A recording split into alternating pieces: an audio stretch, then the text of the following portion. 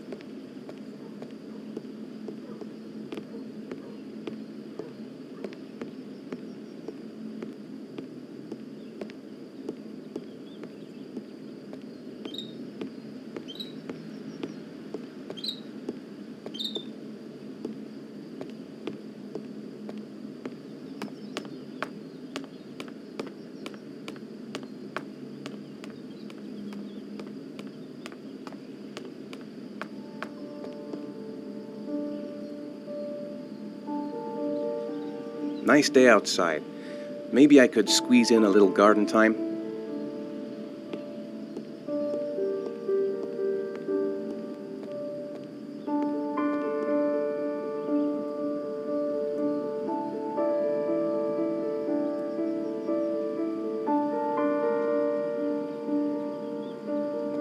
I've got some time before Grace and the kids get back.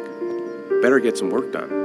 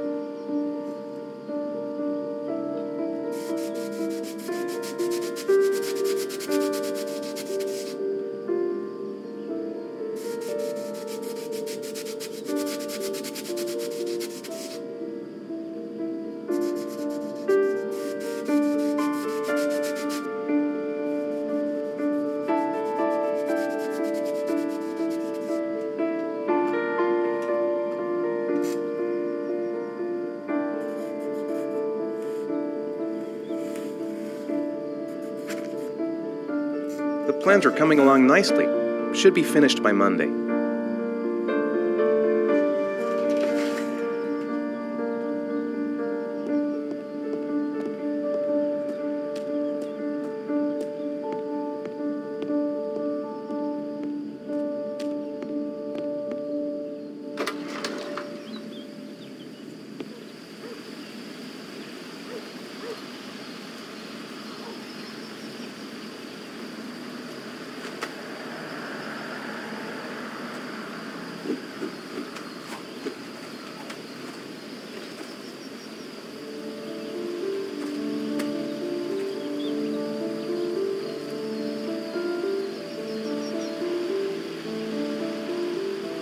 It's almost lunchtime. Grace and the kids will be back any minute. I'm thirsty. Should be some orange juice in the fridge. I could go for a cup of coffee. I hope Grace found a present for Jason's birthday.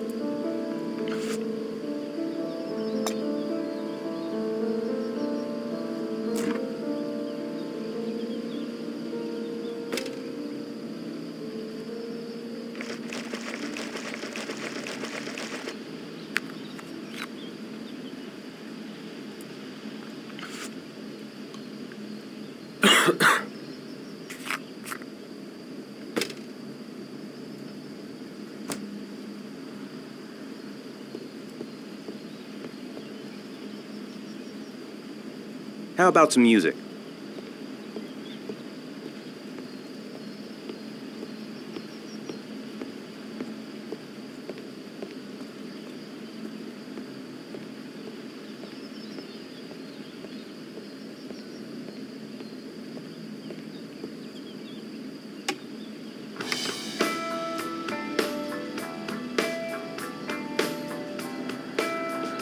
Finished. Now I can relax and seize the day. Maybe there's something on TV. I could just relax on the couch until Grace and the kids come back.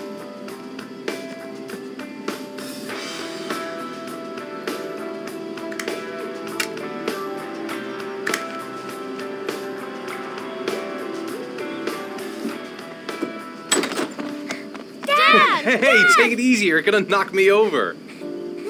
So this is your big day, huh? Am I grown up now? 10 years old. That's not exactly grown up, but you're getting there. Now, can I drive your car? And I think you're gonna have to wait a little while for that. Ethan, can you please help me? I'm coming.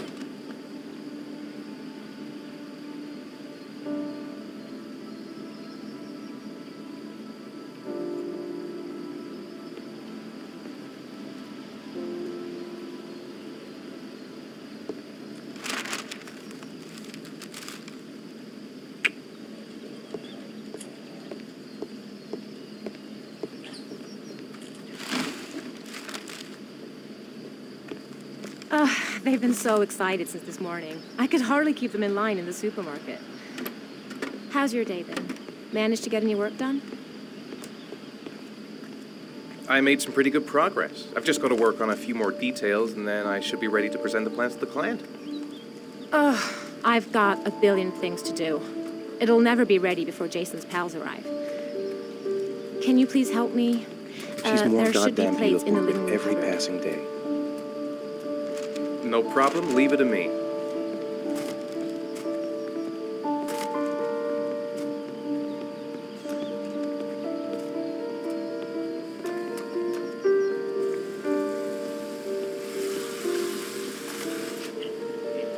Hey, Ethan, I thought I asked you to take care of the plates. I forgot. They're in the living room cupboard, right? Yeah, they haven't moved since last time I asked.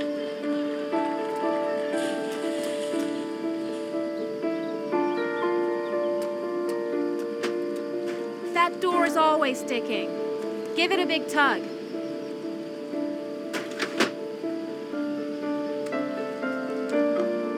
That's the set my mother gave us.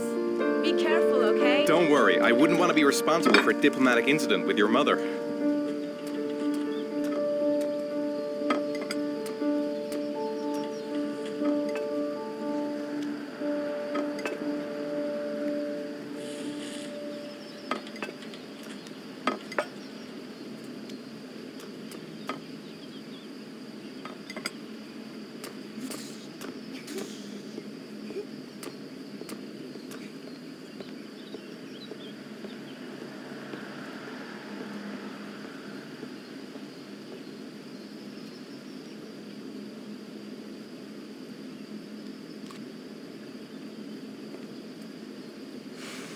Ethan.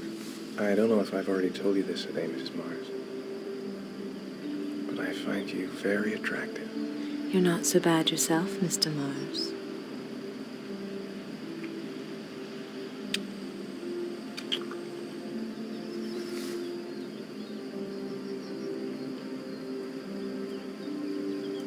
I know what's on your mind, Ethan. But now is not the right time for it. Shame. I've really got to focus on this party. We'll continue this little conversation later.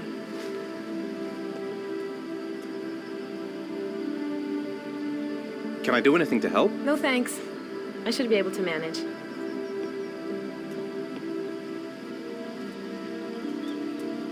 Did you find the present for Jason?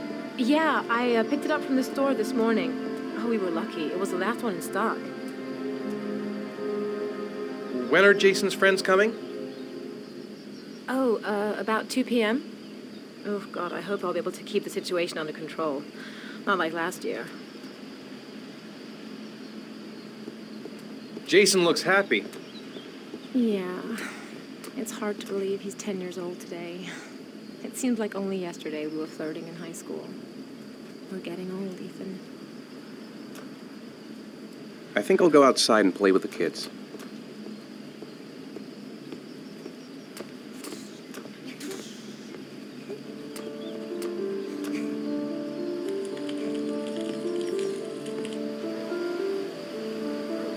That's it. I'm free as a bird.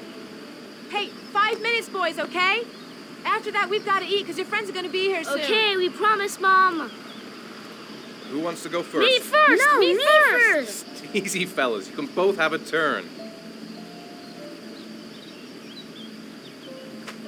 Me! All right, Jason. Let's do the helicopter.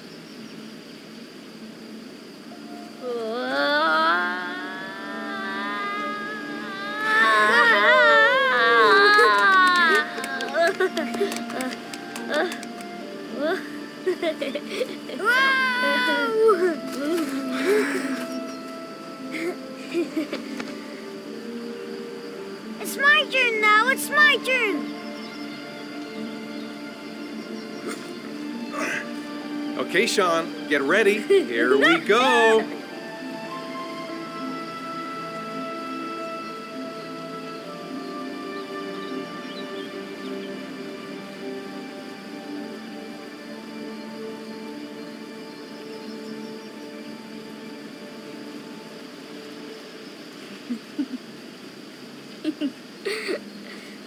Come on, Dad, show us how strong you are! big muscles.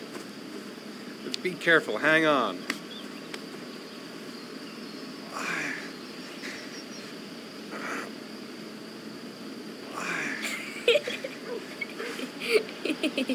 Ah. Oh. Whew.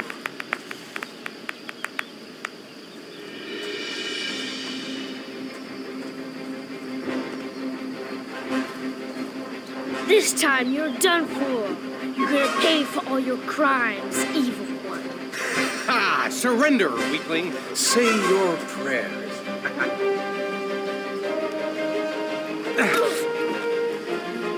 Come on, Jason. Hi-ya! Give up. I am victorious. Watch out. Oh! Attack, attack. Yo! great. Yeah, Jason. Whoa! Come on.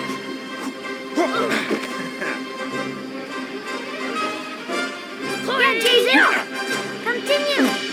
Yeah, good. Watch out.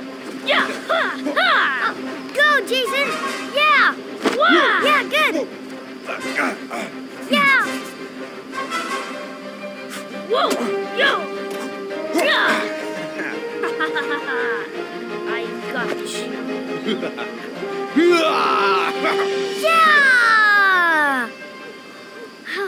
Yeah. Ha. Ha. Food's ready, kids. You coming in? We're coming.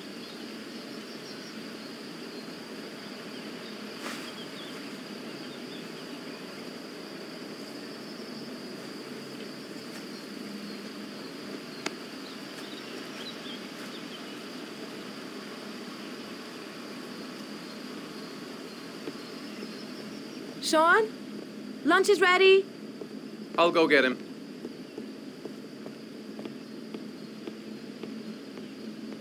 Why isn't Sean at the table? He should be around here somewhere.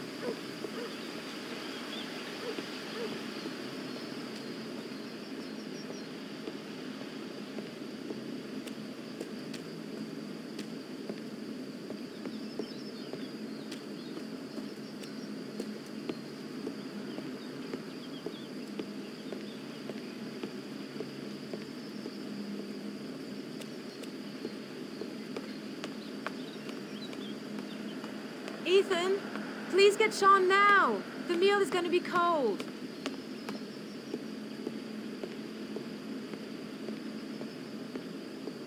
Sean?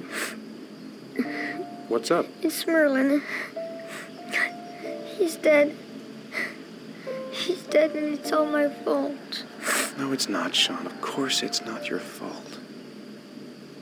I'd give anything if you could come back to life. You know, Sean, there's some things which just have to happen. Even if you don't want them to. It's not fair, Dad. It's not fair. I know. I know.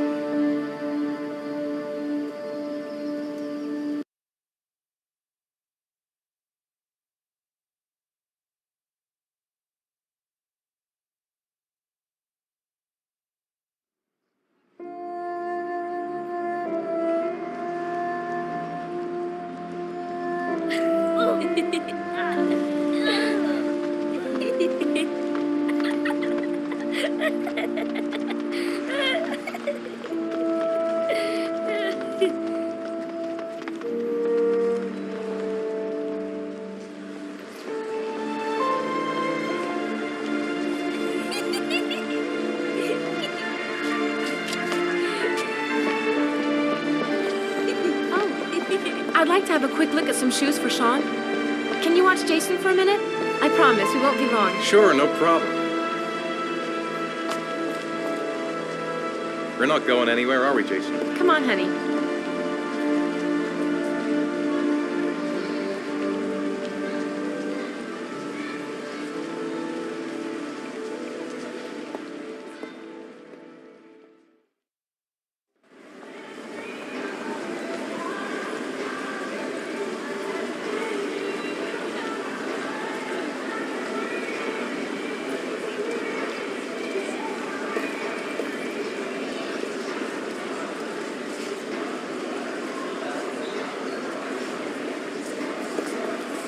Jason! Jason! Jason!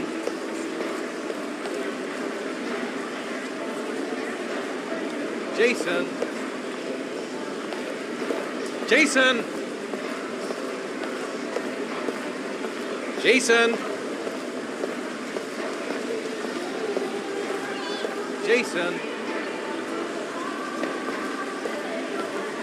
Jason!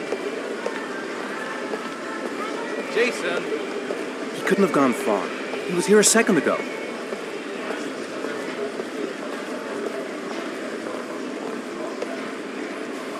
Jason, you really shouldn't wander off like that, you know? There's an awful lot of people in here. Please, Dad, can I have one?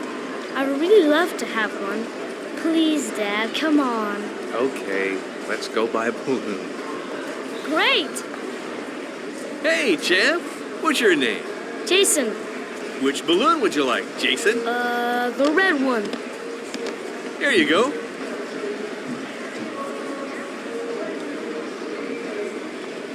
That'll be $2, sir. Jason, wait for me. Wait for your dad, son. It's really crowded in here.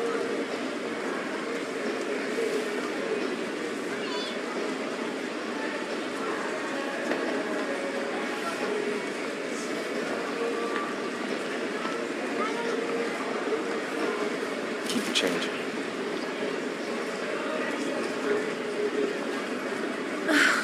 It is impossible to try on a pair of shoes with this crowd. Where's Jason? He was here a second ago. I bought him a balloon. I turned around and he just disappeared. Disappeared? What do you mean disappeared? Stay here. I'll go get him. I'll be right back. Jason! Jason! Jason! Jason! Jason! Jason! Jason!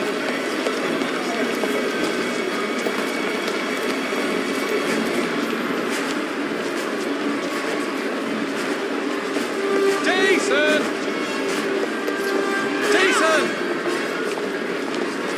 Jason! Jason! What's the matter with you? Jason! Jason! Jason! Jason! What's the matter with you? What's your problem? Jason! Jason! Hey, what's the matter with you? Jason! Watch it. Jason! Jason! Jason!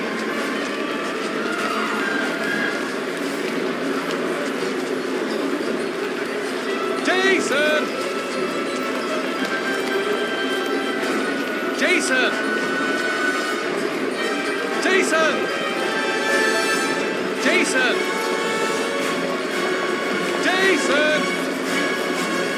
Jason! Jason! Hey!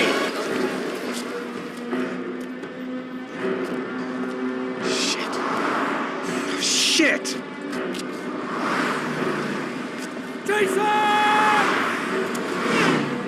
Dad!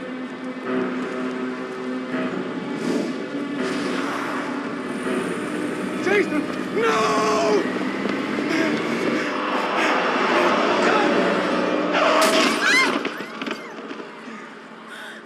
Jason!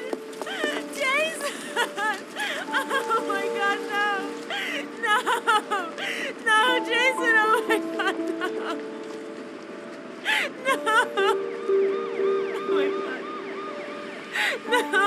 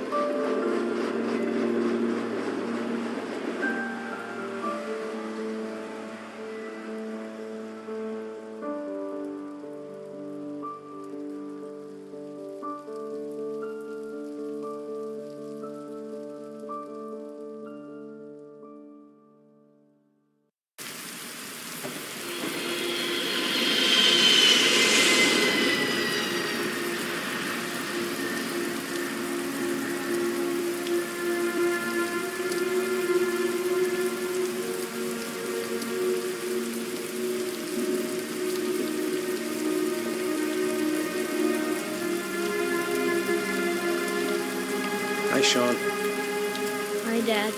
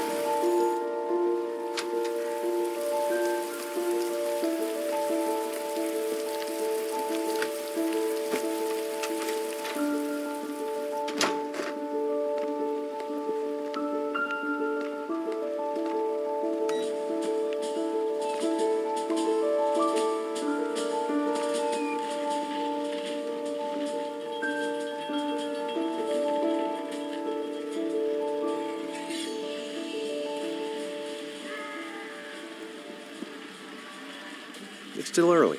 We'll see about the homework later. Time for a snack. Maybe Sean is hungry. If Sean is hungry, he can find something for himself.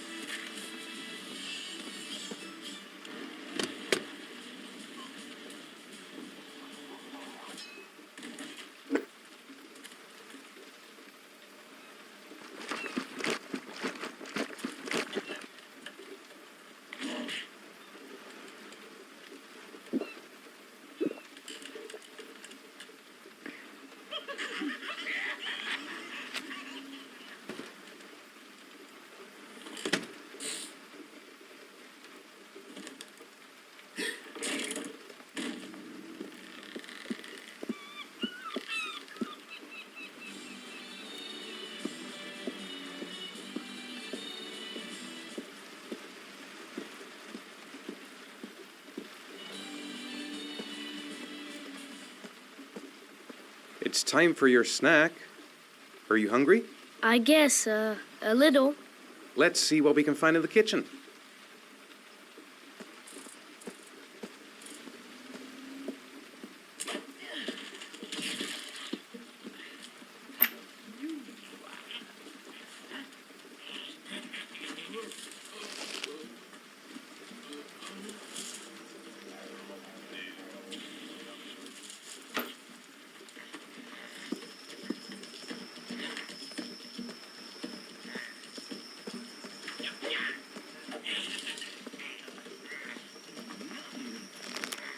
Here, Sean. Here's your snack. Thanks, Dad.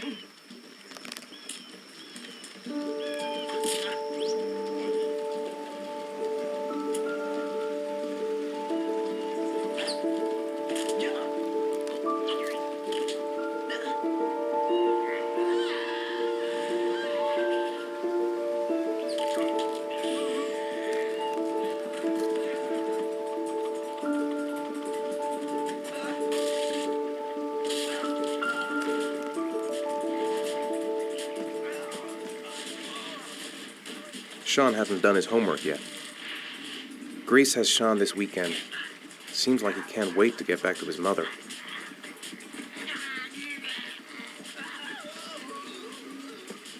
So, do you want to talk a little? Talk about what? I don't know about you, your friends. How things are going. Nothing special. How are things at school? Is your teacher nice? Everything's fine, Dad. What do you say we play together for a while? I'd rather watch TV. Sean, do you want to do your homework now? Please, Dad, let me watch TV a little while longer. We'll do it later, okay? All right, I'll come back a little later. Do you want me to get your dinner? No, thanks. I'm not hungry yet.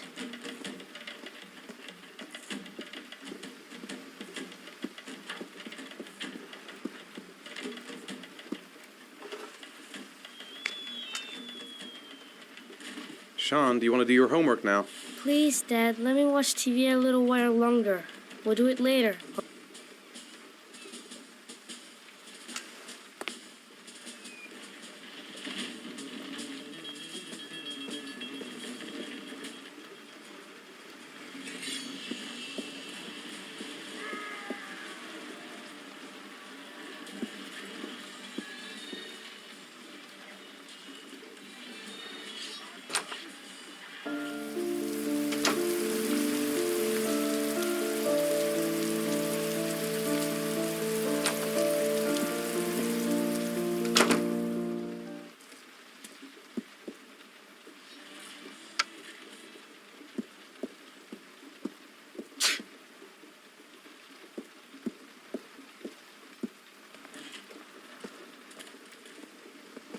It's raining.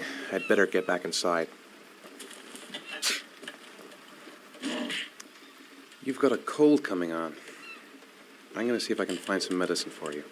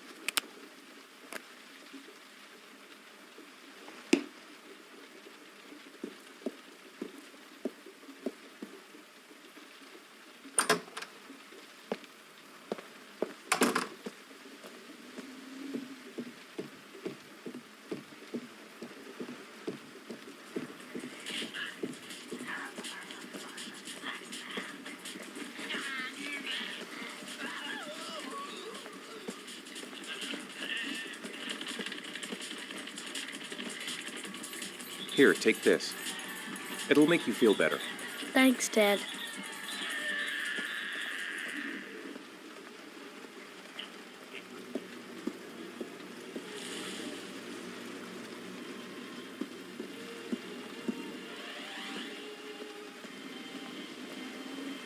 Sean, do you want to do your homework now?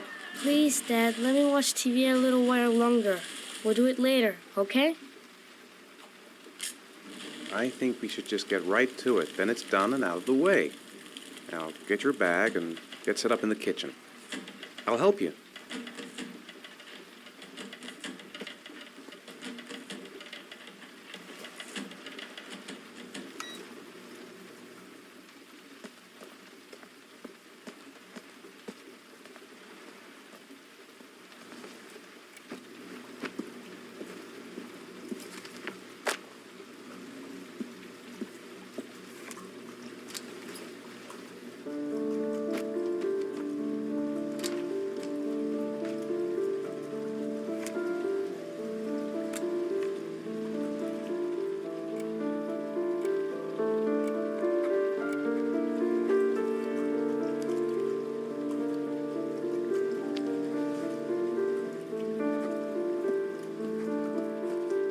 It's dinner time.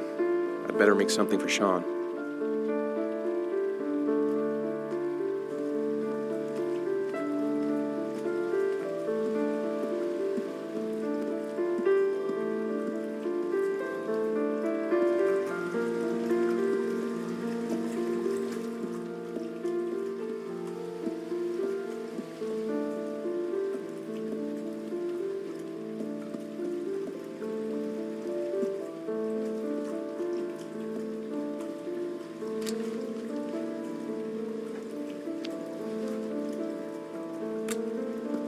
Dad, I'm finished. Can I go watch TV?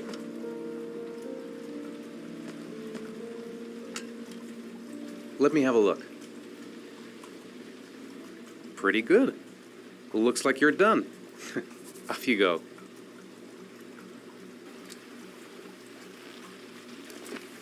Come to think of it, if he's not asking for anything, it must be because he's not hungry.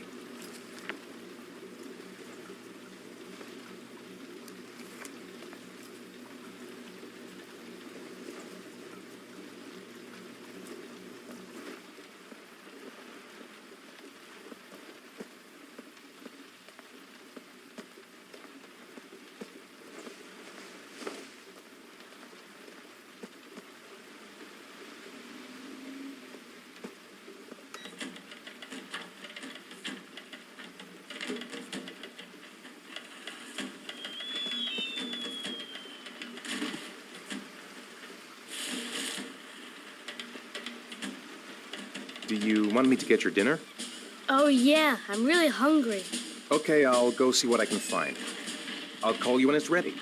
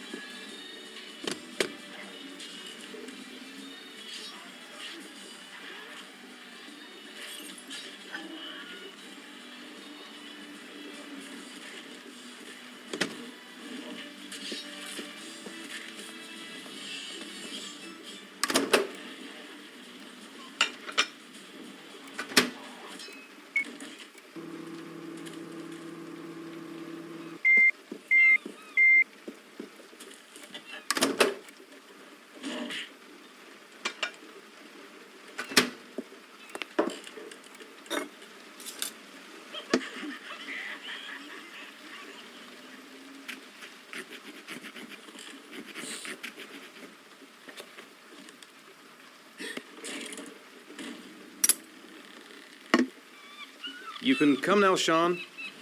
Your meal is ready. I'm coming.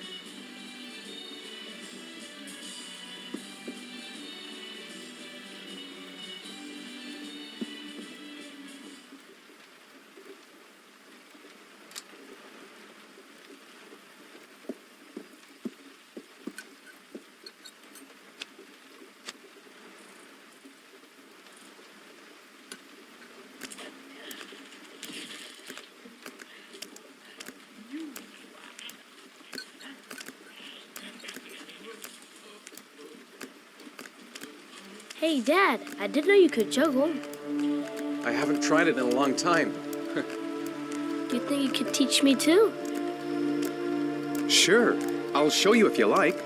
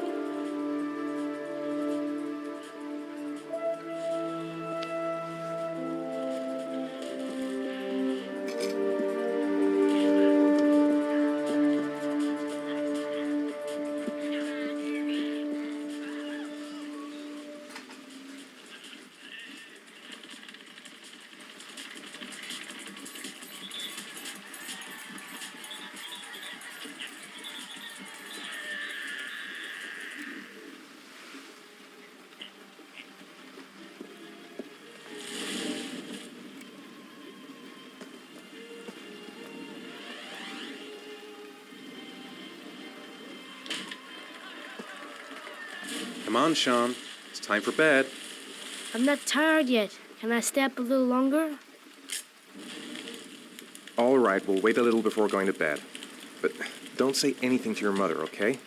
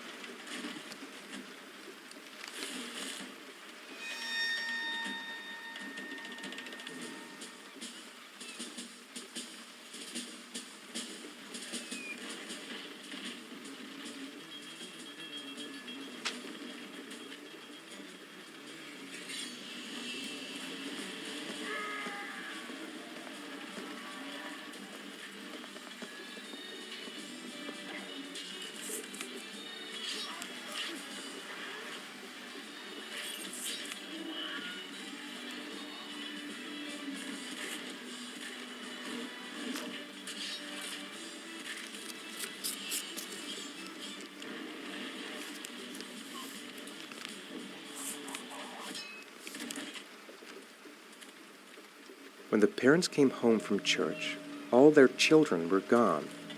They searched and called for them, they cried and begged, but it was all to no avail. The children have never been seen again.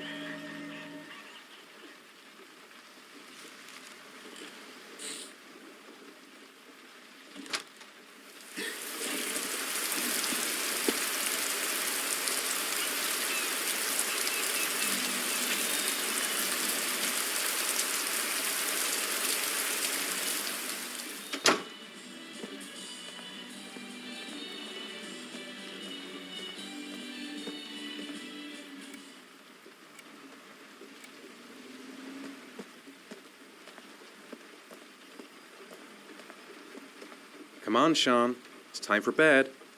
I'm not tired yet. Can I stay up a little longer? Now, that's not very reasonable, is it? You have school tomorrow. You have to get some sleep. All right, I'm going. Are you coming with me? Go brush your teeth and put on your pajamas. I'll come up.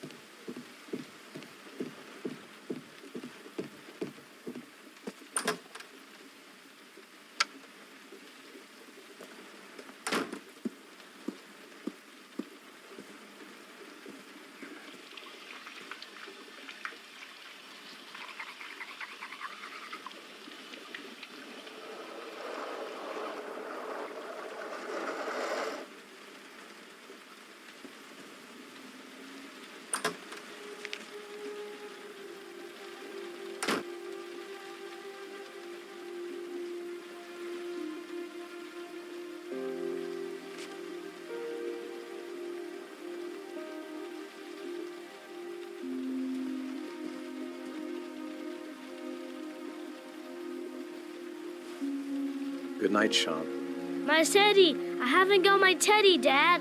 You must have left it somewhere in the house. Do you have any idea where it could be? No, Dad. Please, I can't sleep without him. All right, I'll have a look around and see if I can find it, okay?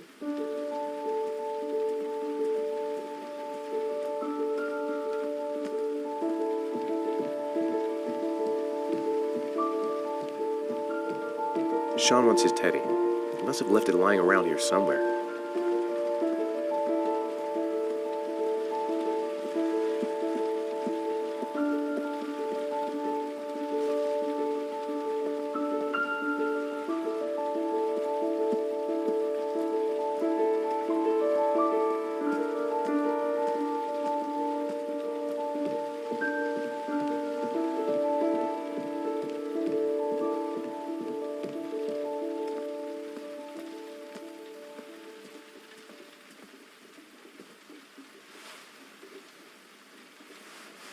Thanks, Dad. Good night, Sean. Right. Dad, Yeah? why do you look so sad? I think I just need some time to get back to the way things were. You know, Dad, what happened to Jason wasn't your fault. Good night, Sean.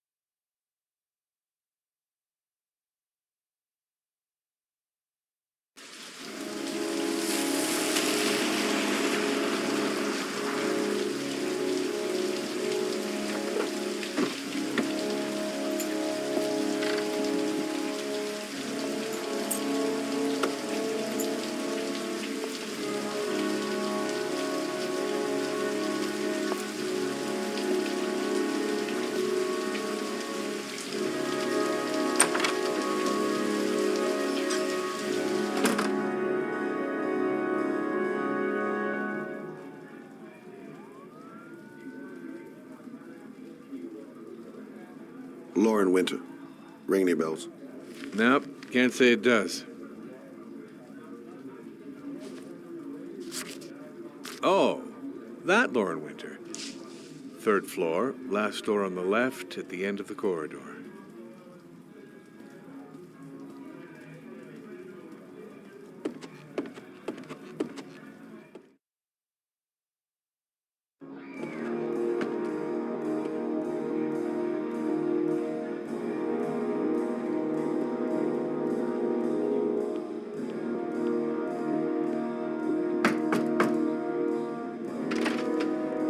Lauren Winter? Sorry, I only see clients by appointment. Wait.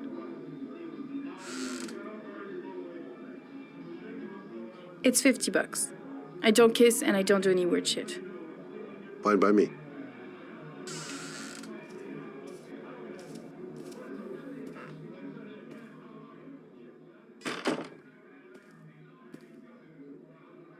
Put your money on the table. You got exactly 10 minutes. When the alarm rings, it's over, okay?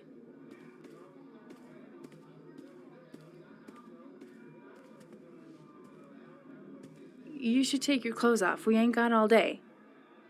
Actually, I'm not a customer. Shit, a cop. I should've known. What you want, a freebie? Is that it? My name is Scott Shelby. I'm a private detective. The families of the victims of the Origami Killer asked me to investigate the murders. I came here just to ask you some questions about Johnny. I already told the police all I know and I have nothing to add. Leave me alone. The killer is walking around free as we speak. He'll kill again if he's not arrested. My Johnny's dead, so what difference does it make? I understand, Lauren. I know what you're going through. Oh, yeah? You know what it feels like to find your own son's body on a wasteland? I'm sorry, I don't believe you have the slightest idea what I'm going through, Mr. Shelby. I bought 10 minutes of your time, didn't I? All I ask is that you use that time to answer some questions. You want to pay me to tell you about my son? Is that it? You can buy my body, Mr. Shelby, but my son is not for sale. Get out of here. Get the fuck out!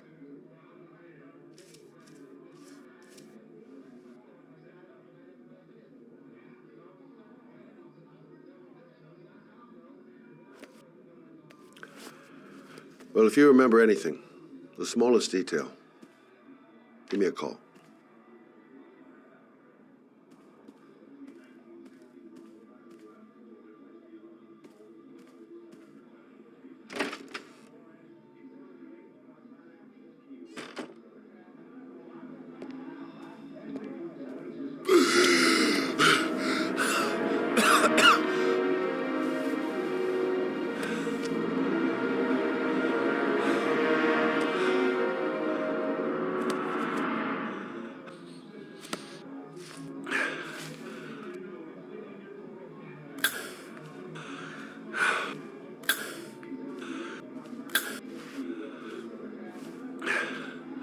Lauren! Lauren, open up, baby. It's me. Troy, what are you doing here? I already told you I don't want to see you anymore. Sorry, Dal, but I really wanted to see ya.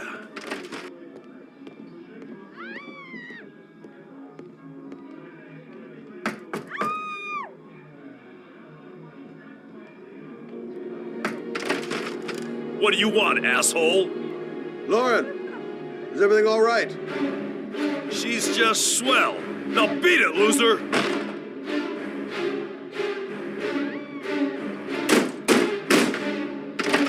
You again?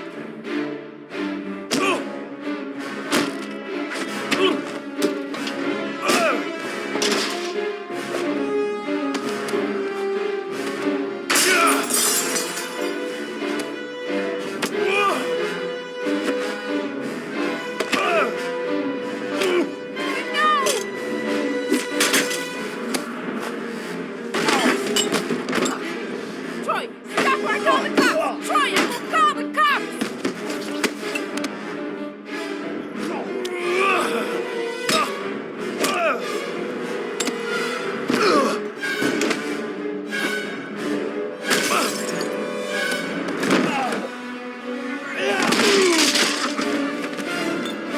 Troy, no!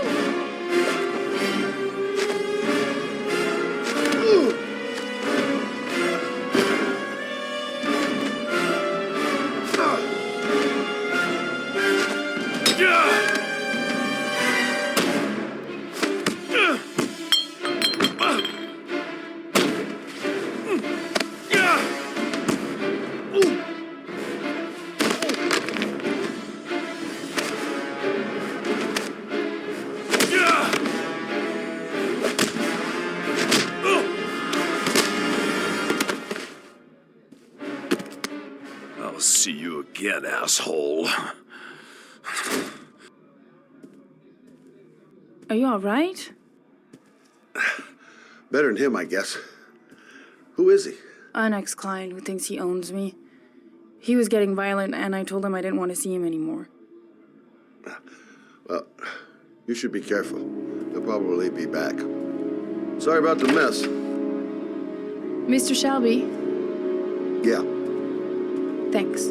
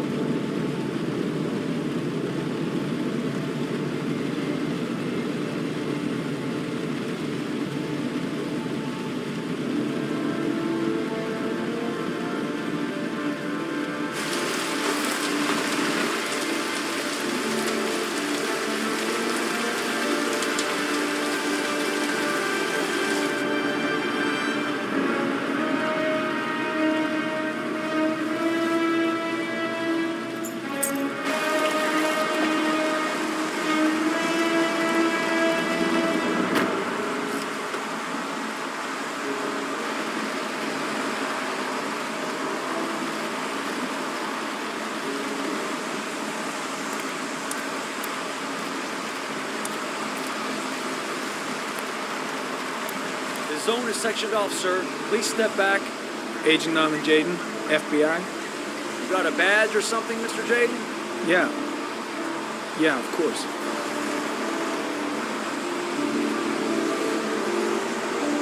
Check. You can pass.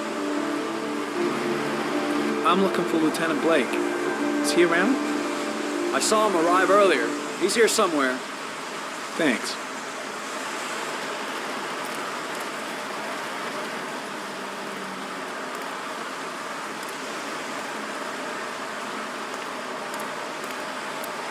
Reporters. Already. Huh. They seem well informed.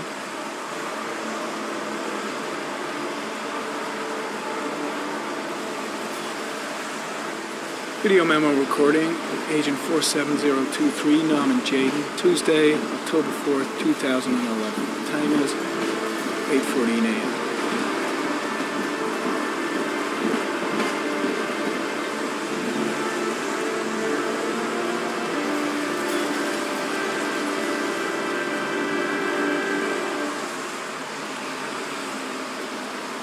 I've got to find Lieutenant Carter Blake.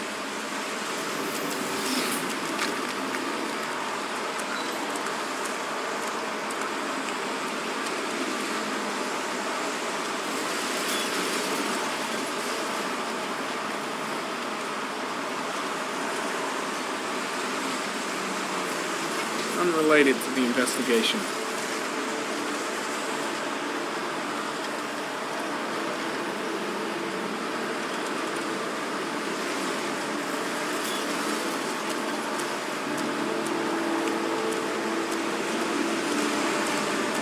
I've got to find Lieutenant Carter Blake. I'm looking for Lieutenant Carter Blake.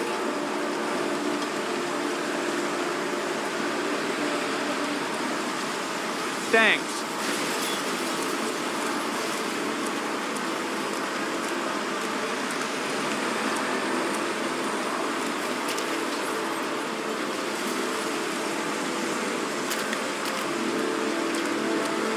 Lieutenant Blake? I'm Agent Norman Jaden from the FBI. I went by your office this morning. They told me to be here. Now, if you're looking for rain, dead bodies, and highways, you come to the right place. Mike, will you tell that asshole with the bulldozer to stop for 5 minutes? I can't hear myself think here. Right away, Lieutenant. Well, are you coming, Jaden? So, what happened? Some guy taking his dog for a piss found a body about 6 o'clock this morning. We don't know much more right now. Based on what we've seen, looks like the work of the Origami Killer. Do we know the cause of death? There are no marks on the body. Chances are he was drowned, like the others. Any news on the coroner? He's on his way, Lieutenant. We've been waiting for an hour, for fuck's sake. Any witnesses? None yet. Given the neighborhood, I'd be surprised if anybody saw anything. Has the time of death been established? Based on the rigor mortis, must be less than 6 hours ago. We should know more once the coroner has had a look. Tony, I don't want to see a single shit-stirring journalist within a mile of here. You got it? Yes, Lieutenant. Has the body been identified? No, not yet. We should know more later today. The case seems to be attracting the attention of the media. Yeah, a greedy pack of vultures. These guys have killed their mothers for a scoop. Some investigation. It's becoming a three-ring circus. Listen, I'm a little busy here. Why don't we discuss all this a little later, back at the office? Oh, no problem. I understand. Do you mind if I have a look around? Be my guest. Hey, Jaden, you come and see me if you find anything, okay? We're on the same team now.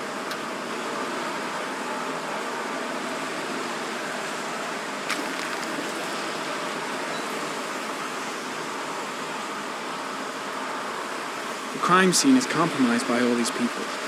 I doubt there'll be many clues left, if there were any to start with.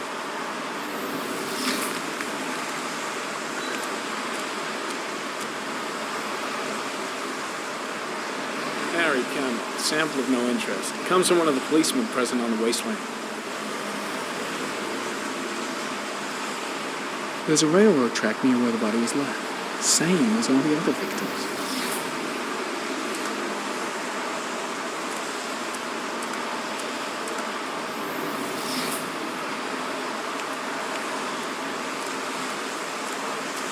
The body is still here.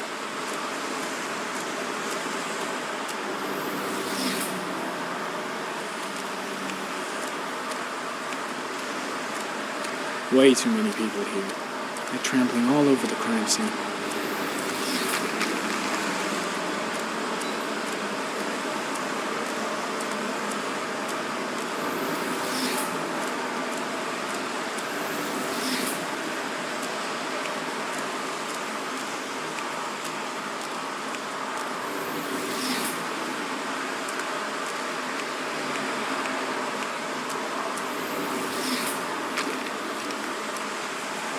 The body is still here.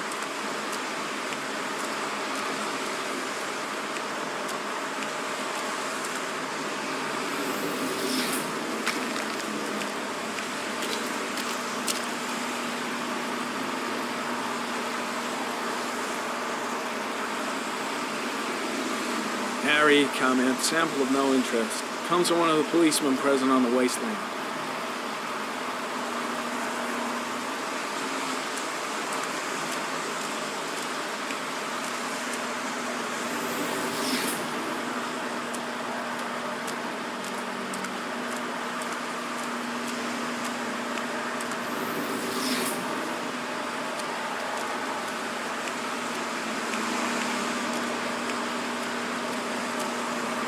And soaking wet.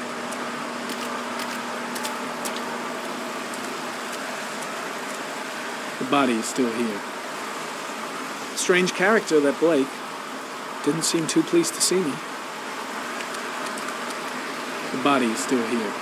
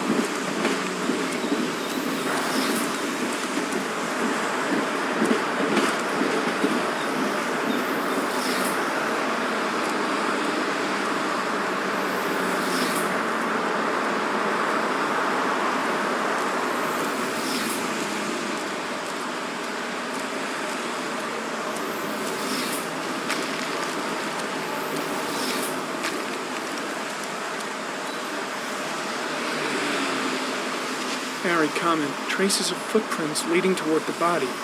They don't look like those of the police. No correlation with the body for the moment.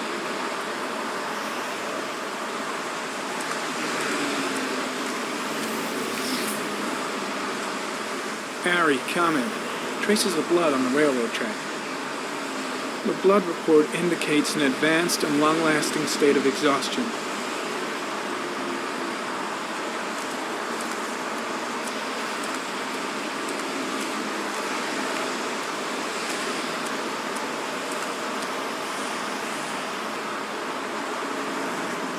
Harry, comment. Traces of blood detected on the fence behind the railroad line.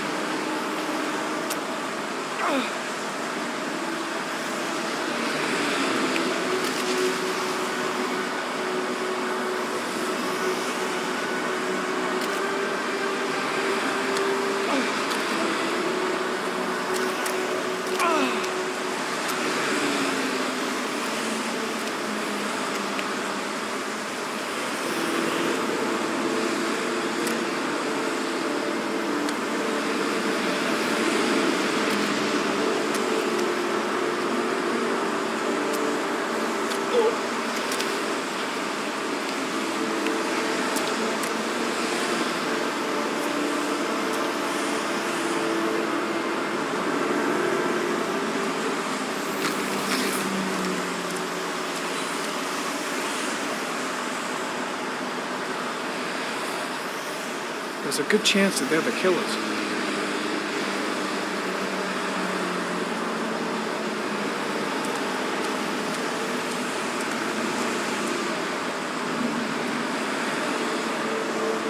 Harry, comment.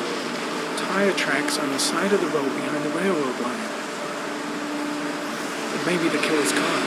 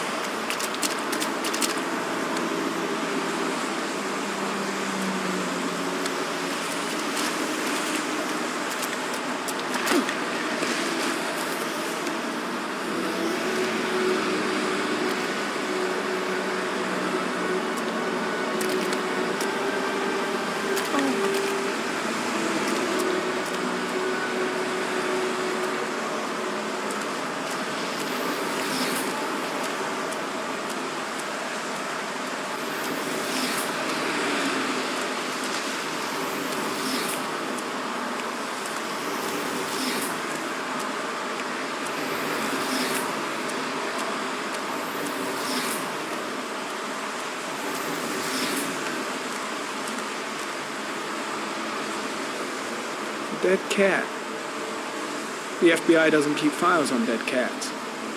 Not yet.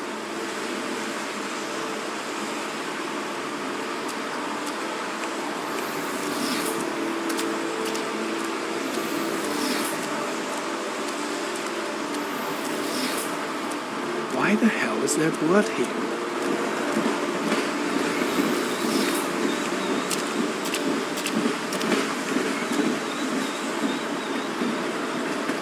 Harry, comment. The victim is lying on his back.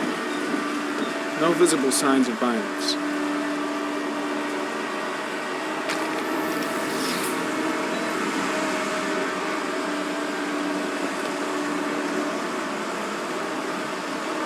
Superficial wound on the right thigh. The blood is identical to that on the fence.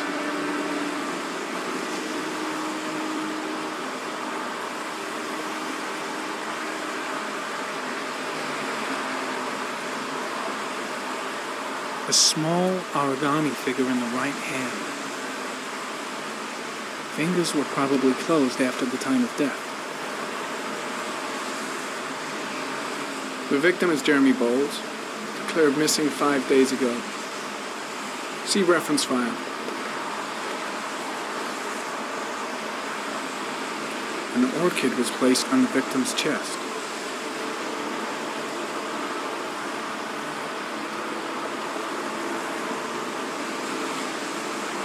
His face is covered with mud, like the other victims.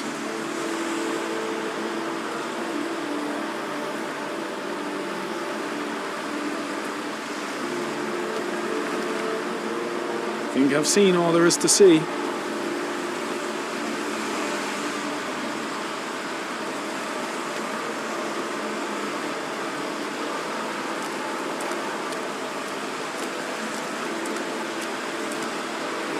I'm heading back to the office. You staying? No, I've seen enough. I'm leaving too.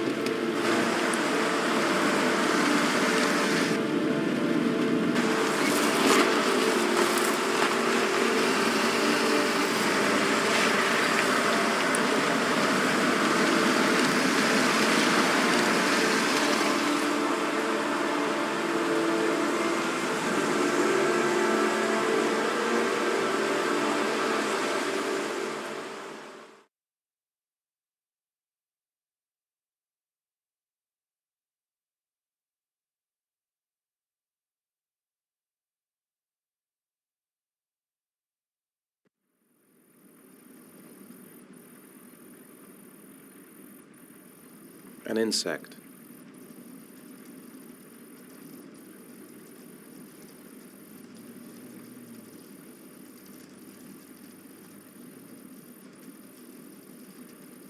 A fox. A crab.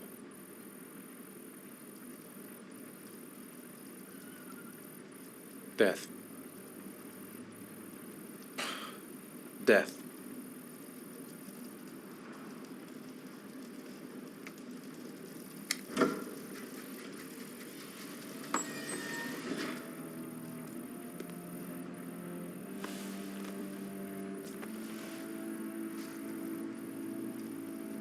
I have the results of your MRI scans. Everything seems to be normal. There is no physical damage from the accident. However, I am worried about your psychological condition. I know it's not easy, but you've got to start over, Ethan. You're not responsible for what happened. It's my fault Jason is dead. He'd still be alive if I'd been looking out for him.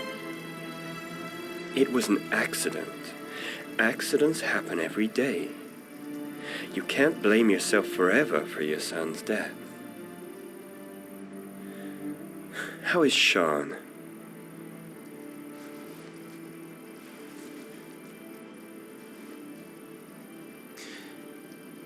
I think he resents the fact that I can't live up to his expectations. I seem incapable of making his mother and him happy. And what about you, Ethan? What do you feel?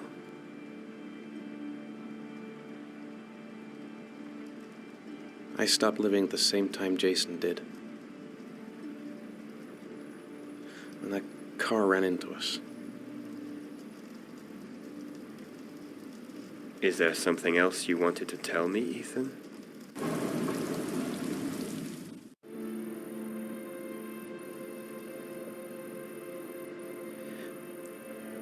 I sometimes have these blackouts. Times when I don't know what I'm doing. I recover consciousness sometime later, but I'm someplace else. And I have no idea how I got there. Do you think this could be related to the accident? You suffered a massive concussion and were in a coma for 6 months. We really don't know what effect a shock like that can have on the brain. That's the end of this session. We'll continue this conversation next week.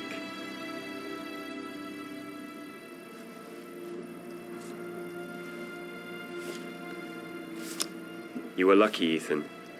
It's very rare to survive such a traumatic accident. I don't exactly feel lucky, Doctor.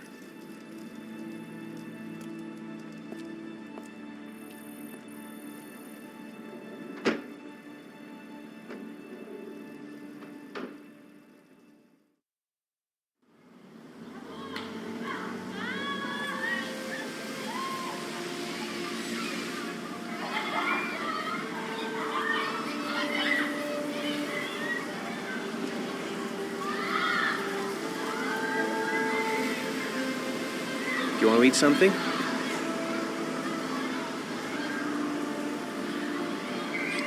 Aren't you going to go play with the other kids?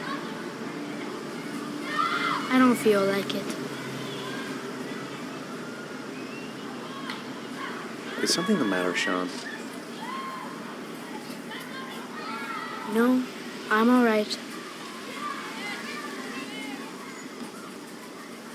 How did things go at school today? The teacher yelled at me for being late again. She's gonna send me home the next time it happens. I'm sorry about that, Sean. Next time, we'll really pull it together, okay?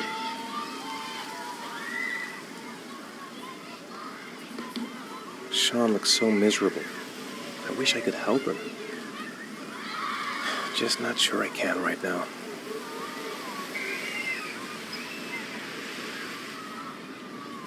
We're just not communicating. Feels like we're drifting apart. What am I going to do to cheer him up?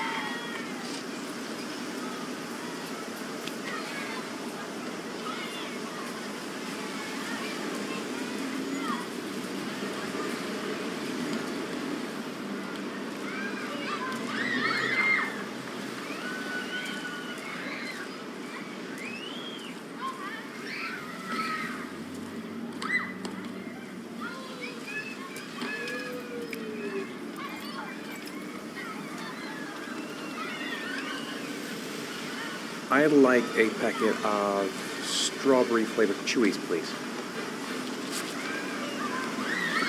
Thanks.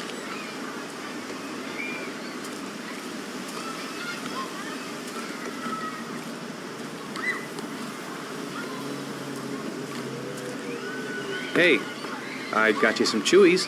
I hate strawberry.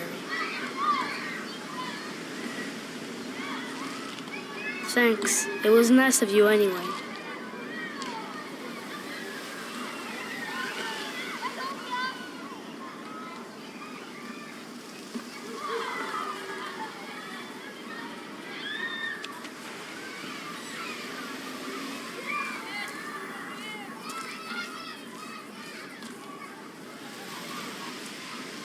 A boomerang? You know how to use it? No, not really. I can never make it come back. Can I give it a try?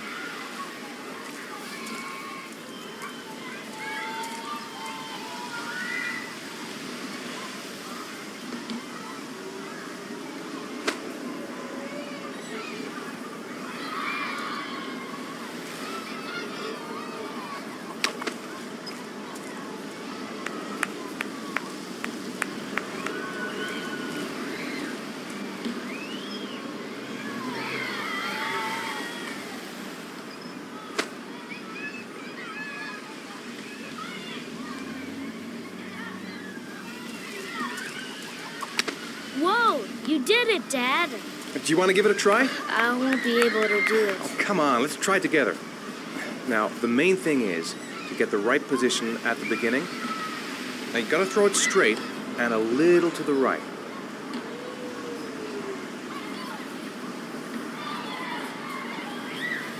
Now, throw it!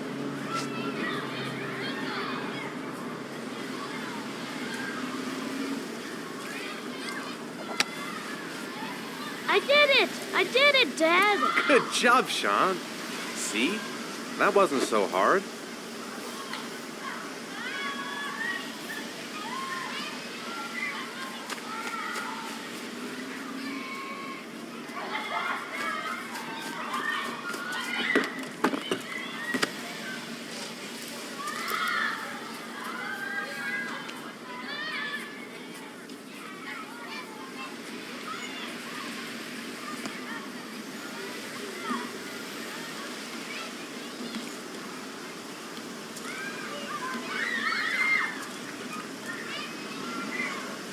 I'll find something else to do with him.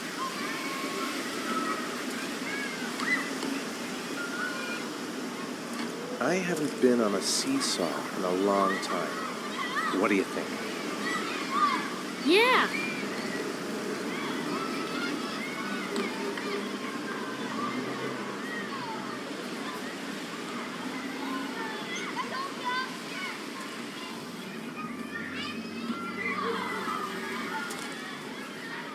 Come on, Dad, make me fly!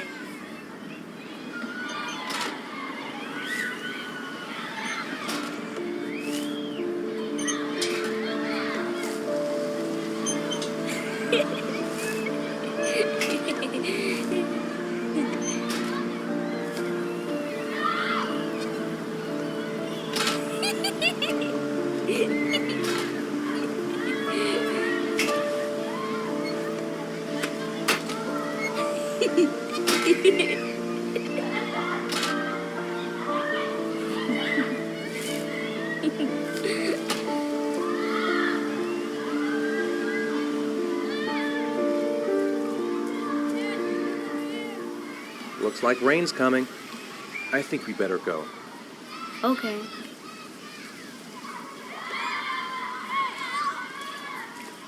You know, sometimes I remember before. I mean, when Jason was still here. Sometimes I wish everything could just be the way it was before. Me too, Sean. Me too.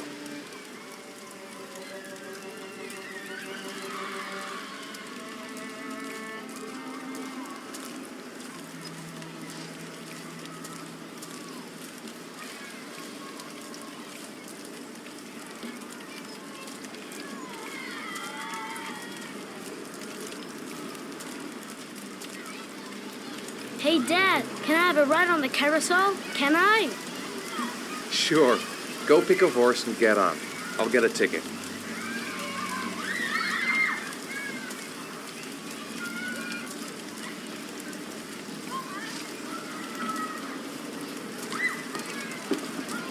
One, please. That's $1.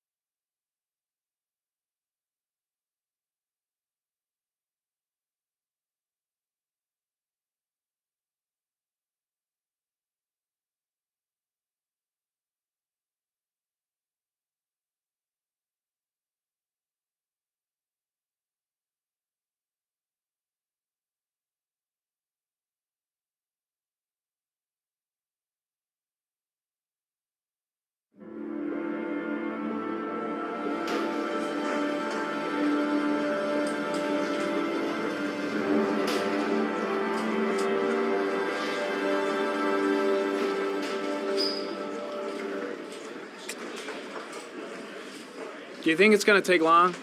No, he should be finished soon.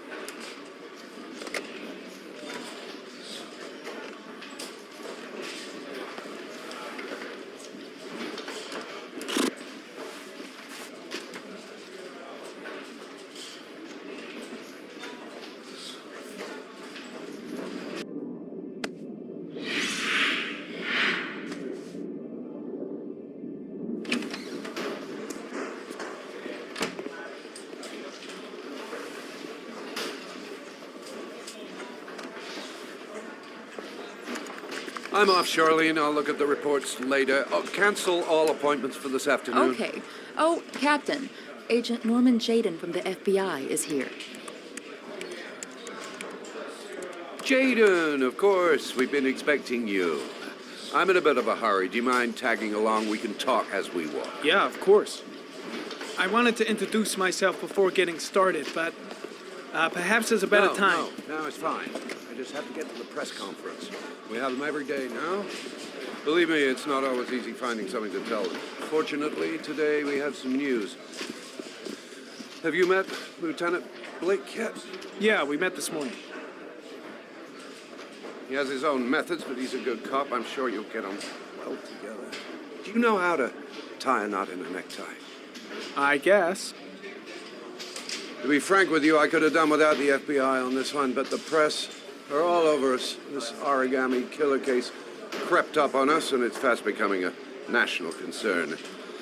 There are hundreds of killers in this country, but what do you know? This guy is exotic. He leaves flowers and origami figures. Work that one out. Then the press get onto it, and we suddenly become the center of the universe.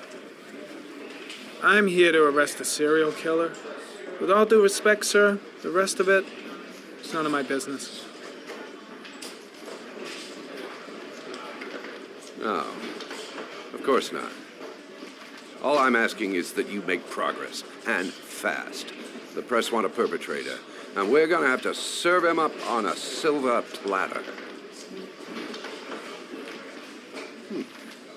Not bad. Oh, go see Charlene. She'll show you to your office. Check in on the press conference if you're interested. It'll give you an idea of the political climate around here. Thank you, sir. Welcome to the club, Jaden.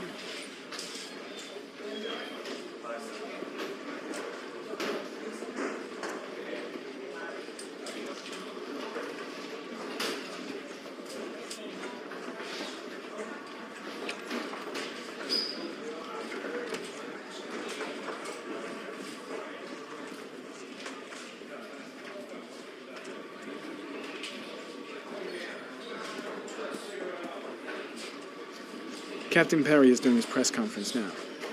Might be interesting to have a look.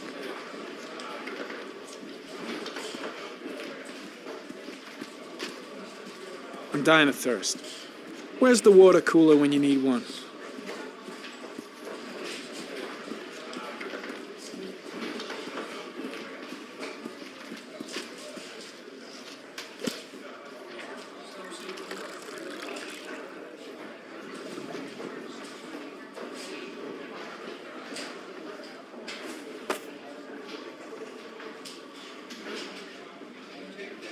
I'll have a look around the station. Stretch my legs for a bit. I saw Blake when I arrived. Maybe I should go talk to him. Strange character, Captain Perry. Seems to be more interested in meeting the press than investigating the crime. I should get Perry's assistant to show me my office. I can't wait to get to work.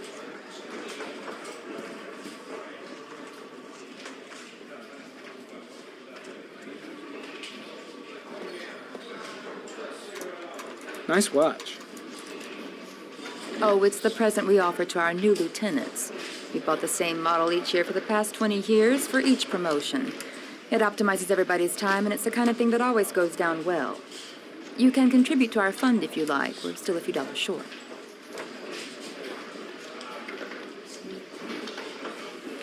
Congratulate Larry on my behalf. I'll be sure to do that, sir. Captain Perry said you could show me to my office? Yes, of course. Follow me.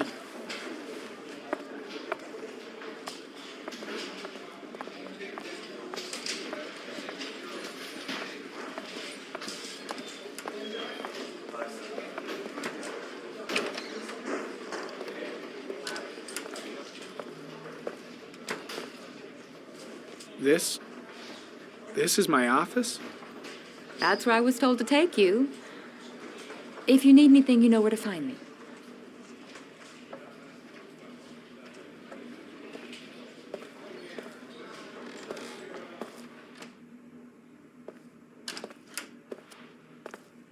Okay, time to work. No time to lose. Gotta get down to work. First, analyze the case files. Wow. More like a big cupboard. Well, I wanted a quiet place to work, and it certainly looks like I got it.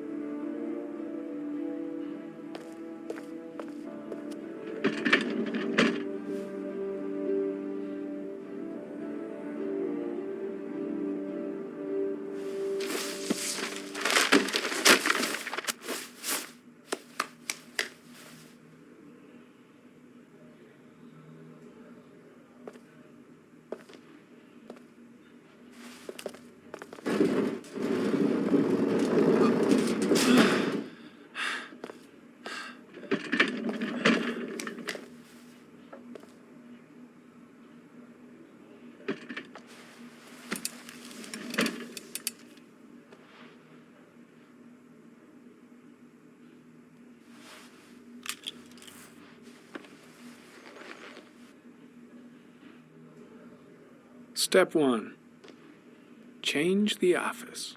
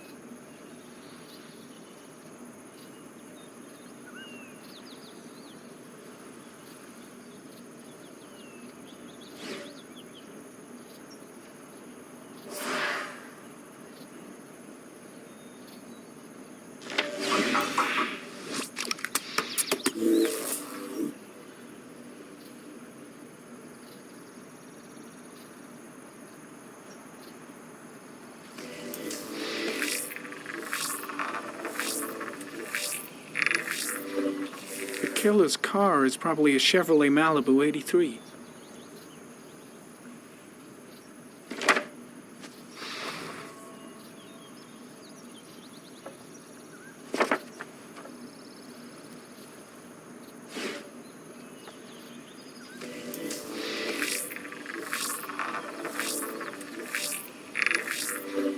No prints or specific clues. Nothing much to go on.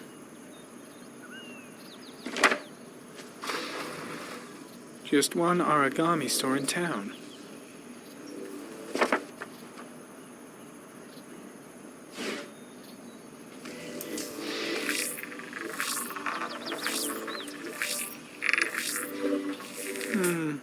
A common species. That doesn't help much. The orchid is a common species. It can be found at any flower shop.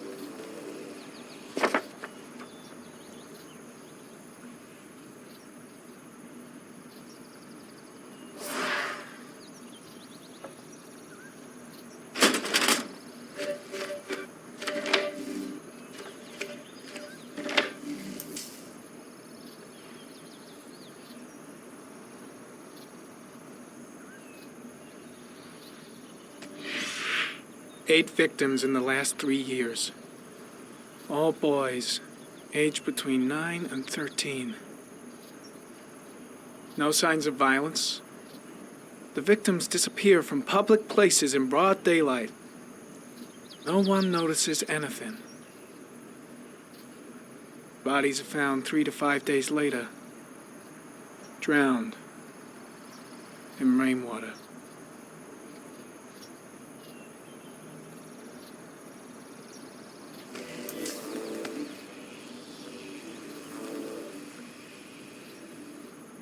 There is always a railroad line adjacent to where the bodies are found.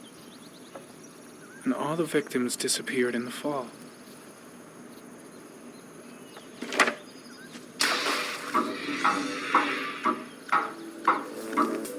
The killer has a large comfort zone. He gained confidence rapidly and moved away from his base. This won't make the geoprofiling any easier.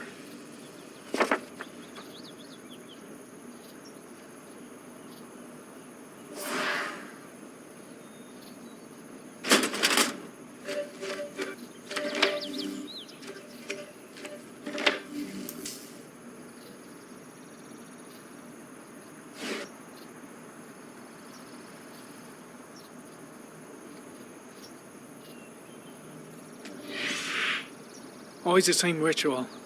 An origami in the hand, an orchid on the chest. The victims have always been dead for less than 6 hours when they were found, which means they remained alive for several days before being drowned. Over 3,500 people questioned. Over 100 suspects interrogated. Not a single lead to go on.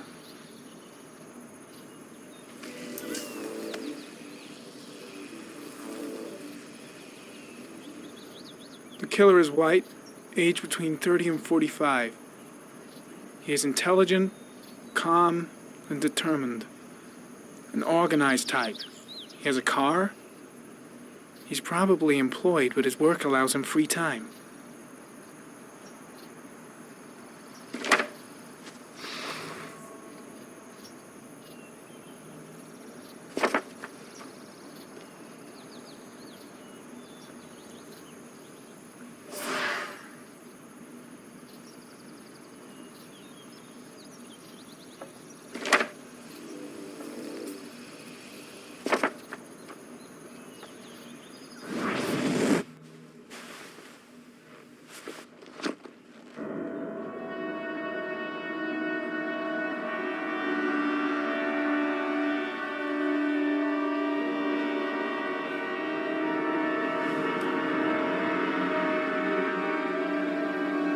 Here we go again.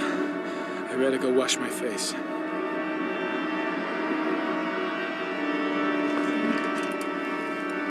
I need to take some. I'm gonna faint if I resist. It's all right. I know I can make it. I know I can make it.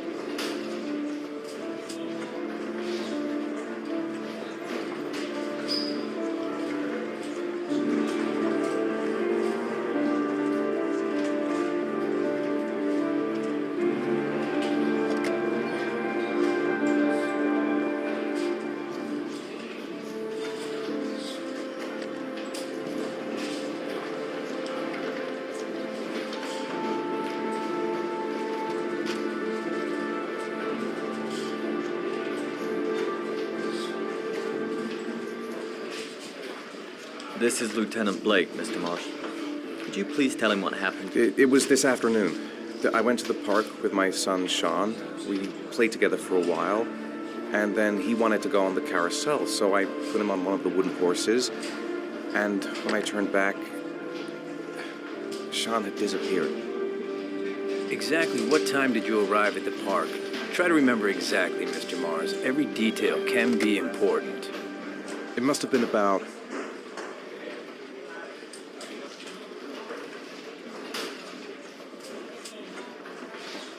5:30, I think. I'm not really sure. What was your son wearing when he disappeared? He was wearing a coat.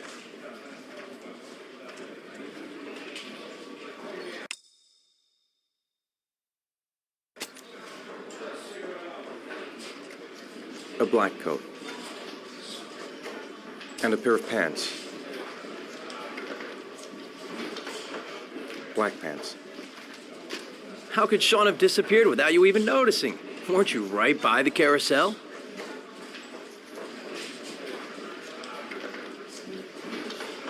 I went for a short walk around the park, just for a few minutes.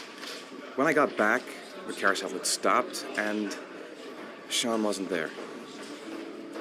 You say you took your son to the park after school, but you didn't report him missing until 8:15.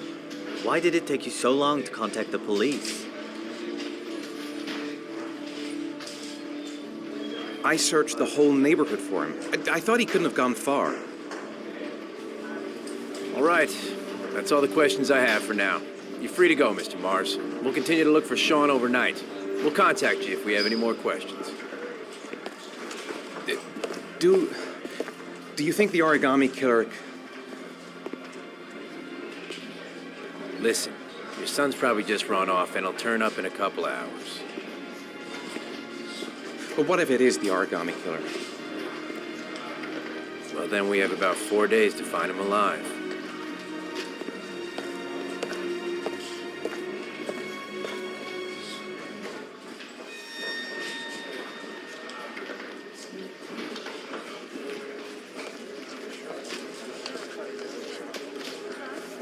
Did they find something? No, nothing yet, but they're gonna keep looking through the night. Do they think it's the origami killer? It's still too early to say, but it is a possibility.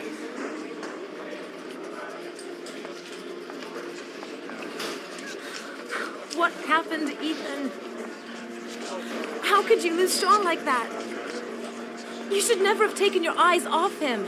I mean, for God's sake, how hard is it to keep your eye on a child in the park? Why did you leave him, Ethan? Why? Wasn't it enough losing Jason? I'm sorry. It's not what I meant to say.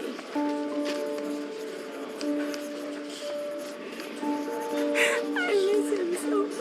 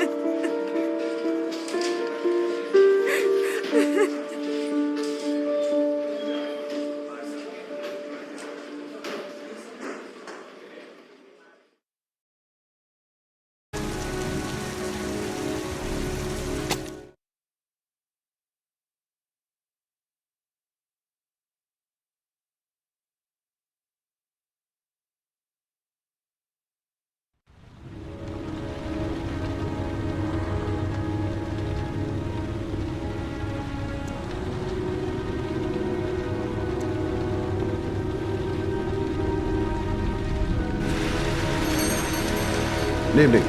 Good evening to you, sir.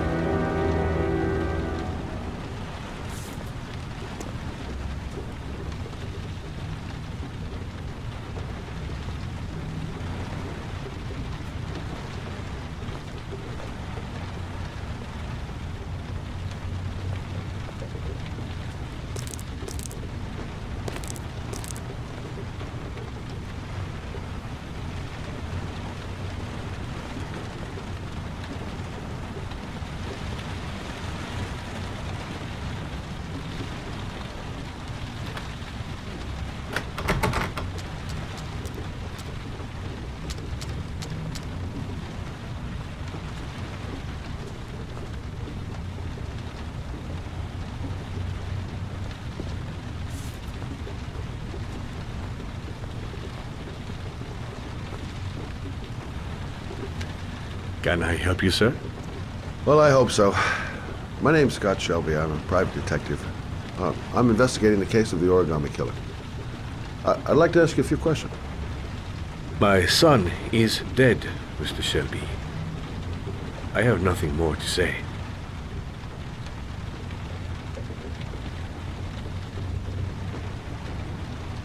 I'll leave my card in case you change your mind. Don't bother, Mr. Shelby. There really is no point. Oh, do you sell inhalers? I'm all out, and at least I won't go away completely empty-handed. In the back of the store, to the right. Thanks.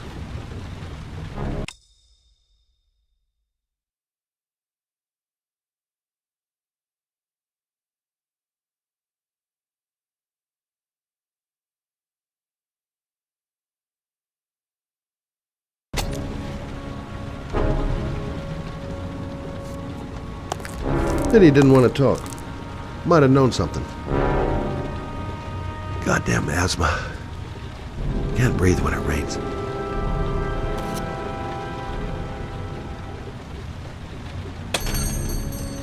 Good evening, sir.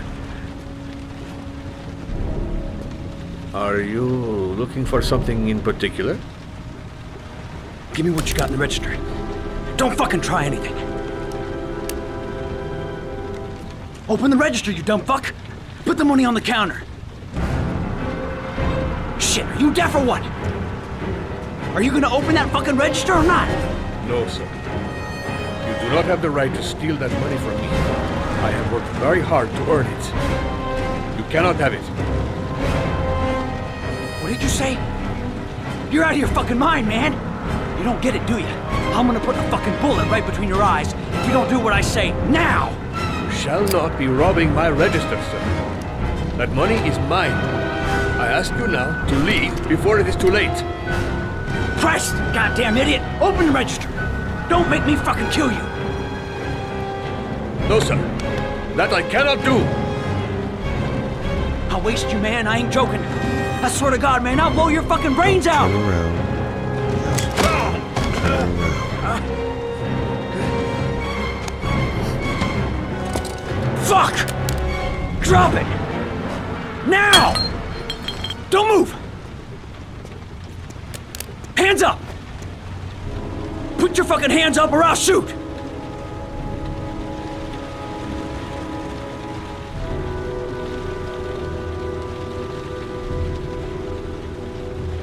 Look, it's not worth it. Put the gun down and just walk away. You giving me advice? I'll give you some fucking advice! Don't panic. Let's just stay calm. Nobody here wants to hurt you. We're all just gonna be cool, and everything will be all right. Yeah. I'm cool, man. Everything's gonna be all fucking right.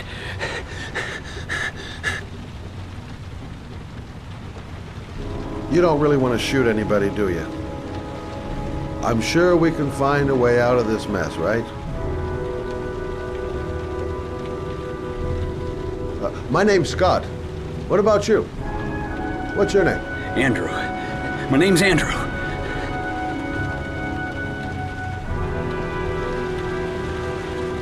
Do you have anyone you care for in your life? A girlfriend, maybe? A family? Yeah. A little girl. I got a little girl. Her name's Jessica. What would Jessica think if she saw you here? Ask yourself, what would happen to her if things go wrong?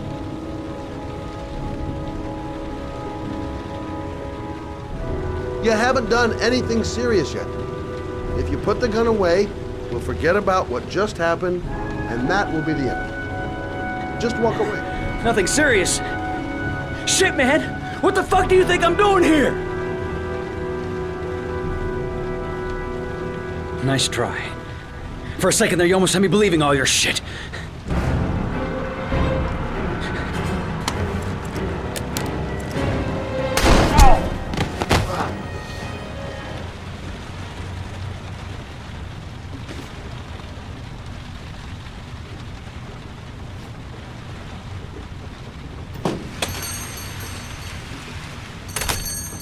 Don't move, sir. I'll call for an ambulance. No, I'll be all right. Bullet just grazed my shoulder.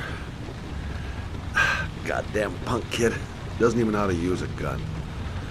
Thank you for helping me. I don't know what would have happened without you.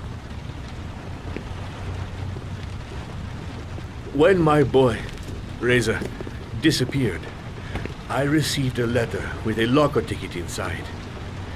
Inside the locker, I found this box.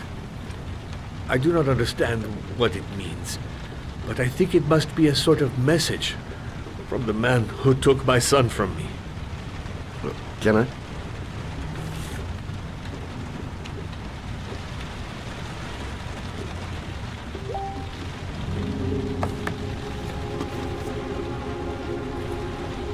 Please, take the box if it can be of any use to you at all.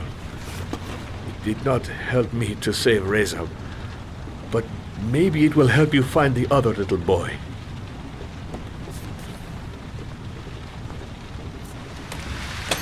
Mr. Shelby, I was beginning to think that there was no good to be found in this place. But I can see now that I was wrong.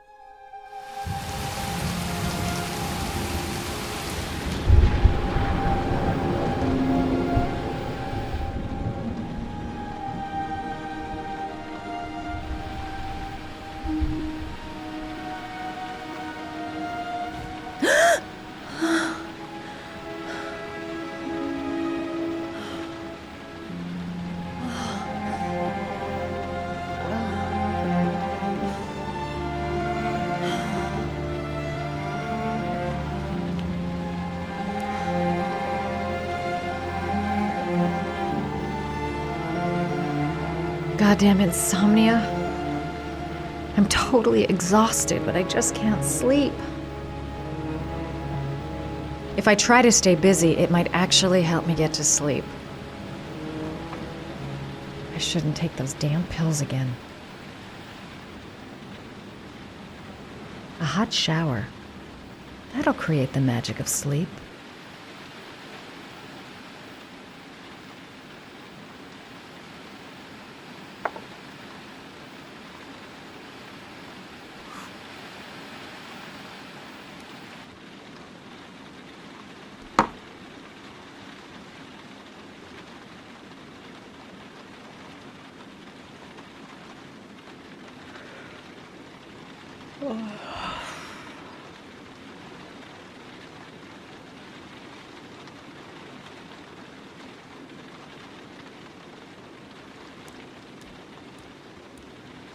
A hot drink is what I need.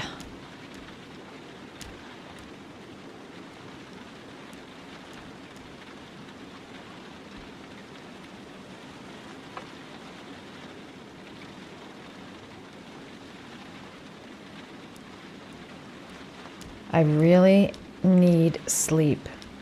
How hard can it be to fall asleep?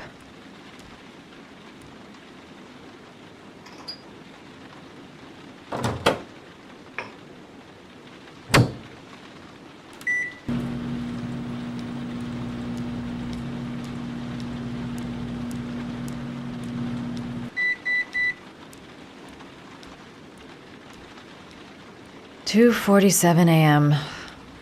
Always the same time. Maybe I'll go to bed and give the sleep thing one more shot.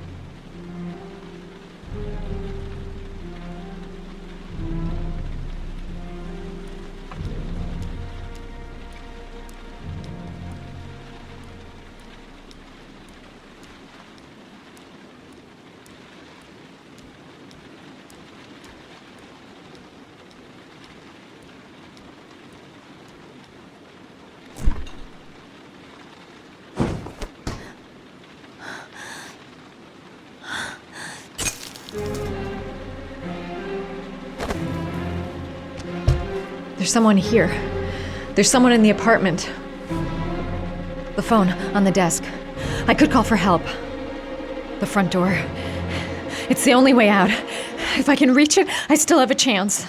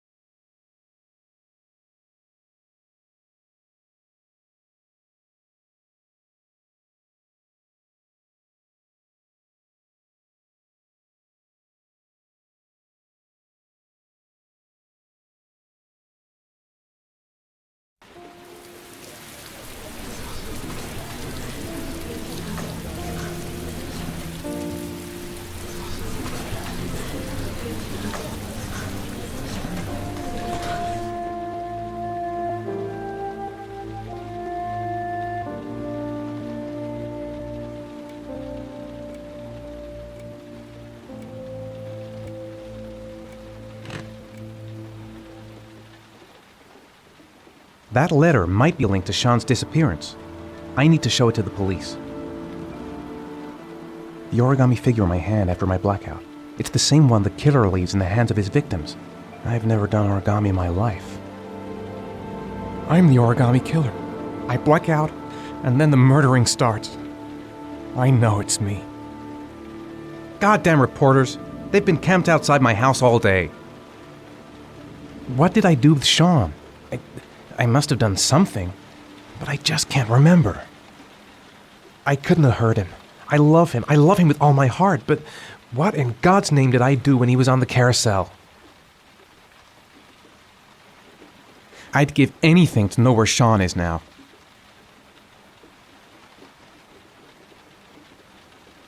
This doesn't make any sense. It couldn't have been me. I couldn't ever have done that.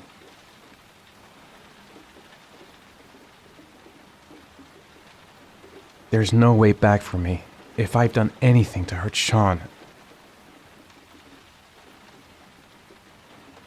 I'm exhausted. I didn't sleep a wink all night.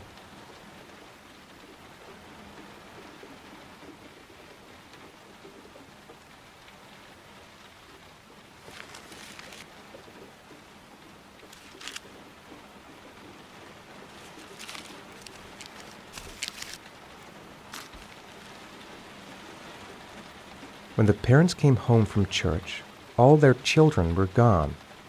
They searched and called for them. They cried and begged, but it was all to no avail. The children have never been seen again.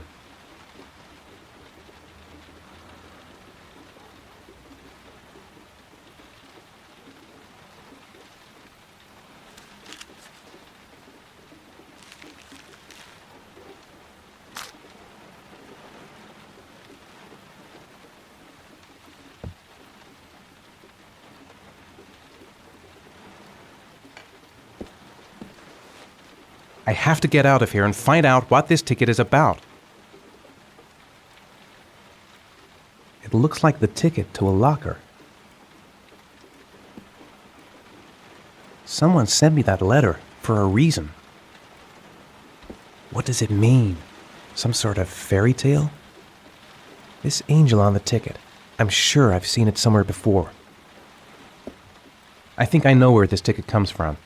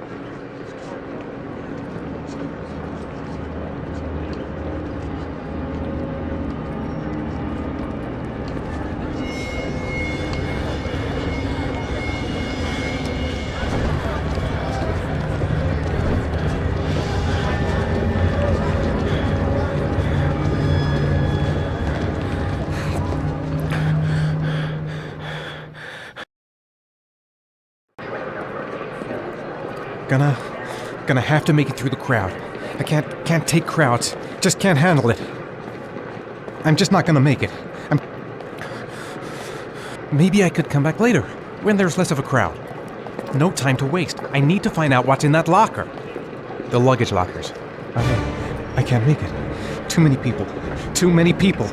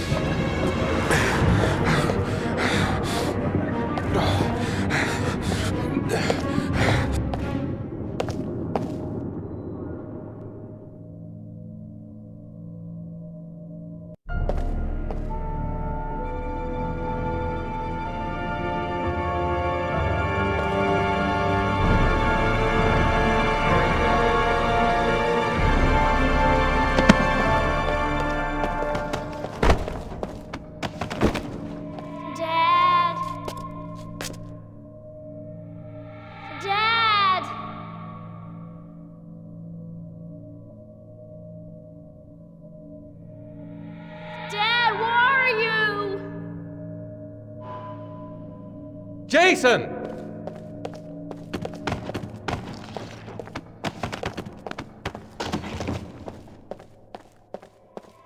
Dad! Jason!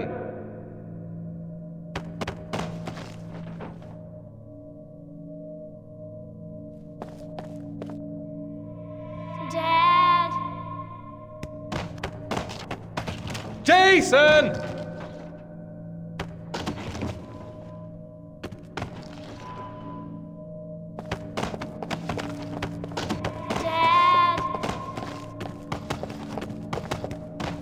Jason! Dad! Jason! Dad! Jason! Dad!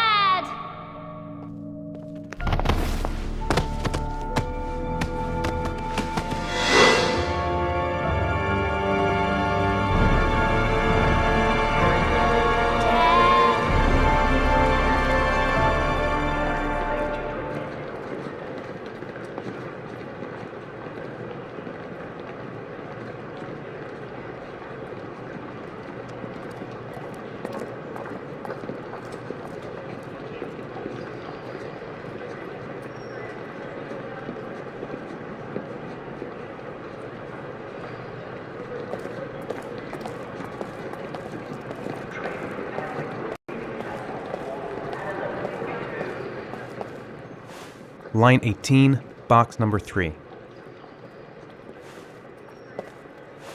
Line 18, box number 3.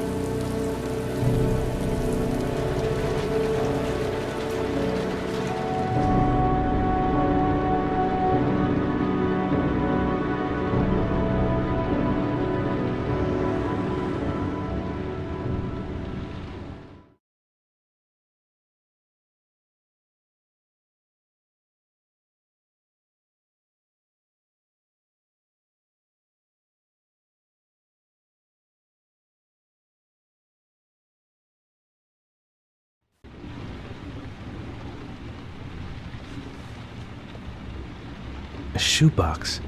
What's the connection with Sean's disappearance? Am I the one who put this box in the locker?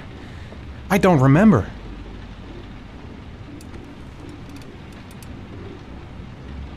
The box from the locker. What am I going to find inside? Gotta open it and find out what's inside. I took a room in the first motel I saw.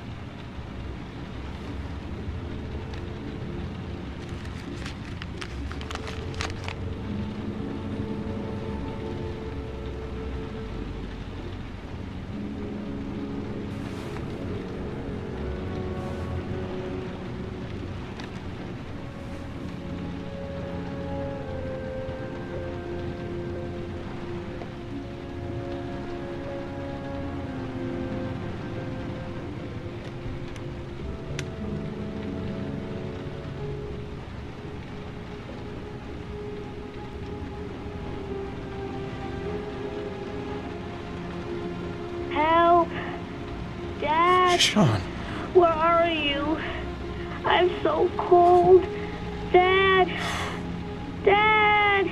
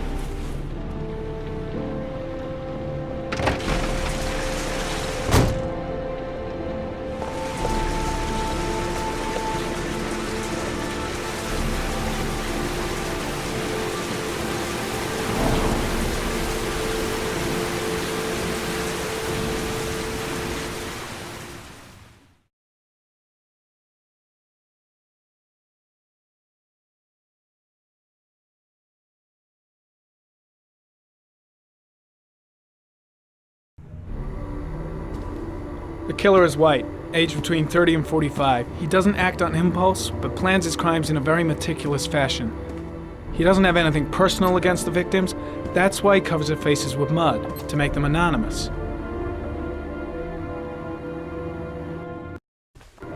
Why does he kill them if he doesn't have anything against them? For him, they're more of an image, a symbol. That's probably why he gives them an origami figure and an orchid as gifts to apologize for what he's done to them. Very interesting. And where does all that get us? The best way of tracking a predator is to be familiar with his behavior. That may be true in novels, but there's a child's life at stake here. Continue, Jaden. One detail attracted my attention. The interval between the time when a victim disappears and the time when the body is found ranges from 3 to 5 days. But the rainfall is always at 6 inches, give or take 10%. What on earth does that mean? All the victims were drowned in rainwater. The killer kills only in the fall when there is plenty of rain. It could be that he puts them in some sort of well or tank that is open to the skies and that fills up with rainwater. The more it rains, the less time the victim has to live. Then I studied the geographical distribution of the murders. Generally, a killer commits his first murder near to where he lives, so he has a safe place to flee to if any complications arise. The more confident he becomes, the further he roams from his base. By analyzing the locations where the victims disappeared, I was able to isolate a zone where the killer might live. And what size is this, zone? For the moment, about 10 square miles. Oh, great. There must be 10,000 people live in that sort of area. You gonna question them one by one? The more clues we get, the more we can reduce the zone. We can then cross-check it with our list of suspects and identify the killer. So what's next? There are 2 suspects whose psychological profile might fit and can be connected to the comfort zone. I'd like to question them. God damn it. We're wasting our time with this bullshit. The killer's out there somewhere, we gotta get off our asses and find him. Blake, I've had just about enough of your shit. You've been chasing this guy for what, 2 years? And what are you caught, huh? Nothing! Abso-fucking-lutely nothing! What, you think you can do a better fucking job than me with your psychology degree and your great glasses? Well, let me tell you something, pal. That don't mean zip when it comes to getting out there. You're just a fucking bureaucrat.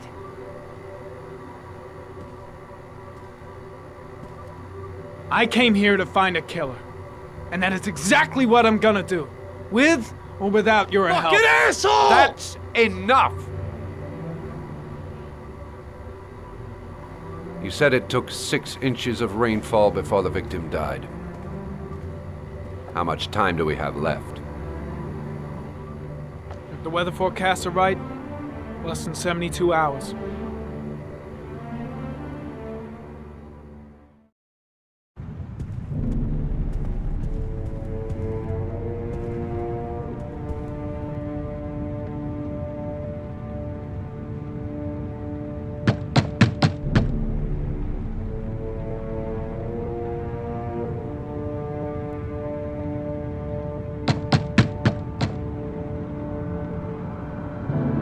No answer. We waste our time coming here.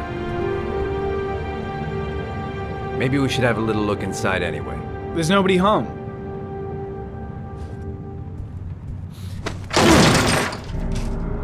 There is now. I'm not sure that's entirely legal. Call the cops.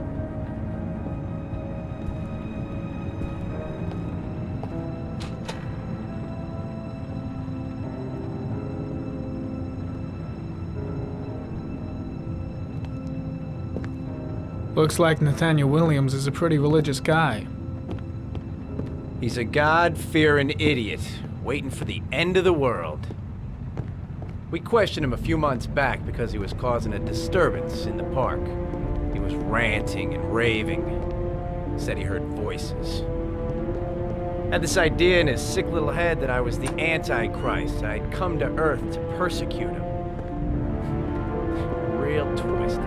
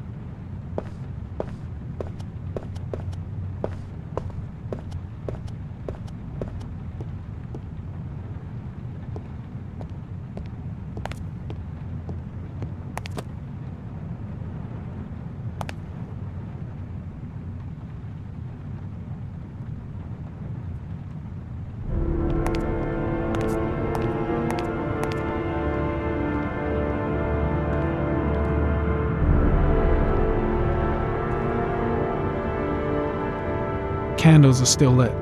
He should be back soon.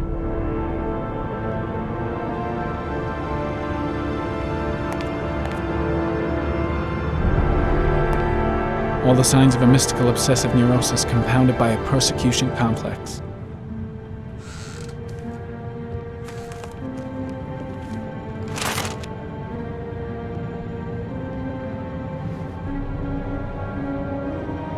Good timing, Nathaniel. Just the man we're looking for. Angels and ministers of grace defend us. I'm Agent Norman Jaden, FBI. I'd like to ask you a few questions. As God is my witness, I haven't done anything. I'm innocent. Relax. Nobody's accusing you of anything. We just want to talk. Why all the crucifixes? You afraid of something? The hour is nigh, and the wrath of God shall strike men down. I'm preparing for the end of the world. Where do you work, Nathaniel? Do you have a job? My sole occupation is praying to the all-merciful Lord for the salvation of humanity. Nathaniel, do you remember where you were last Tuesday at 4:30 p.m.? Here? I was here. I was praying. All day. Was there anybody with you? No. No, I was alone. What about the voices, Nathaniel? Do you still hear the voices? We know who talks to you, don't we, Nathaniel? Or we both know who talks to you. Don't speak that name. What does he say to you, Nathaniel? I can't talk about it. You mustn't talk about it. He orders you to go and find new prey, doesn't he? He needs more and more. No. No! You mustn't mention him. You'll bring him here. He told you to go and find that kid in the park. The voices tormented you all night long. You wanted them to stop, didn't you, Nathaniel? Stop! Stop! That's enough! So you obeyed them to make them stop. You took that boy with you and you drowned him. Isn't that right? Blake, what are you doing? Stop! Stop! You killed them, didn't you, Nathaniel? Are you gonna confess, you bastard? You are the Antichrist. Put down the gun, I shall Nathaniel. dispatch you to your father in hell. He is the son of Satan. He was sent to earth to destroy us. For Christ's sake, shoot! Calm down, Nathaniel. Nobody here wants to hurt you. Put the gun down. Lieutenant Blake is going to leave our planet right now and return to the realm of shadows. Creature of darkness, I do beseech you to return to the realm of shadows and leave our Nathaniel in peace. Demon, you shall regret confronting the emissary of the Lord. You shall know divine power. Concentrate on my voice, Nathaniel. Listen only to my voice. Christ all powerful, defend us in our battle with the forces of evil. Protect us from the cunning and wiles of the demon. May God Almighty manifest the power of His empire, and may divine power cast Satan and all the other spirits that prowl the world in search of souls into the darkest depths of hell. Now gently put the gun down on the floor. Back away, slowly.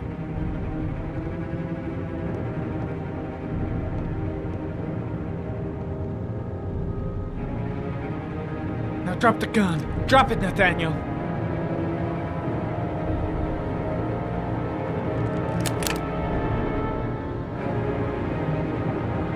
Put your hands on your head.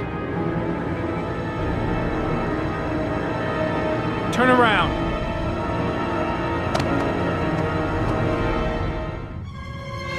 Motherfucker! In the name of the Lord, I exorcise thee, Satan. Okay, freak, the show's over. You're under arrest. Pretty damn cool under the circumstances. I would have just shot him. A gun isn't the answer to every problem, Blake. Maybe not, but most of the time it helps.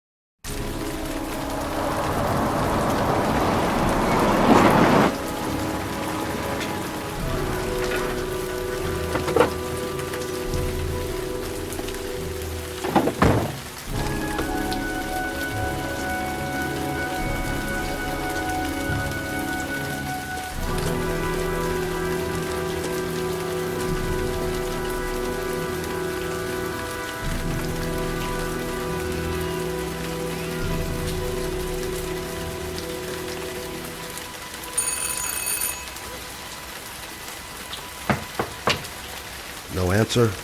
Baby screaming inside. Not a promising start.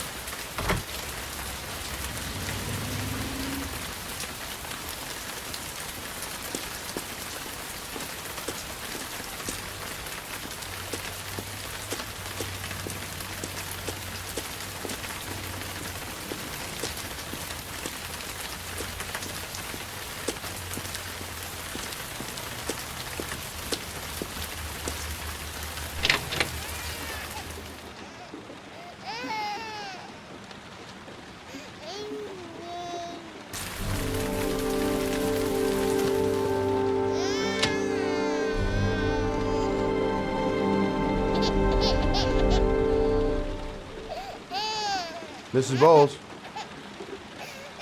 Anybody home?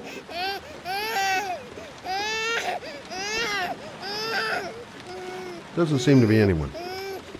I don't know why, but I got a bad feeling about this. Oh, Jesus.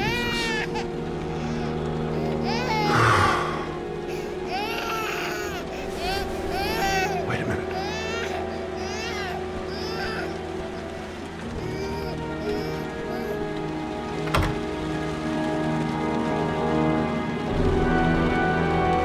Mrs. Bowles? Mrs. Bowles, are you there?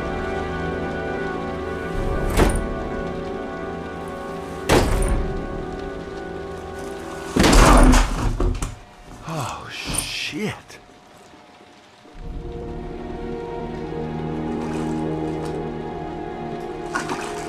Mrs. Bowles!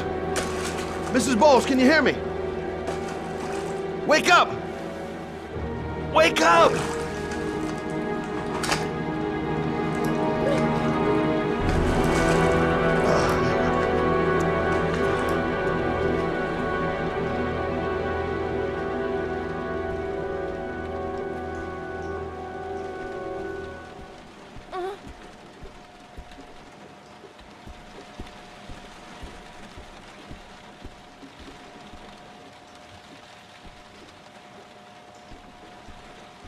She's lost a load of blood.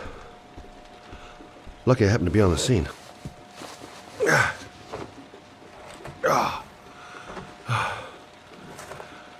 I'm gonna call an ambulance. No, I don't want to go to the hospital. Please. Okay. You got something around here I can dress this wound with? Yeah, I think so. Okay, don't move. I'll be right back.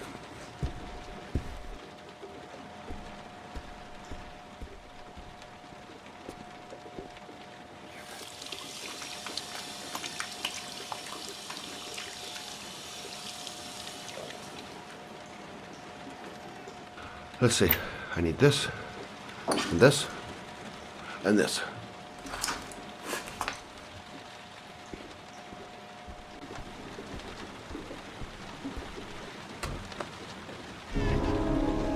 I'm here for you, Susan. You'll be all right. I'll take care of you.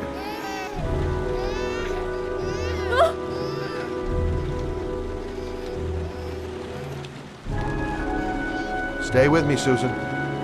Susan, do you hear me? Susan, stay with me. Can you hear me? Stay with me. Okay, come on.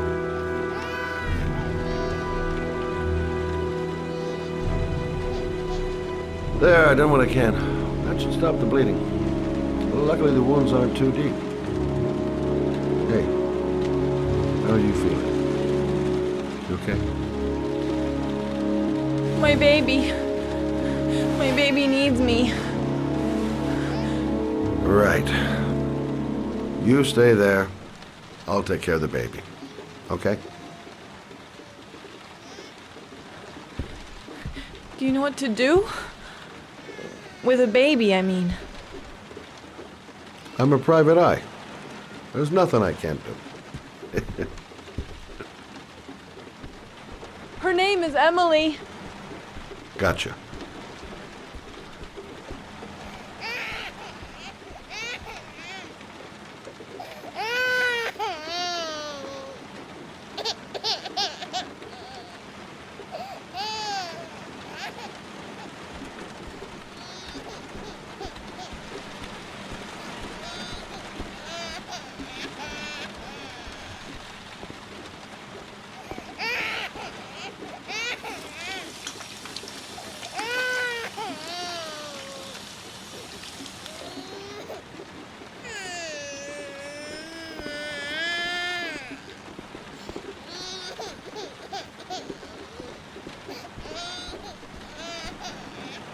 Hi there, Emily. So, what seems to be the problem, huh? Oh! Going by the smell, I got a pretty good idea.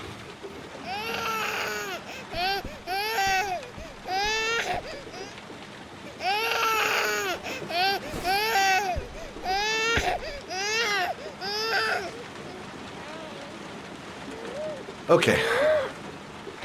How do you do this again?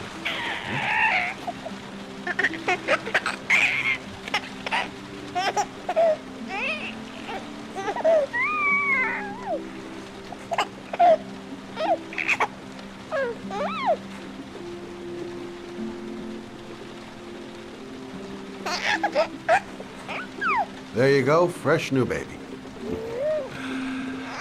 That should feel better. Right, Emily?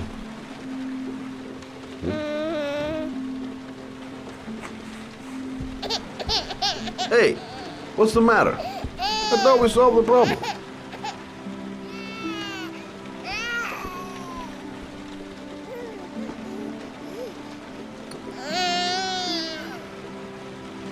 I guess I better warm this thing up.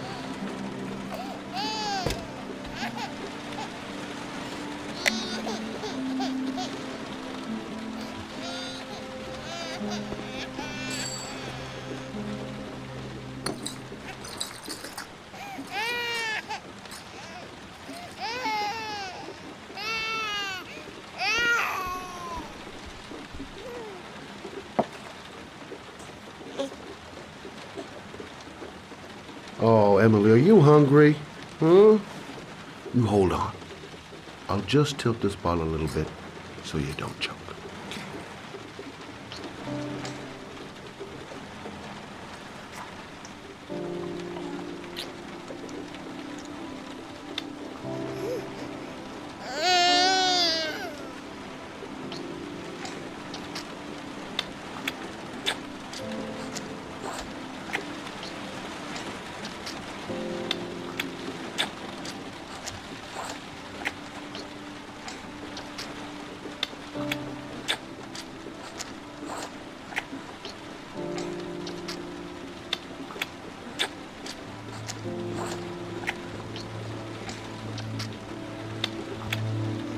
Okay, I'm sorry. I'll do better this time. I promise.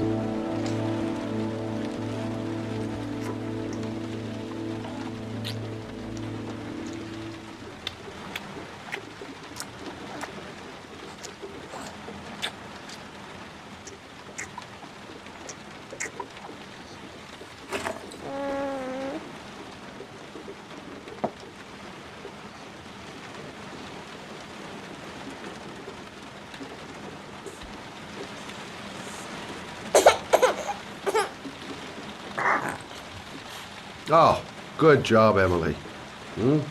You're feeling good now, right?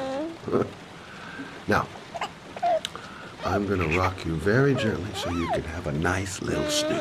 Okay? All right.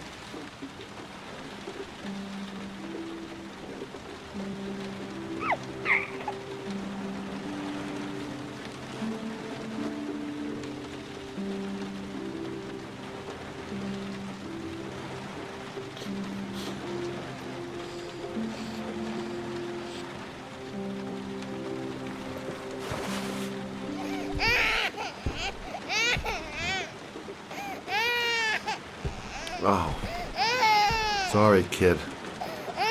You're not done rocking, right?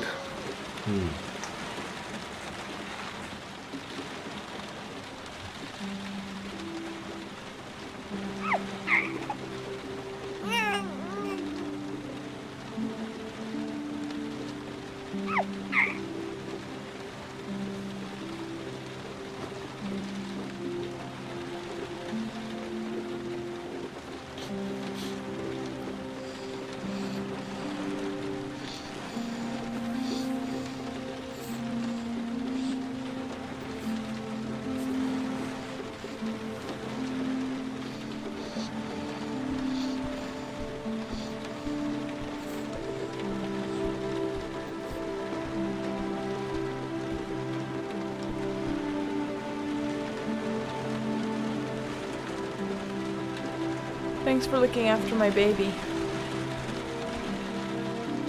I didn't want to leave her.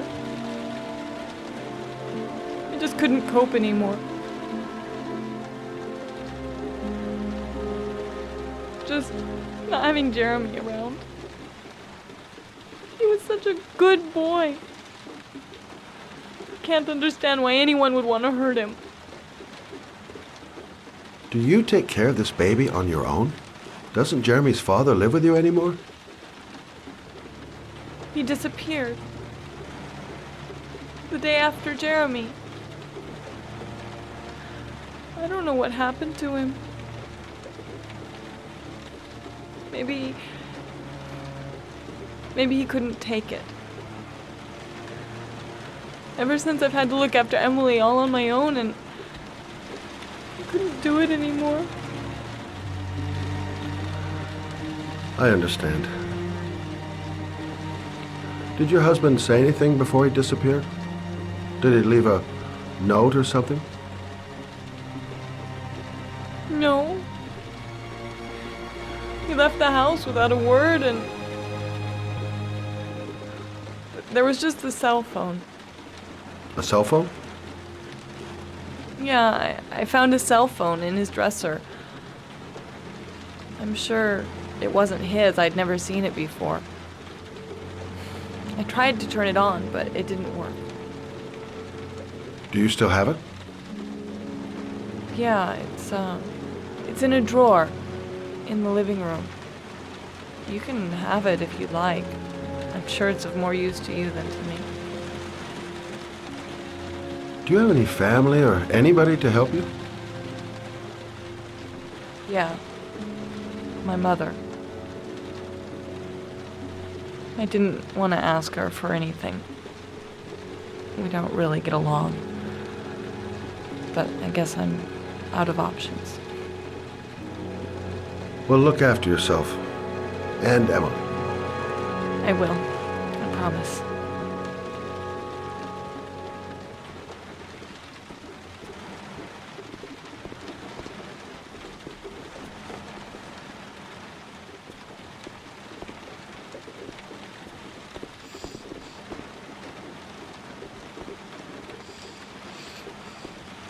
Good luck, Emily.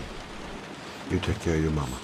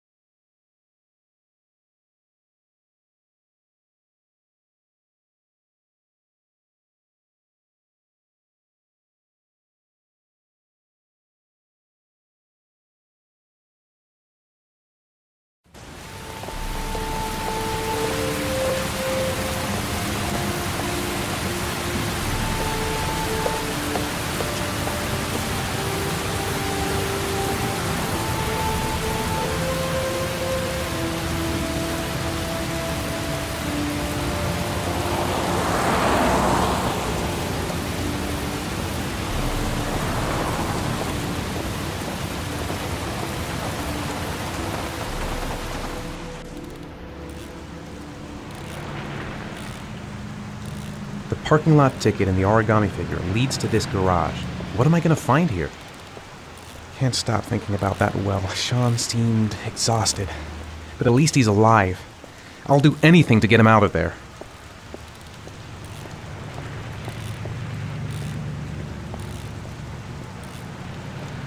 Excuse me?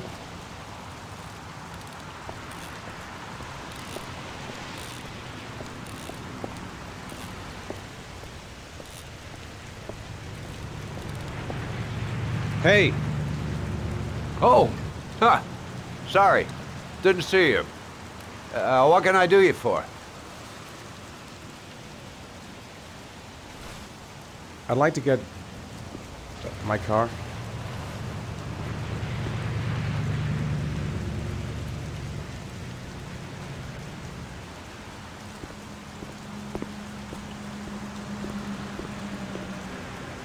Hey, you're a pretty patient guy, you are. That car's been there for 2 years. We took it out for a drive every month and checked the tires and batteries, just like you said. Here, it's the 3rd floor down. The service elevator is at the far end of the garage.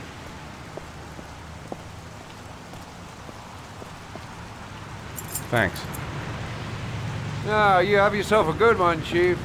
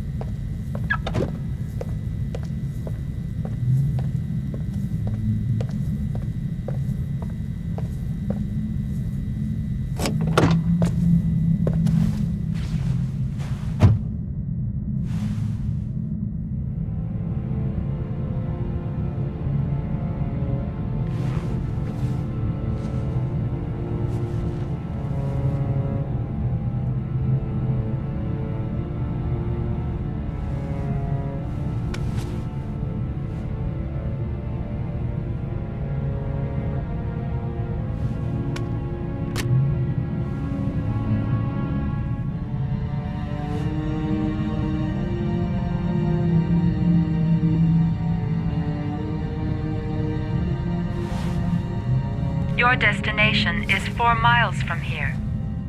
Leave the parking lot and take the first right.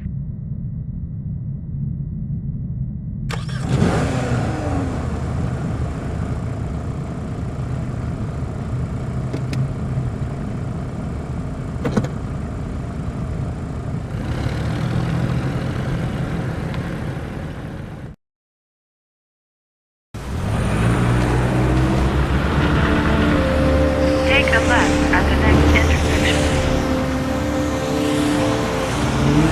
Keep to the right and take the first exit.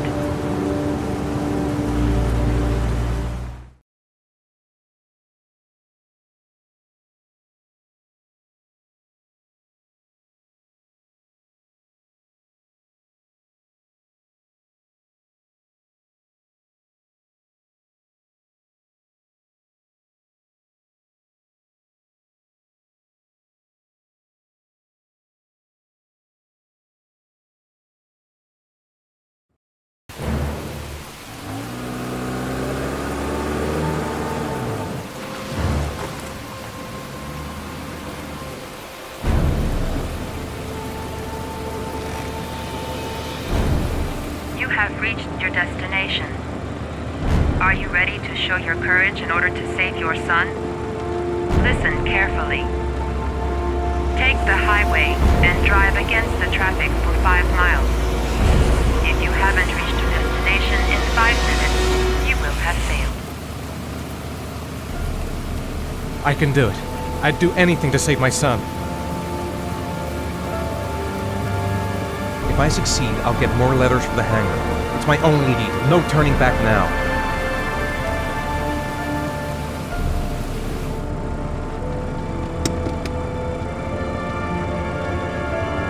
I've got to do it. For Sean's sake. I have no choice.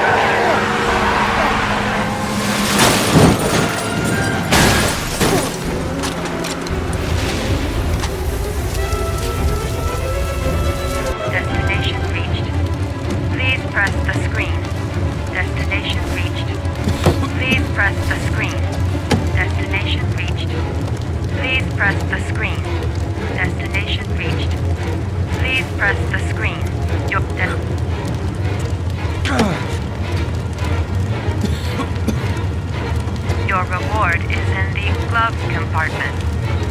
The key is inside the GPS. Your reward is in the glove compartment.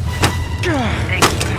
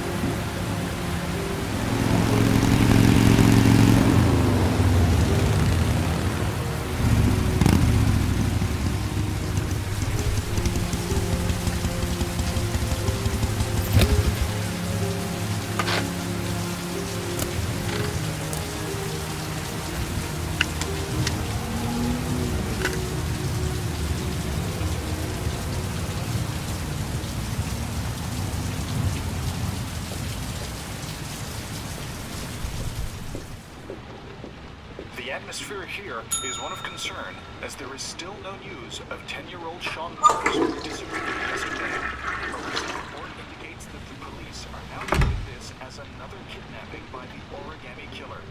If this information is confirmed, Hello there, sweetheart. What can I do for you?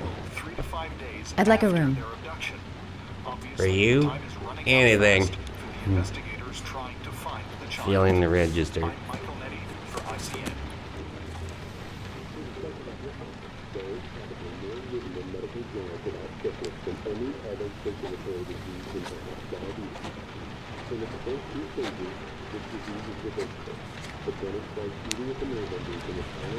Madison Page, 27, single.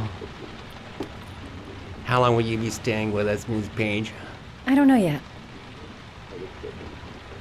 Room 201.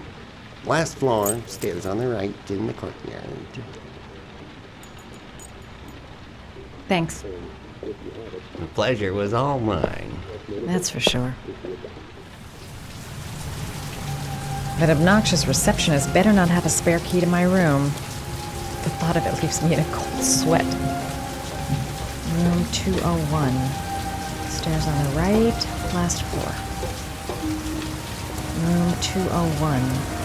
Stairs on the right, last floor. Room 201. Stairs on the right, last floor.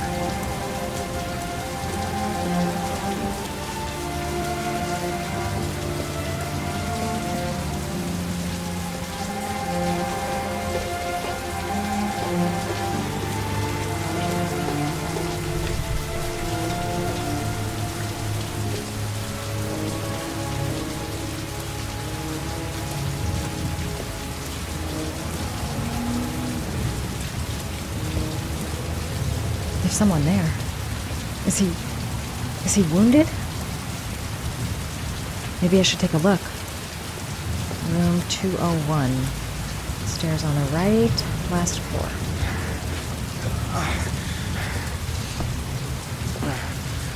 Sir? Are you all right? I'll call an ambulance. No ambulance. You're badly hurt. You need a doctor. Please, just help me to my room. It's number 207.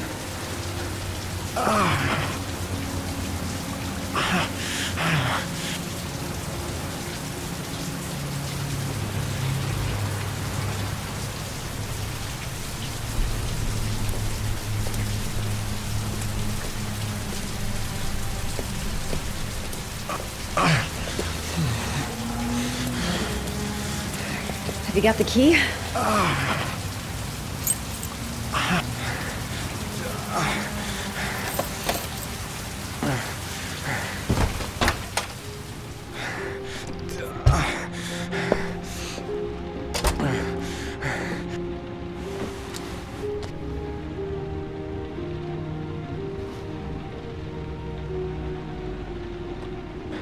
You're really in bad shape. You should see a doctor.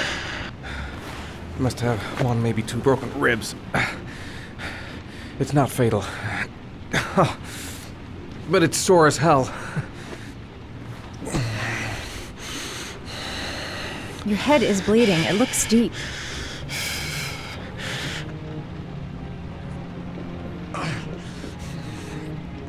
I'll help him first and ask questions later.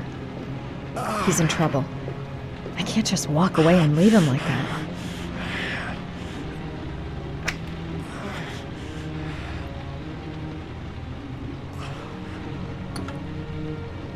I should disinfect his cuts.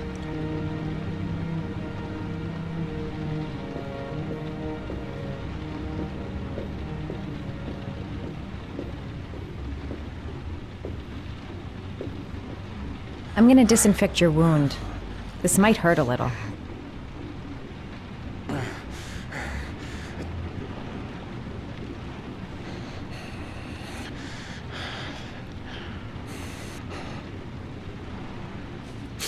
Sorry. Are you okay?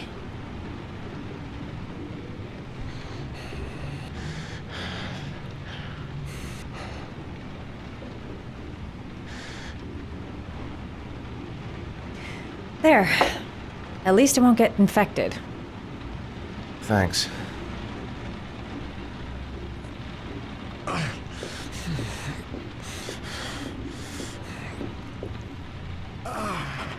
Paracetamol painkiller. Administer in cases of intense pain. Do not take more than 1 pill every 24 hours.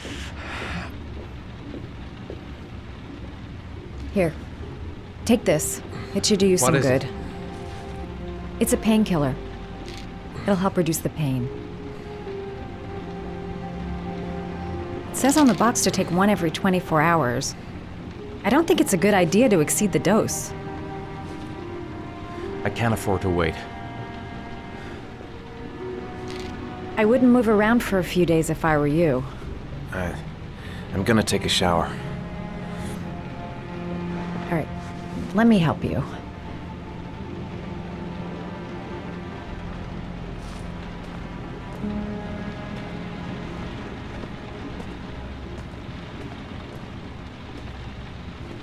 I'll wait here until you come out. Let me know if you need anything.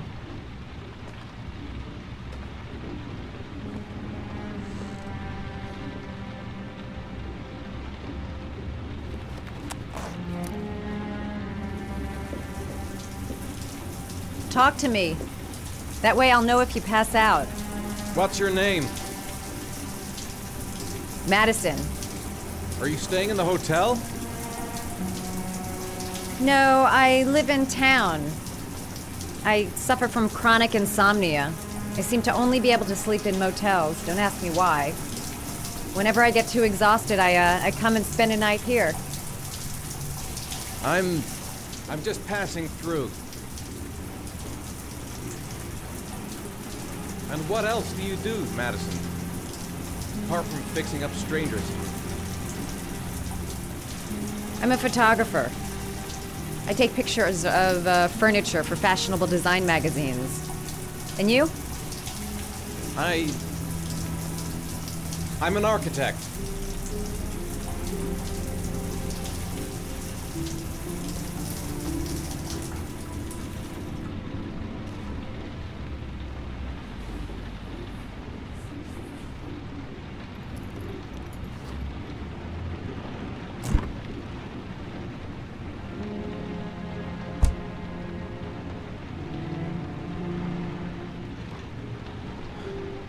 Thanks for staying. I feel a lot better now. Okay. I better get going then.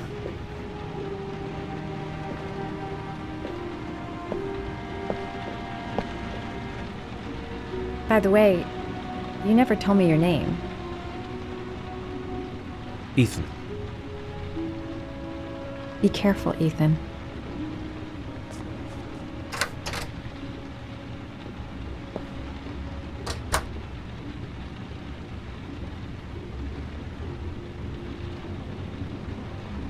Man, I'm thirsty.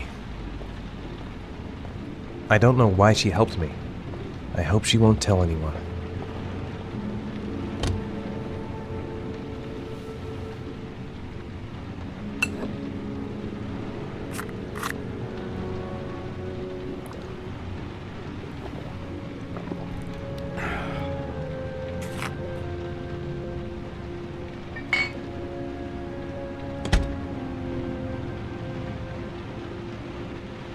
The box. I have to open another origami figure. I'm still in pain, but I gotta keep going. I don't have much time. I've gotta find my son before it's too late.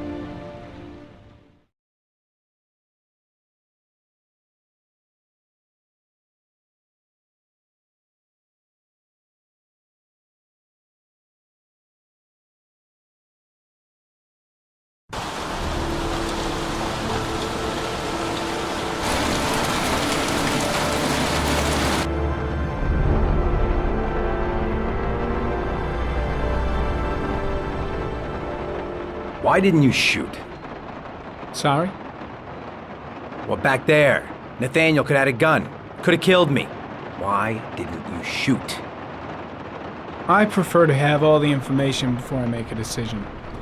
I try to make rational choices when possible. Come on, you had a fraction of a second to react. You could have whacked me before you had time to move. I'm sorry. I thought you were a tough guy, a street cop who's been through the mill. I didn't think you'd scare so easily. Why don't you fuck off, Norman?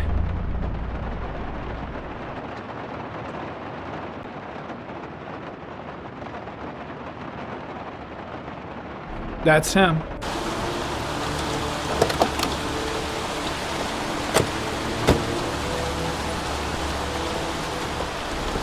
Miroslav Korda? Yeah? Lieutenant Carter Blake, I'd like to ask you some questions.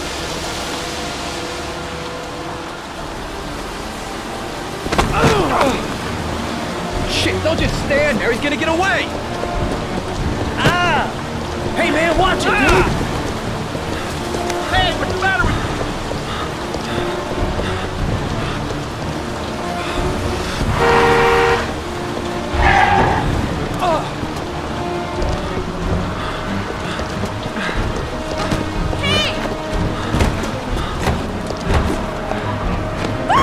Hey, watch it, man! Whoa!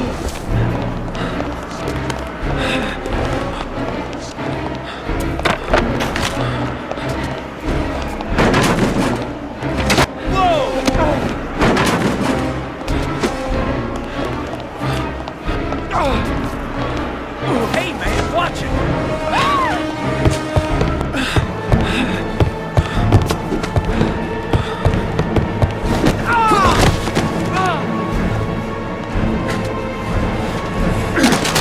Hey, man, what's your problem?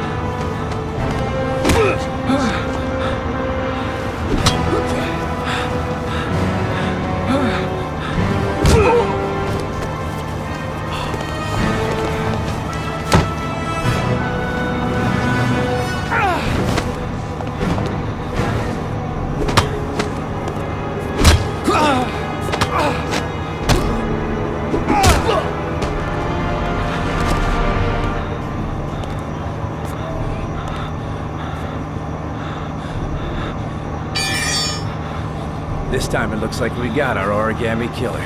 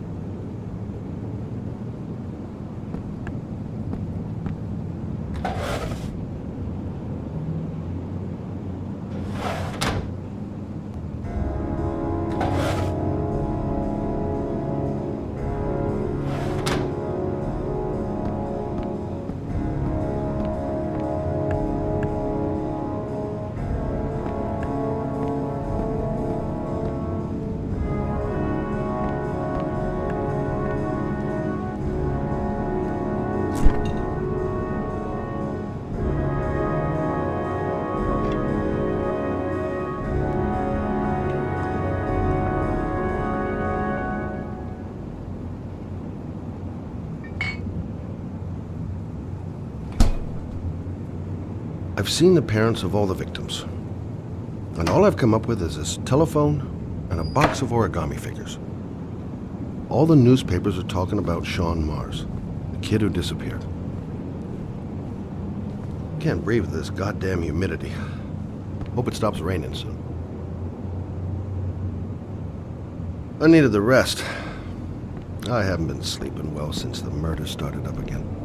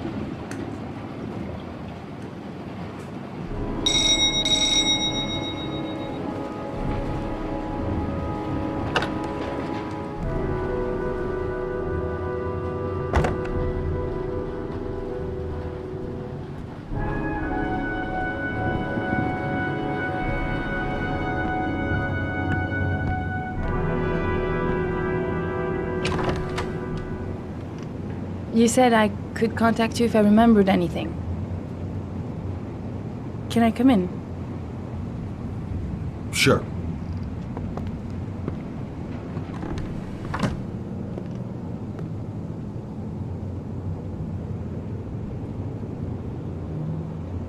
You want a drink? Yes, glass of water, please. Take a seat, I'll get it.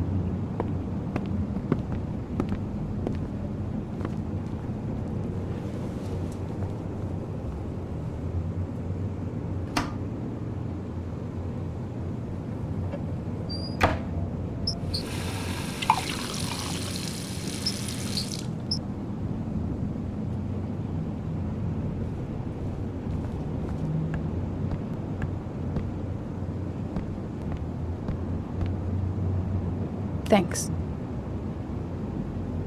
Didn't really expect to see her again. Wonder what she wants. I just remembered something. Maybe it's not important, but a letter arrived in the mail the morning Johnny disappeared. A letter? What kind of a letter? It was addressed to Johnny's father. I don't know what was inside it, but he read it and then he left. That's the last time I saw him. And you think there's a connection between that letter and Johnny's death, is that it? Do you remember anything else about the letter? Well, I don't know why, but I kept the envelope.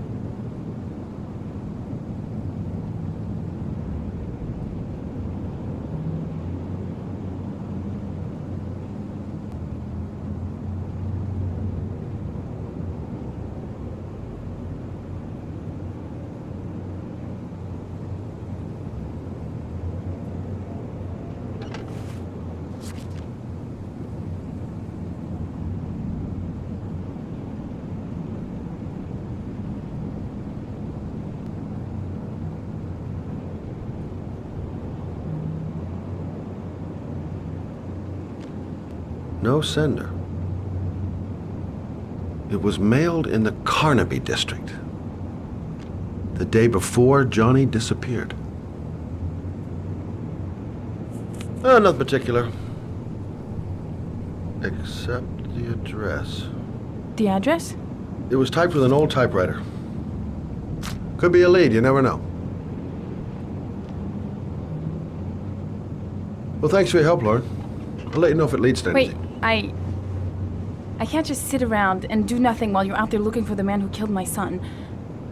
Ever since you came around, I've been thinking, and I want to come with you. Help you in your investigation? There's nothing you can do to help, Lauren. It's not a good idea. Believe me. If you won't let me help you, I'm keeping the envelope. It's all or nothing. Listen, an investigation like this is dangerous, and I don't have time to play the bodyguard. How many clues have you got, Mr. Shelby? This envelope. Maybe your only link to the killer. I understand. It was a stupid idea. Sorry for wasting your time, Mr. Shelby. Wait. You're really something special, Lauren. I'll give you that. I'm just a mother. A mother who wants to find out who killed her son. Are we partners?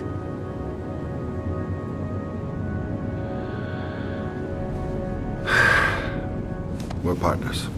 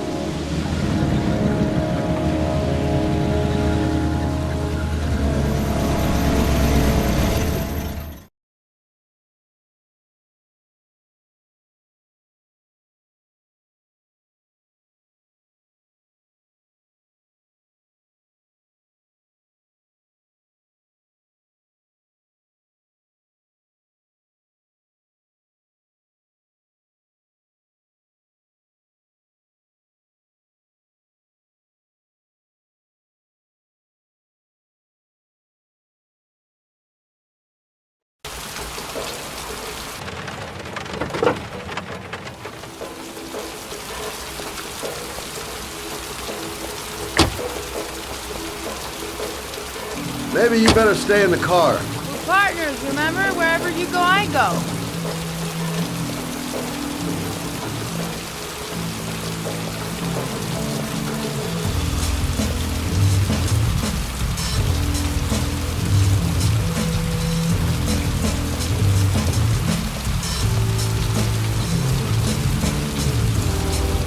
What are we doing here? We come to see Gordy Kramer. Kramer? The bigwig tycoon from Kramer Construction? No, his son. You think maybe he's the origami killer? But now I just have a few questions that need answers.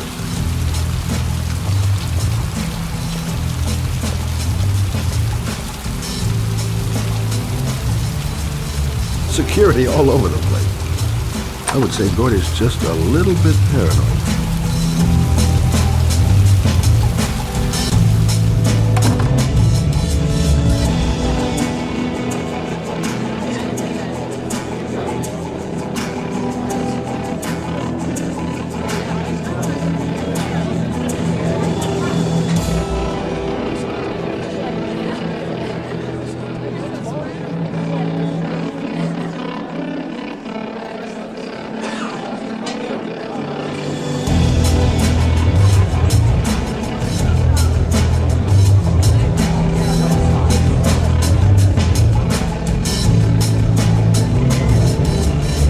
Whiskey straight up, no ice.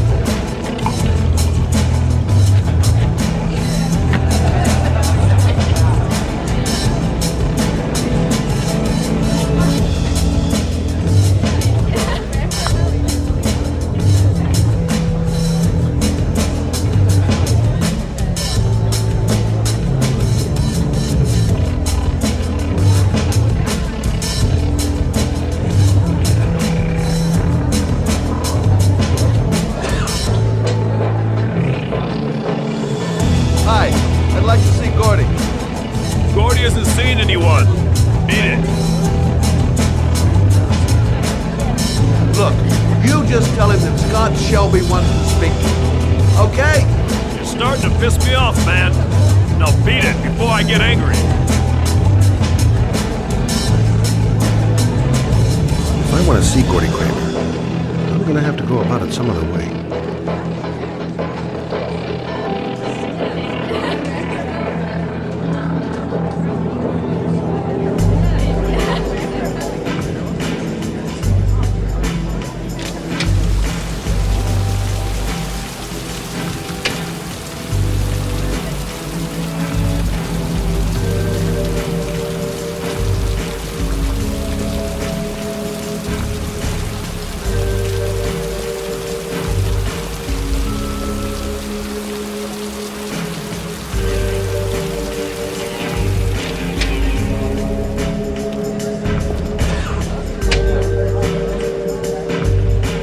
Okay, gotta find Gordy Kramer.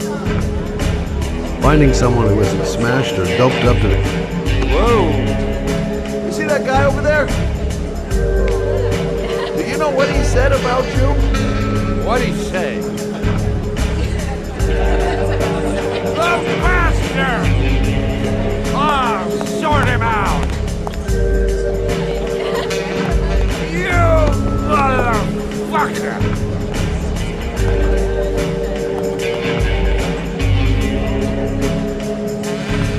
Talking about my brother, you great monkey in a cheap suit. You think, oh, you're a big man, I'm a bigger man than you. Ah, you should know. Hey, hey. Woo, monkey, I'm talking to you big ape.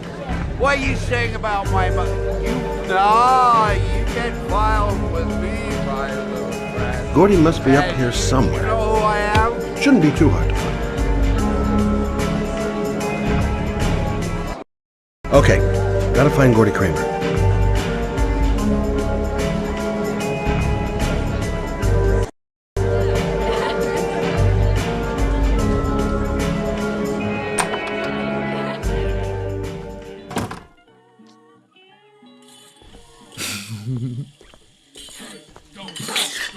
Mr. Kramer?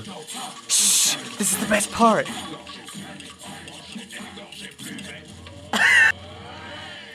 My name is Scott Shelby. I'm a private detective. I'm investigating the case of the Origami Killer. I'd like to ask you a few questions.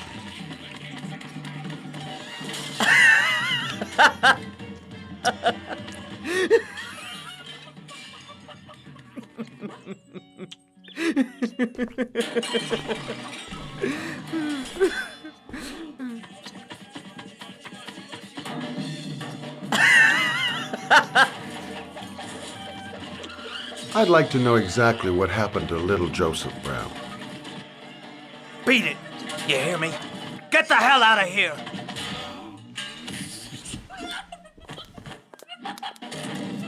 What do you want?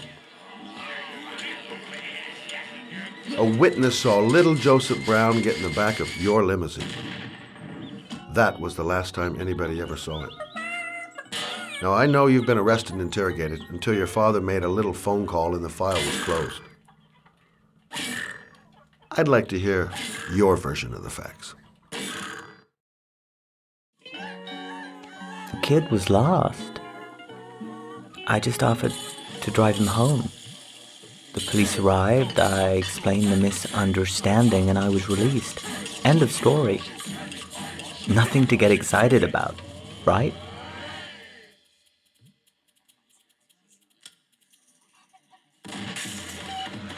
I don't know why, but your story just doesn't check out. You're giving me the crap now. Tell me something I can't believe.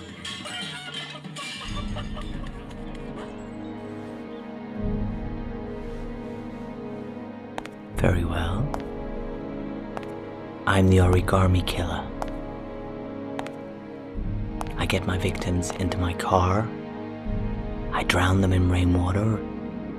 Then I dump them on a wasteland with an origami figure in one hand and an orchid on their chest. I do that because I'm bored, Mr. Shelby. And it's a creative and entertaining way of having fun. Is that good enough for you? Or do you want more? This interview is over. Get rid of this clown!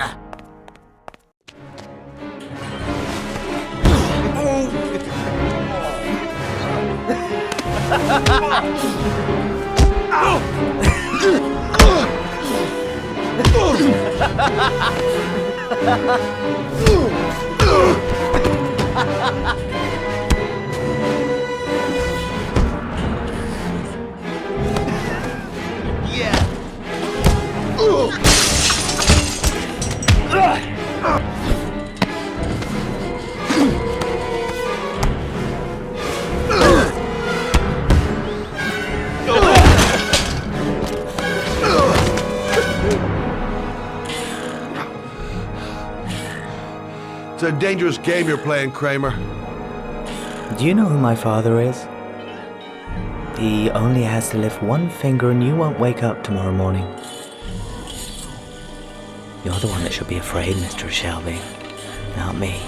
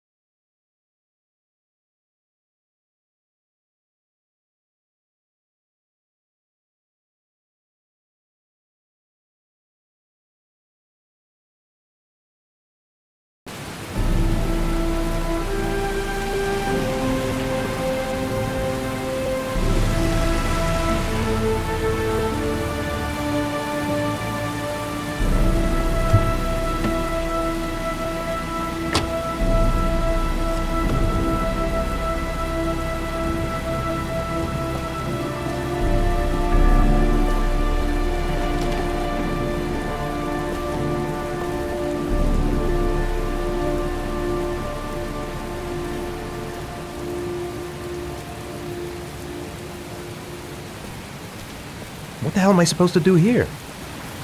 Now where am I supposed to go? There must be a clue or something.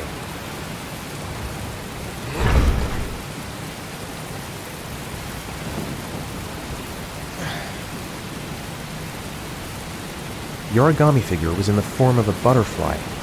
So, am I looking for a butterfly? It might be a trap. I'd better be careful. This is the old Pico power station. I thought it was abandoned.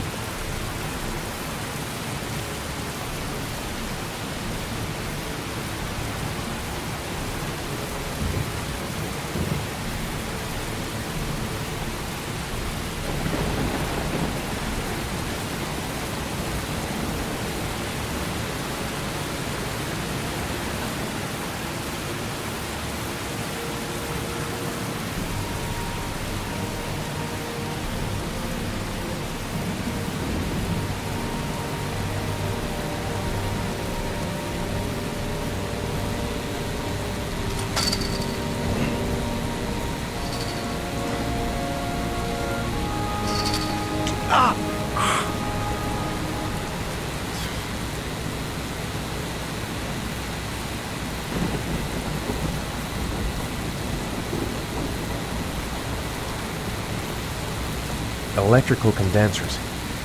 Going by the sound of them, they're still active.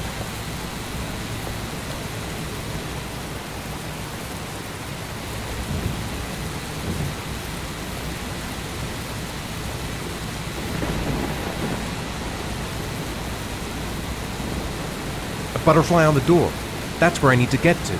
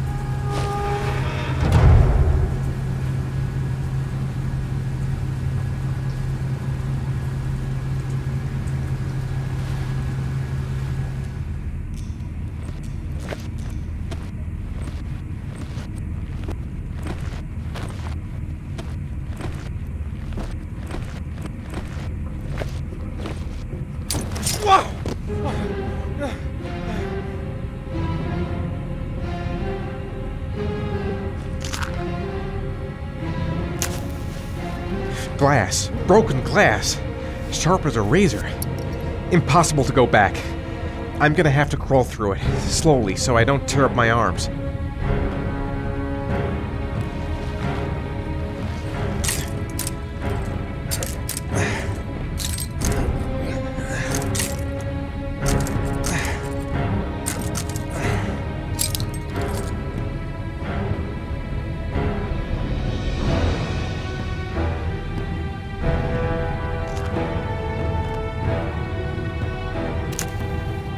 The match flame.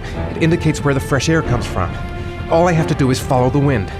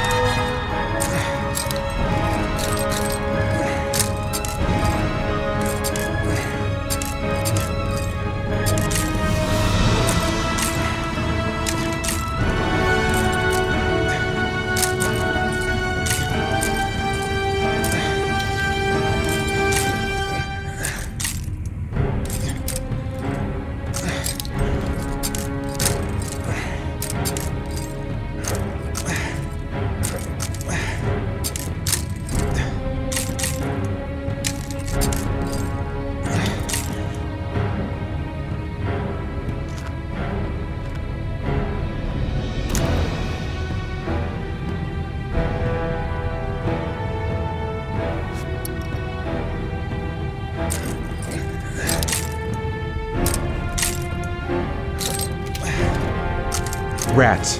Charming. If they got in, then maybe I can get out.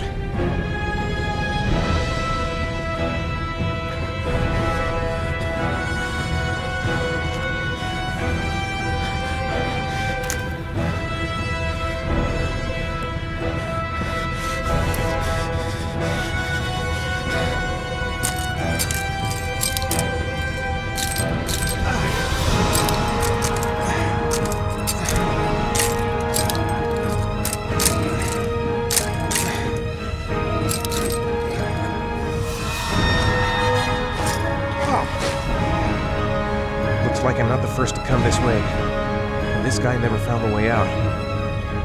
The match flame indicates where the fresh air comes from. All I have to do is follow the wind.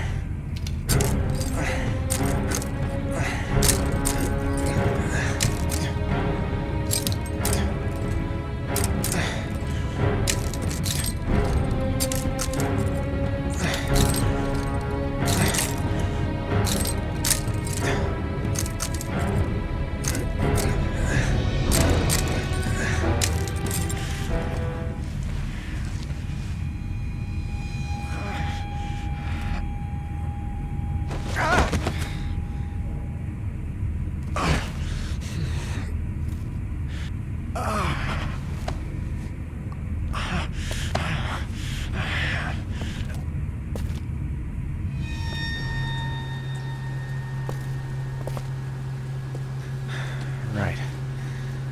I guess I don't really have any choice.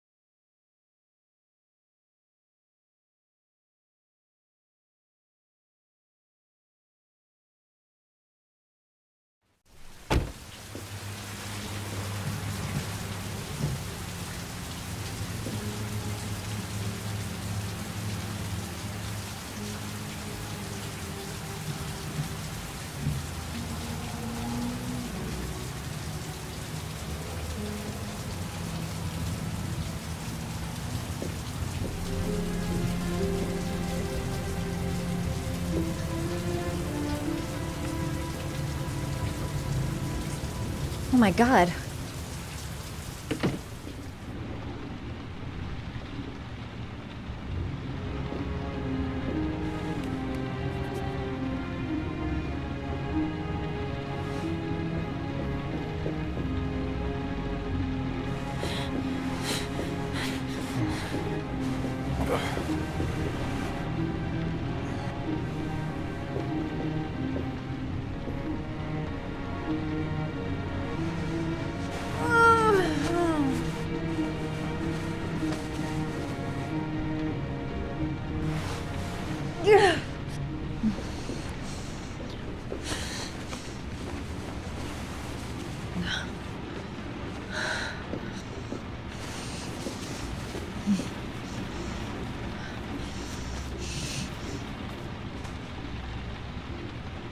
Ethan.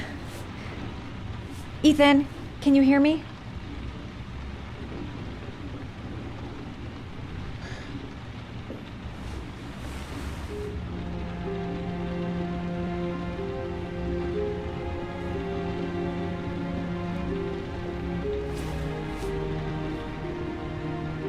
You've got a hell of a fever.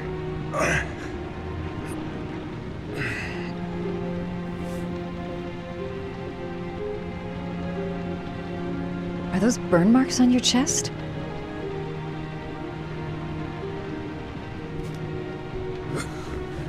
Arms look really bad. I need to disinfect your wounds.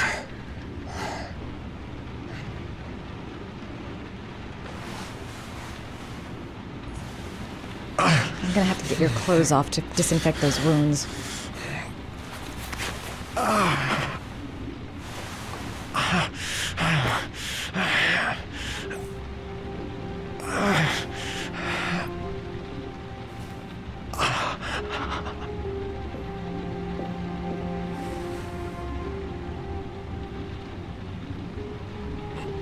Those are serious burns. I don't know if I can do anything for you.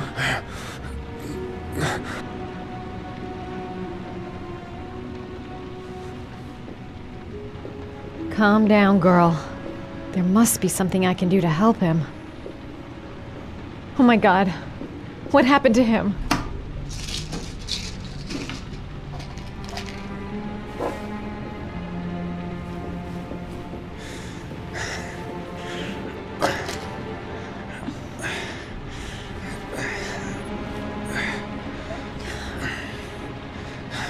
I'm no doctor, but I'll do what I can.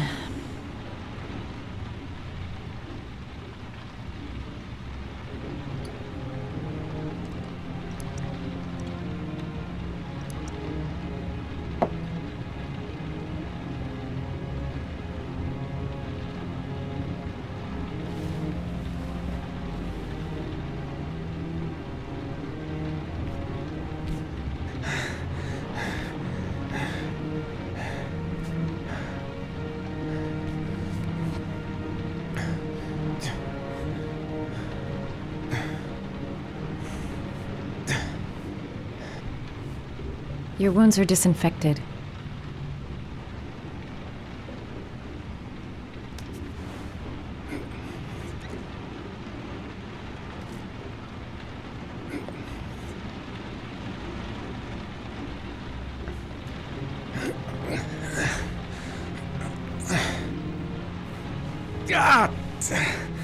Sorry, I'll take it easy.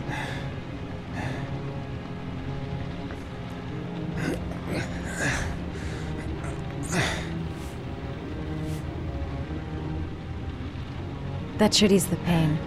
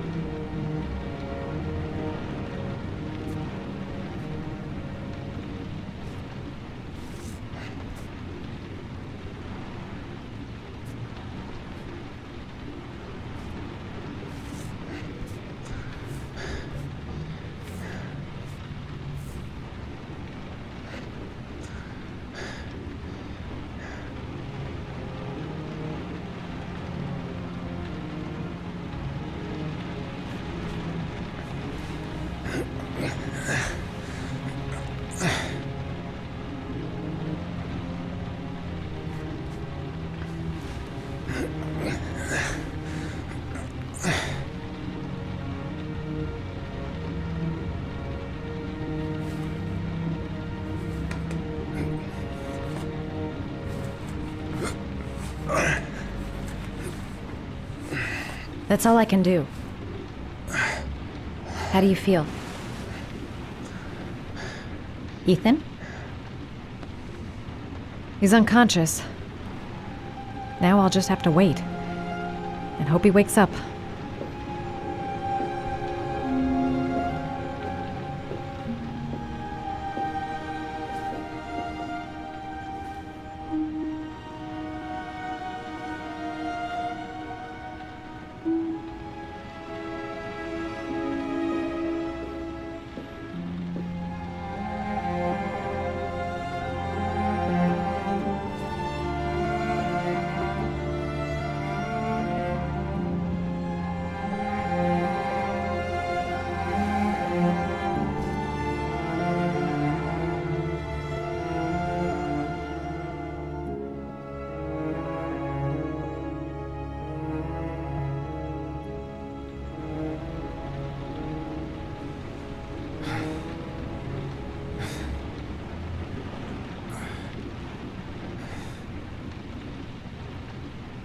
How do you feel?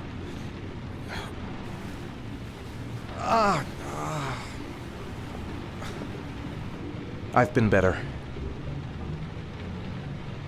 Was I out for long? About 3 hours. Why the guardian angel act? You don't even know me.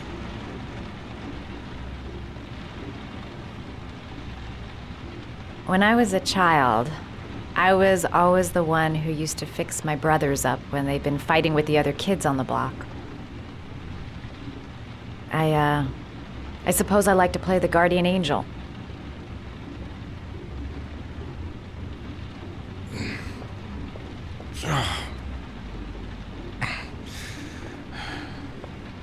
You said you were here because you're an insomniac?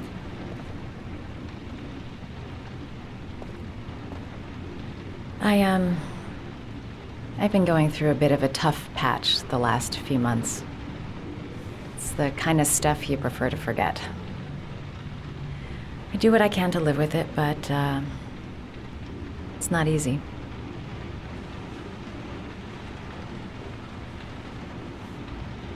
That's the second time I found you in a bad way. You always seem to be running for your life. What's happening, Ethan?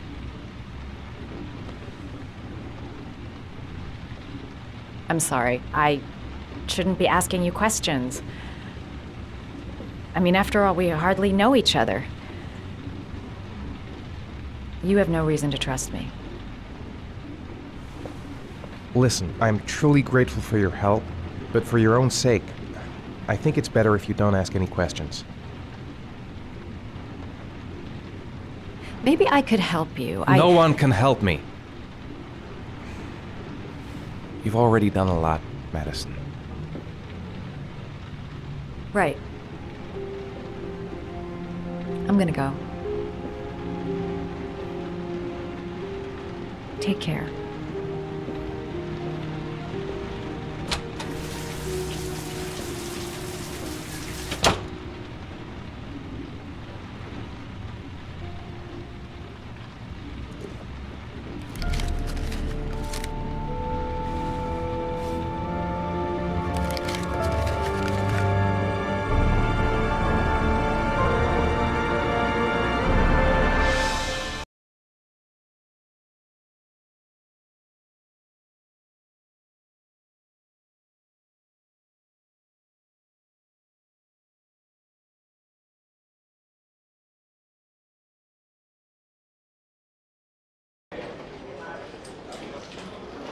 I didn't do it. I swear I didn't do it. I've got nothing to do with that business. I never killed nobody. No? Then why did you run away when they came to question you? I already told you I forgot to report to my parole officer. I didn't want to go back to prison. When I saw the cops, I just bolted.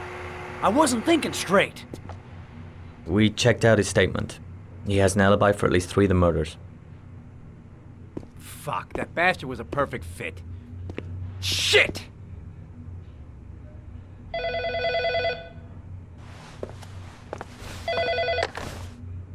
Ash?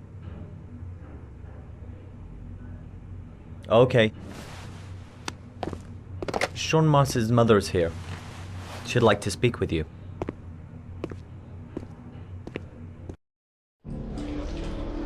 It was a few months back. The middle of the night. It was pouring down. Ethan came home completely drenched at about 3. I asked him where he'd been. He spoke about drowning, the rain. He didn't make any sense. There was something in his eyes. As if it wasn't really him. There may be no connection, but the next day there was that announcement about another victim of the origami killer. Find my son. I'm begging you.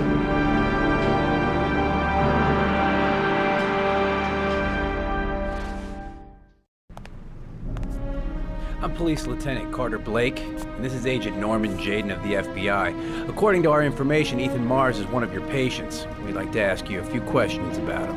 I'm sorry, that's impossible. I beg your pardon? I'm bound by an oath of secrecy. Under no circumstances may I discuss my patients. My job is to find Sean Mars alive, and I don't give a damn about any bullshit oath.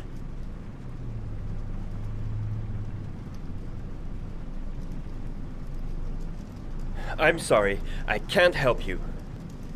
And now I must ask you to leave. You need to cooperate. For your own sake. Sean Mars's life may depend on what you know. Tell us what you know, Doctor.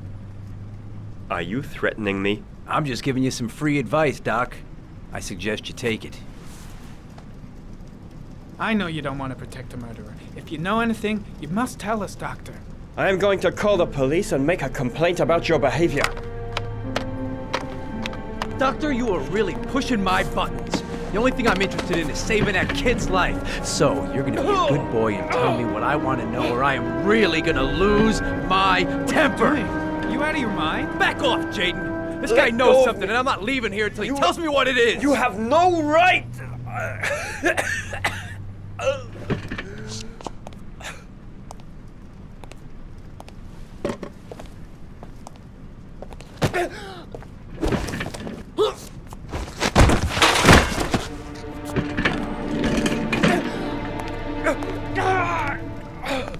Come on, Doc. There's an easy way and a hard way. It's your fucking choice. You have no right to hit him. I'm saving a kid's life for Christ's sake. If you don't like it, leave.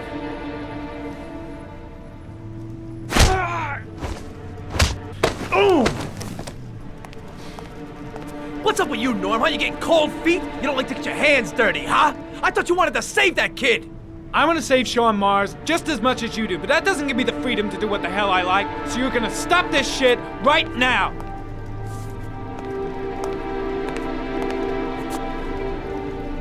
I'll get you for this, Jaden. Don't worry. I will not forget. Ethan Mars has had psychological problems since his first son died. Feels responsible for his death. A sort of morbid neurosis. He is haunted by visions of drowning bodies. A few weeks ago, after one of our usual sessions, I found this on the floor. It must have fallen out of his pocket.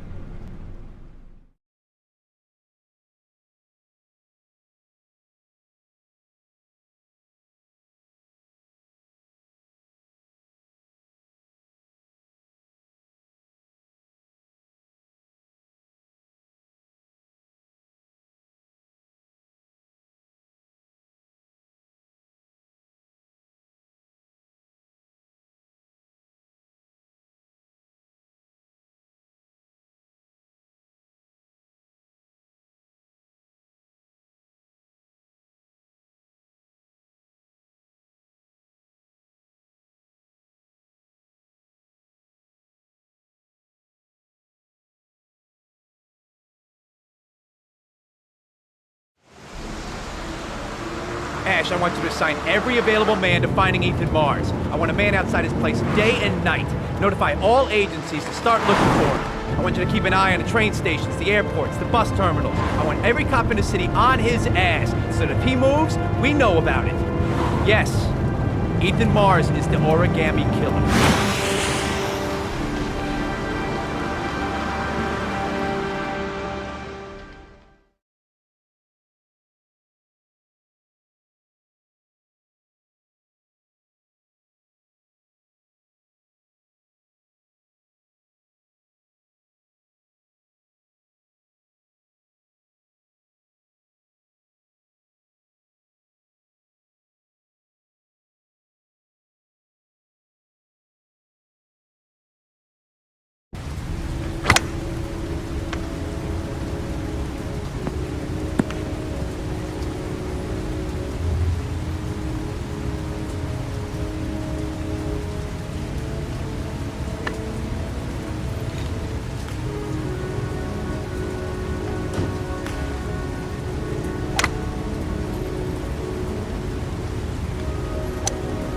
I wonder what we're going to talk about.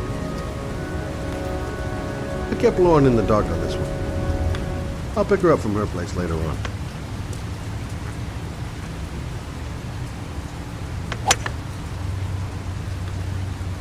Nice shot.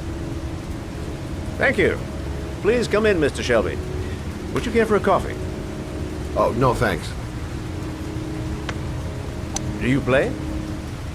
I tried once, but I think the owner of the course is still looking for me. It's an interesting sport. It requires strength, but also a cool head and absolute precision. Would you care to hit a few balls with me? There's no danger of damaging the greens here. Okay. Take off your jacket and grab a club.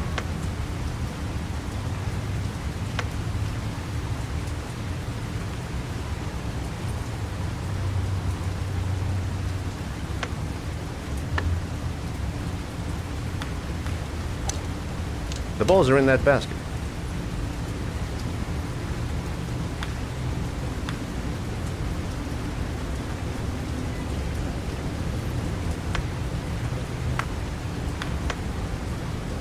The most important thing is to grip the club correctly. When you feel ready, you swing.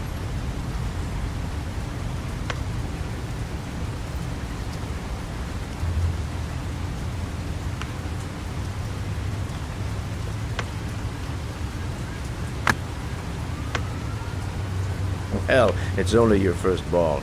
You should try to strike it a little harder next time.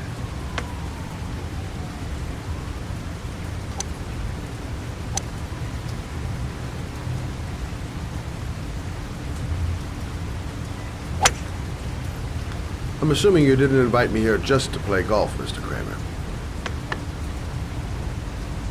I hear you've been asking questions about my son. That's right. I want to know if Gordy is linked to the Origami Killer case in any way.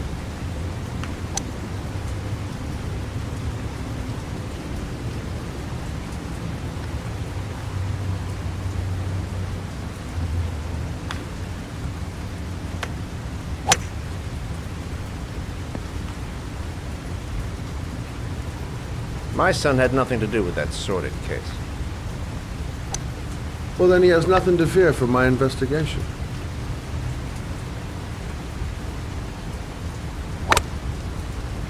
You have no business investigating my son. I told you, he had nothing to do with it.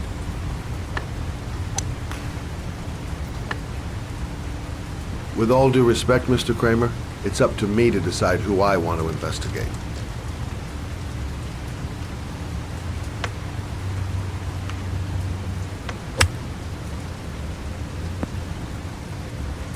I'm an influential man, Mr. Shelby, and I pay very well for loyalty.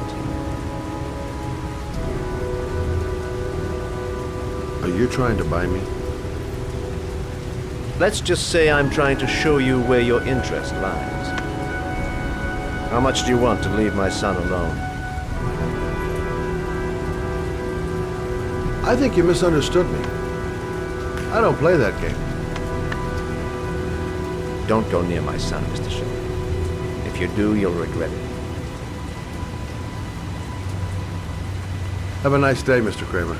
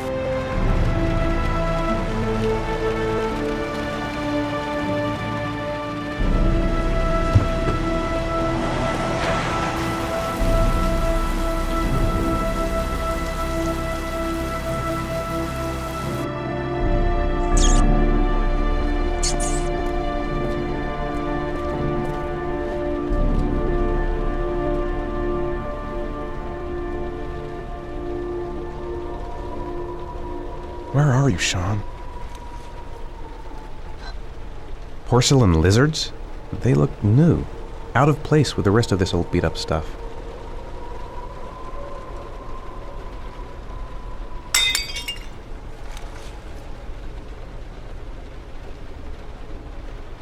$9711 Marble Street. It's the right place, but what am I supposed to do in this dump?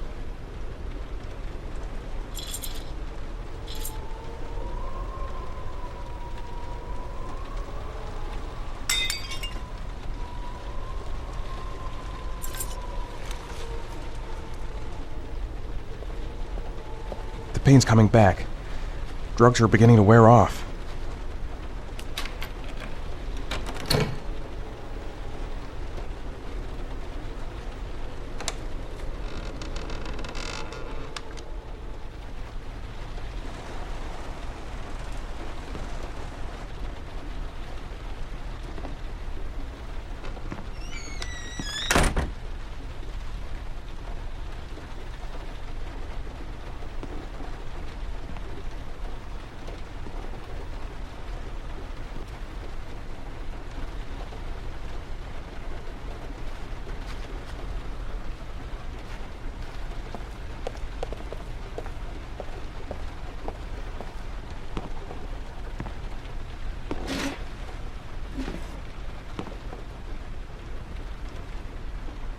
Are you prepared to suffer to save your son? You have 5 minutes to cut off the last section of one of your fingers in front of the camera. If you succeed, you will get your reward.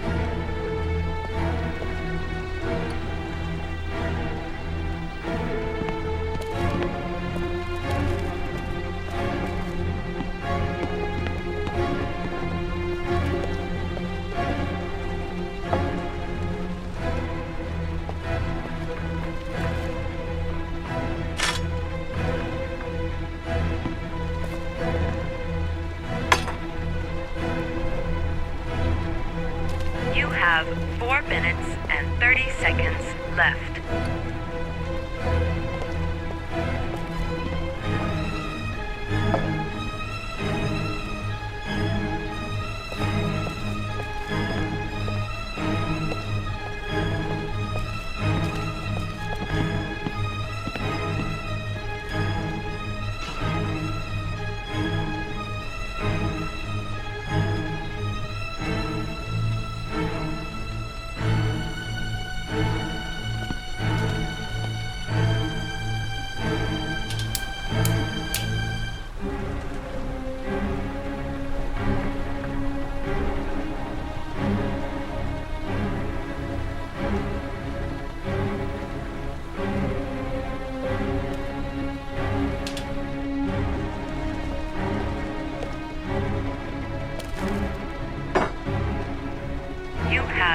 4 minutes left.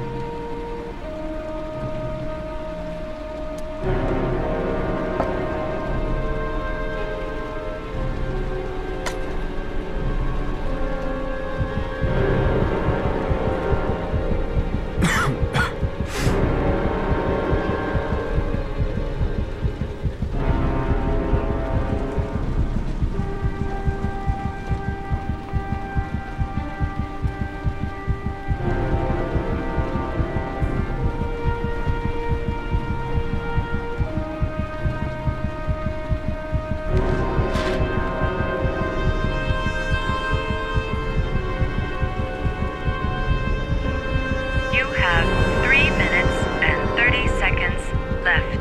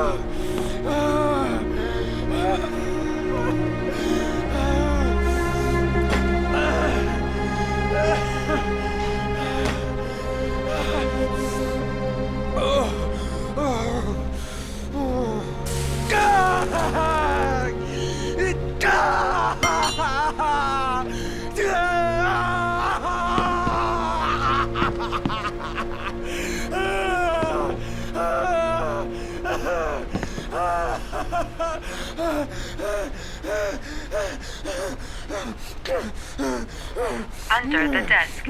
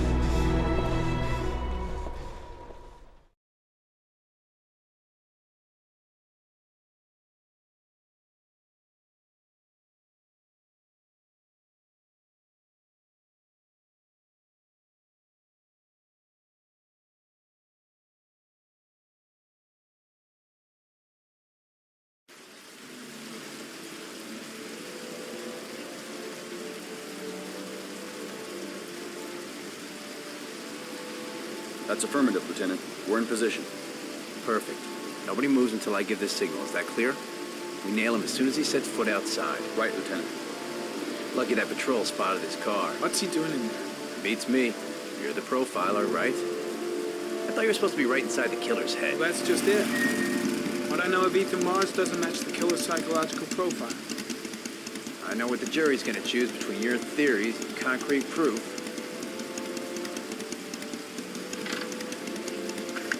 What the fuck is that girl doing there? If Mars comes out now, she's gonna be in trouble. What do we do, Lieutenant? Want to get her out? No, stand down.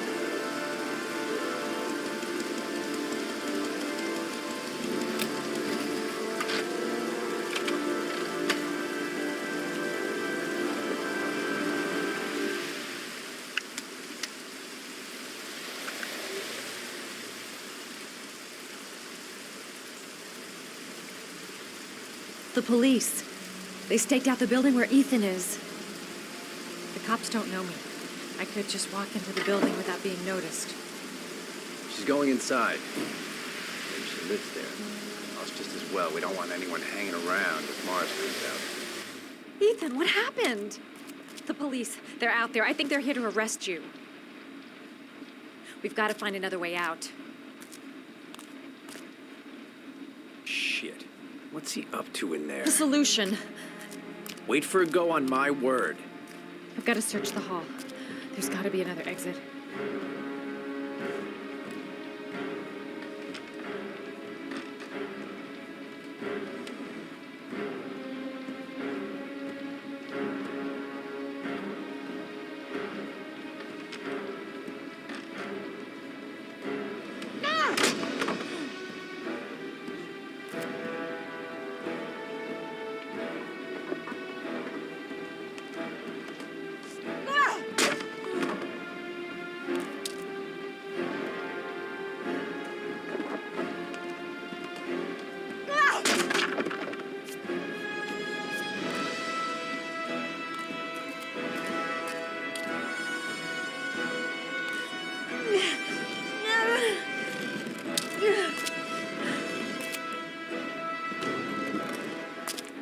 Ready on my go.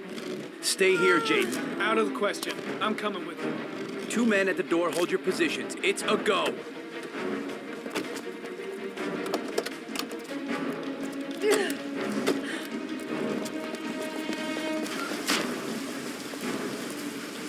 Come on, let's go this way.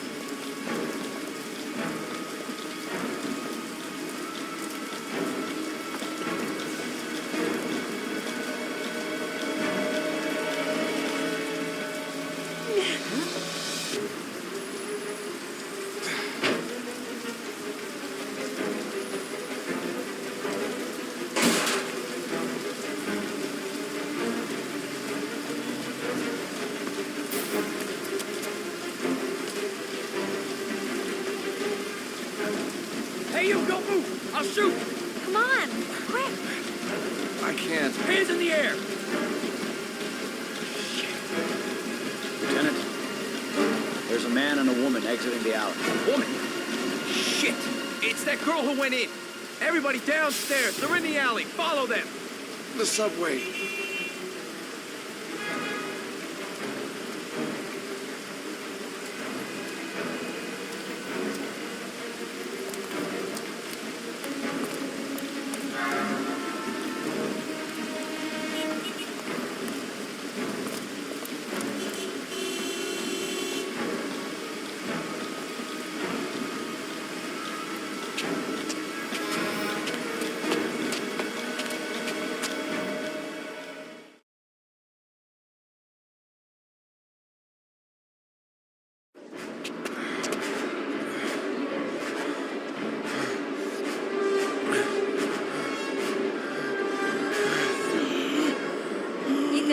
Ethan, what's the matter?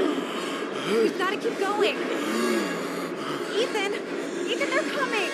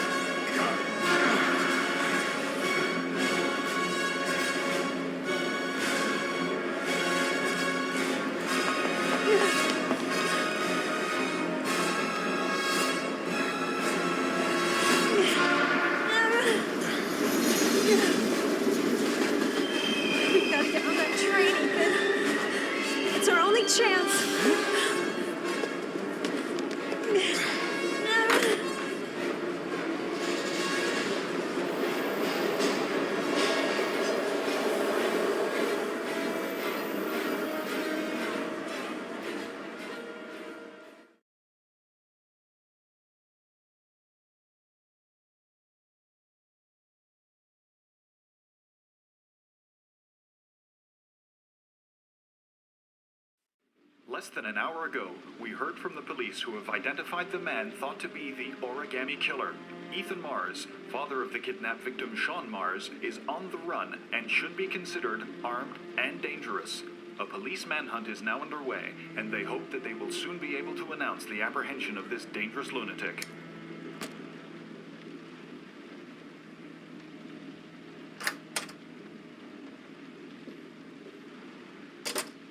I brought some food. I didn't know what you liked, so I brought some of everything. I hope that's okay.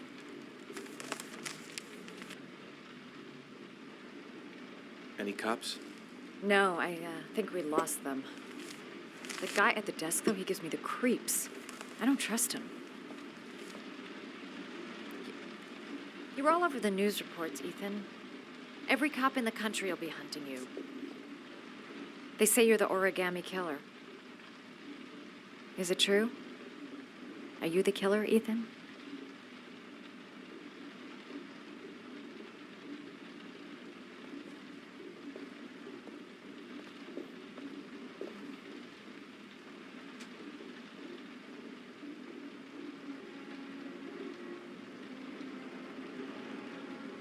I sometimes have these blackouts. Times where I don't know what I'm doing. As if I'm someone completely different. The only thing I remember afterwards is the bodies.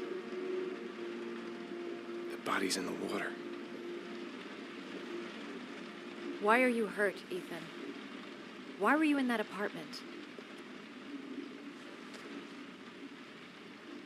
I think my other self is testing me, testing my love for Sean.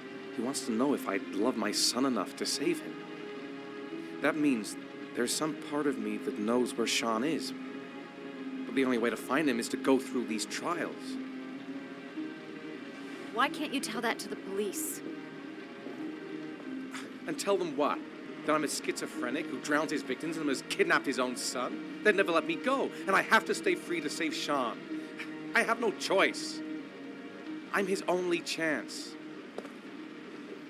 When Sean is out of danger, I'll turn myself in, but not until then.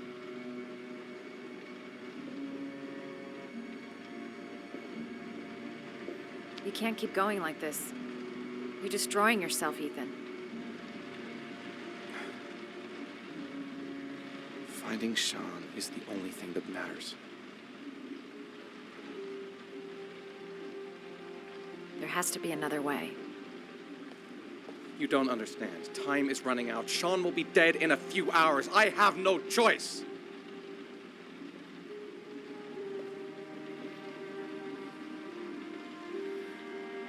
Please, Madison, leave. Forget everything that's happened. There is nothing more you can do for me. If you want to help me, leave. Leave me to do this on my own.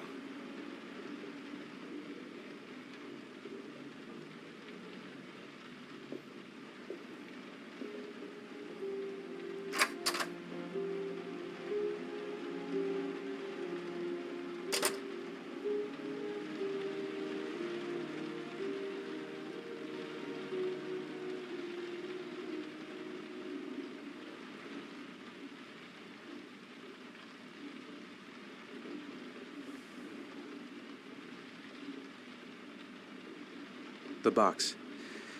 I have to open another origami figure. I don't have much time. I've got to find my son before it's too late. I'll find you, Sean. I swear I'll find you.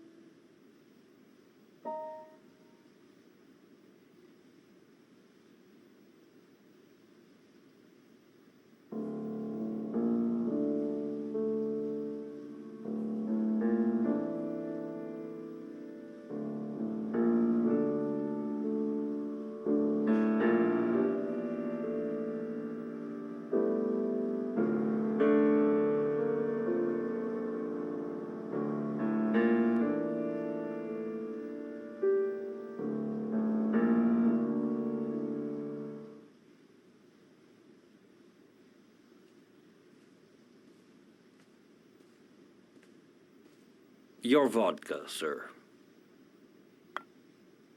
Thanks. You look preoccupied, if you don't mind my saying so. Problems with the investigation? Blake is convinced that Mars is the killer. Not you. I thought there was some evidence to that effect. That's true. But it just doesn't make sense. His psychological profile doesn't fit. Neither does the geolocalization. I can't see this father drowning 8 victims before kidnapping his own kid. Mars is not the origami killer. I'd stake my life on it. Then who is? I haven't the faintest fucking idea. Maybe you should review the evidence in your possession. That's just what I was thinking of doing. Oh, one last thing, sir. You should be careful not to overindulge in you-know-what. It can be dangerous. Very dangerous. I'm trying to keep a handle on it, but that's difficult. It gets more and more difficult. It'll end up killing you if you're not careful. That would be most unfortunate, sir.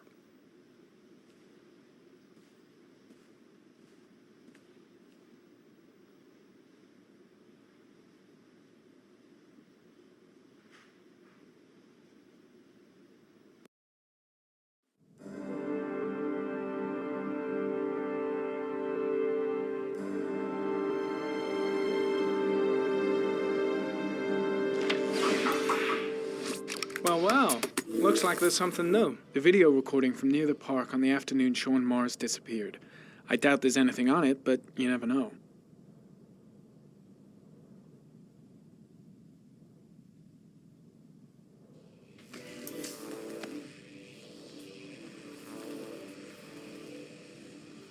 A Chevrolet model corresponding to the tire prints passed at 1602 heading for the park, when in the opposite direction at 1637. That could fit the time that Sean Mars disappeared. Could it be the killer's car?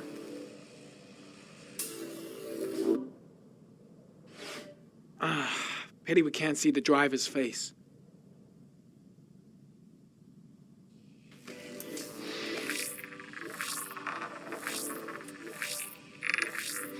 The car was stolen. Let's see. A certain Jackson Neville was suspected of stealing it, but the charges were dropped. Not enough evidence.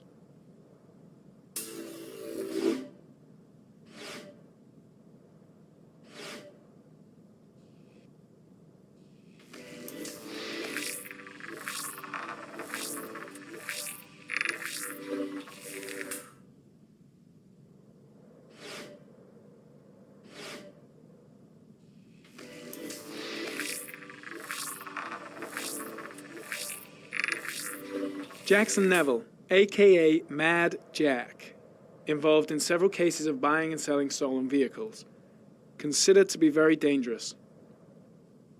This guy might have provided the killer with a car. It's a pretty slim lead, but it's all I have right now.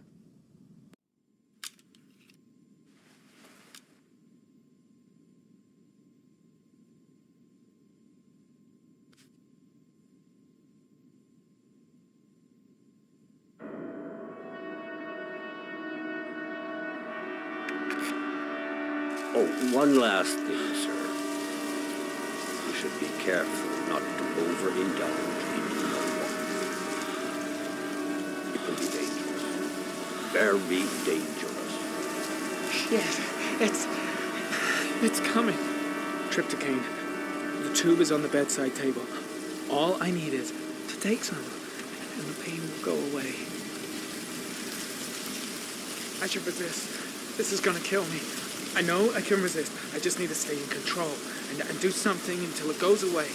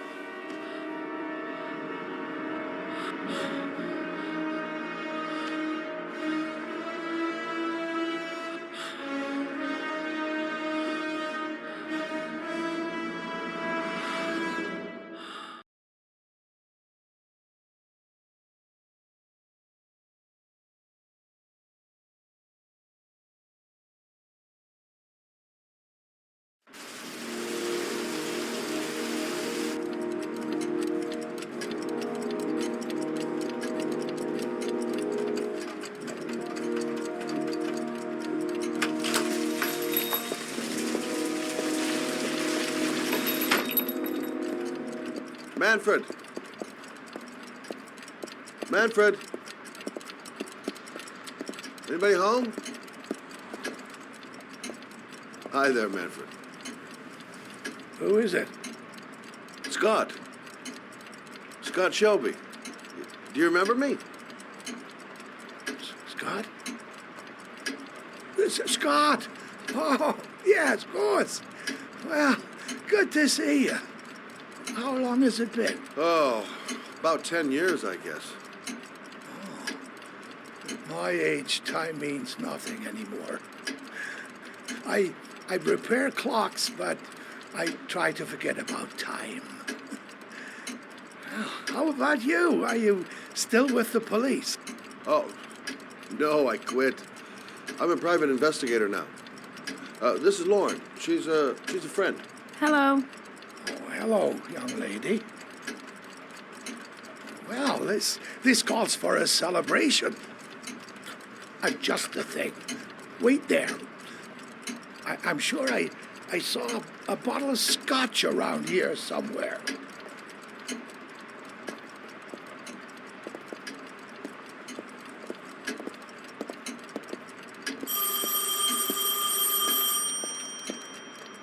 Do an old man a favor, would you, Scott? Tell them to call back this afternoon. Sure, no problem. Hello?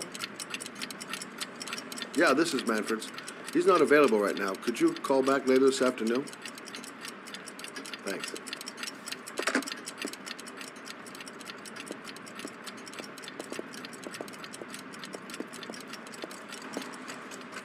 Well, to old friends.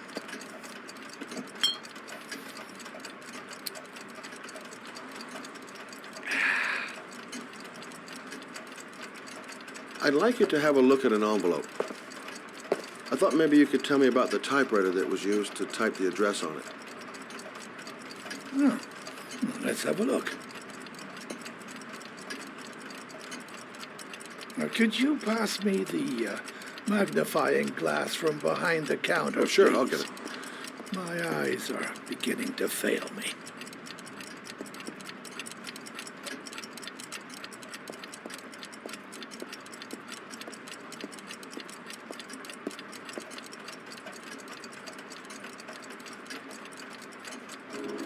Thanks. Well, let's see what this envelope has to say for itself. The Royal 5. Yes, the shape of the T's and the F's is typical of that model.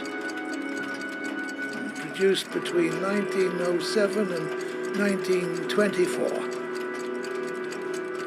Yes. No doubt about it. It's a Royal 5.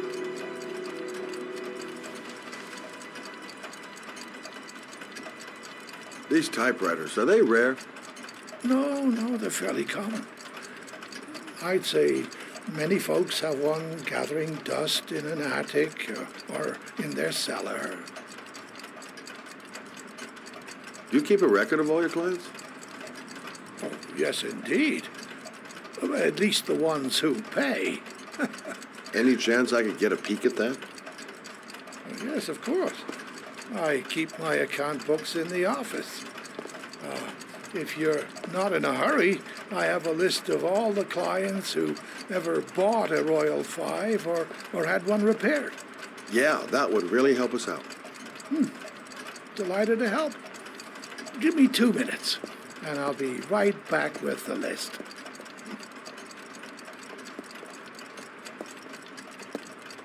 You think the killer's been here? If he has a 1920s typewriter, he may have needed Manfred's services to get it fixed. We'll know when we get the list.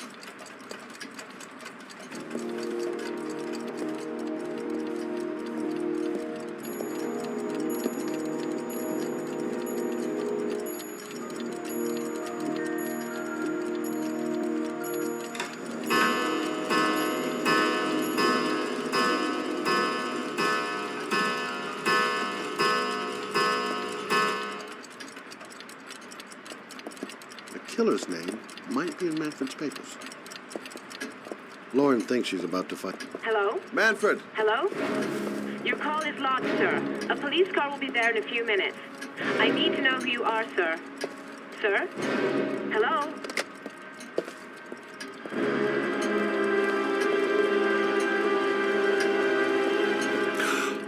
Oh my God. He's dead. Oh, God. Scott? Oh my God. What are you doing? I'm calling the police. The killer has already called the police. I think he wants us to be his scapegoats. We gotta get the hell out of here. What do you mean? We have nothing to do with his death. We were just here when it happened. Look, we're running out of time to find Sean Mars. The last thing we need is 24 hours in a police station explaining this whole thing. Well, so what do we do?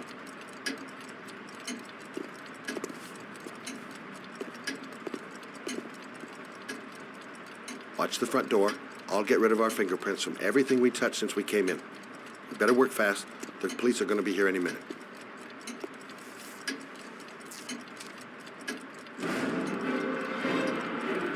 What are you doing, Lord? If someone comes in, we're gonna be in trouble.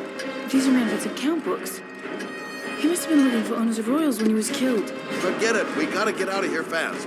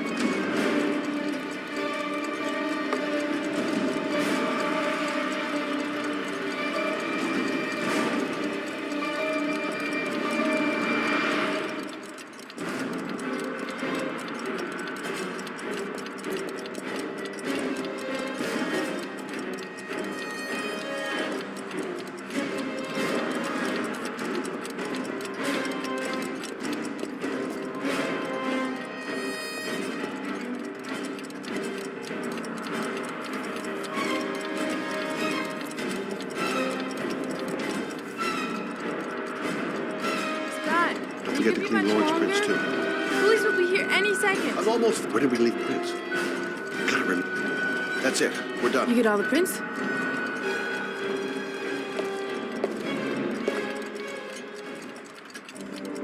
I got what I got. It should be enough to prevent them from finding us. Come on, let's go.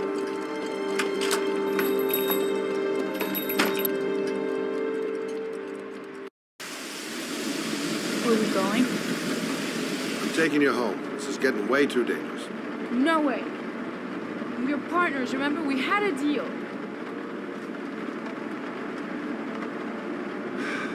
This isn't a game, Lauren. Manfred was murdered because he knew the identity of the killer. He was 10 feet away, for Christ's sake. No. I can't take a chance on the killer getting that close to you again. I'm not a child. I know what I have to do. I want to find my son's killer. You're not going to stop me.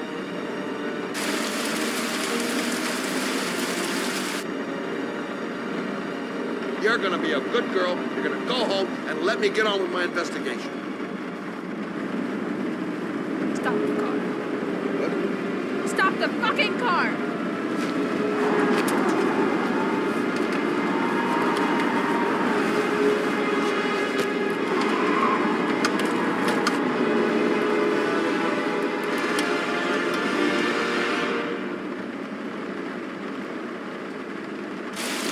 You're not gonna help me find the bastard who killed my Sonny. I'll do it on my own.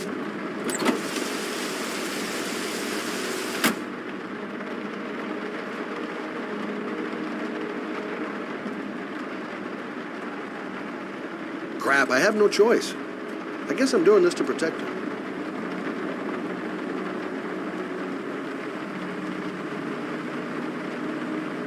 I can't just leave her like that.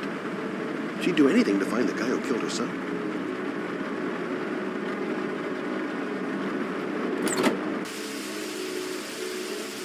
Lauren!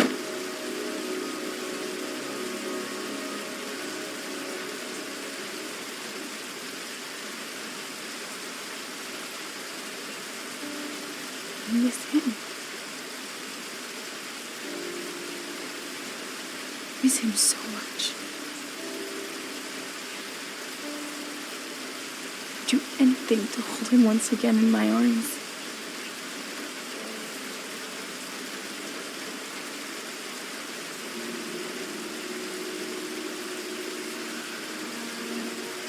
I'm sorry.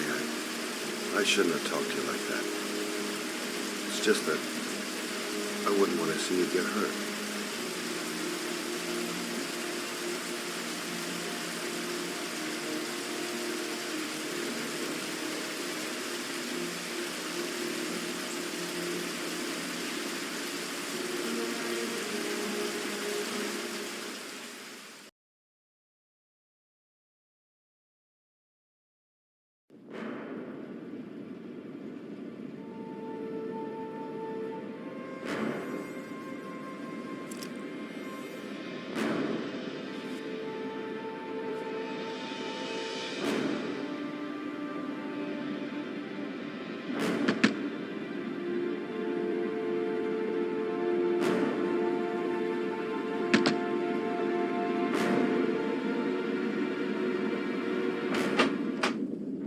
Yeah? What do you want? Oh, fuck it. I said 1,000 times that I don't want any junkies in mine. Hey! Take it easy, man, huh? Keep cool. What do you want? Dope? Money? Tell me what you need. Sure we can make a deal, huh? God! I'm gonna blow your brains out, you son of a bitch! You think you can come into my house and steal my dope? You're gonna be shooting up in hell, motherfucker! Would you stop, fucker? Moving! Nowhere to hide, junkie asshole!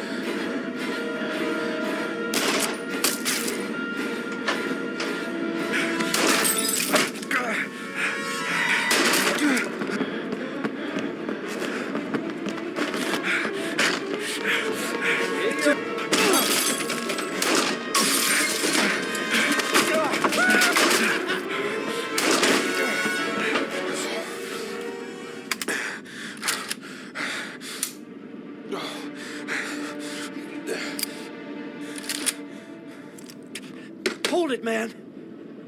I give you whatever you want. Got dope? Got cash? You want some dope? Please. Please don't kill me, man. I got children. These my girls, see? This one's Sarah. And a little one. That's Cindy. Please, man. I want to see them again. Please. Please don't shoot.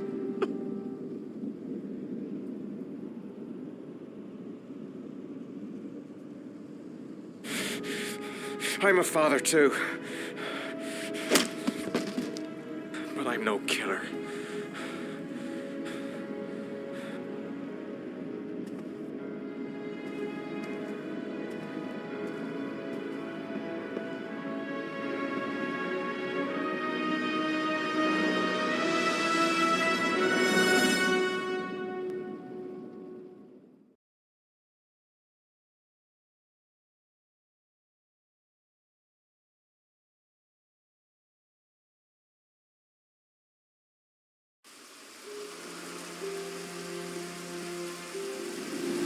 Matt, it's Sam. I got your information.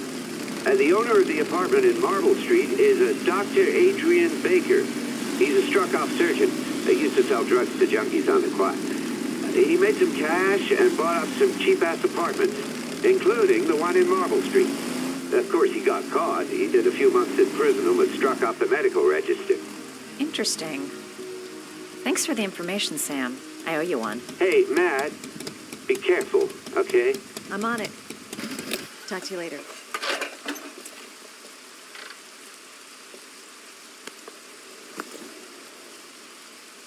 The owner of the apartment where Ethan cut off his finger lives here. It's not much of a lead, but it's all I've got.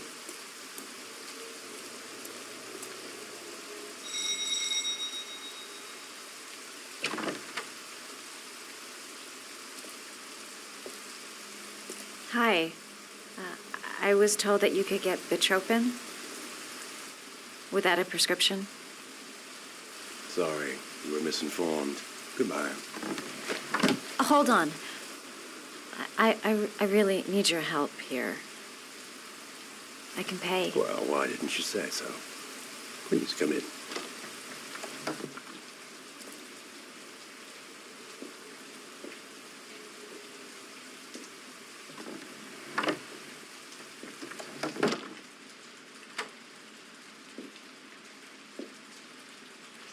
So, you're looking for Bitropin, my dear? Are you having trouble sleeping? How much do you need? I don't know, about 3-4 boxes. Well, no, that shouldn't be a problem. Would you like a drink? I was just about to have one. No, thanks. Well, alcohol helps take the edge off the pills, don't you think? Anyway, we should drink a toast to our first deal.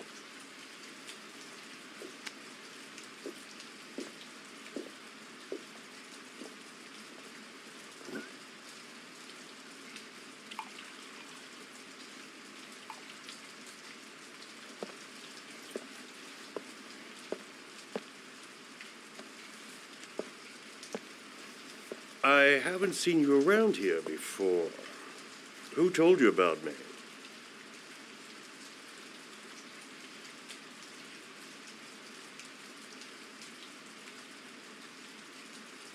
I can't remember. My brain's fried with all these pills. Can't tell day from night half the time.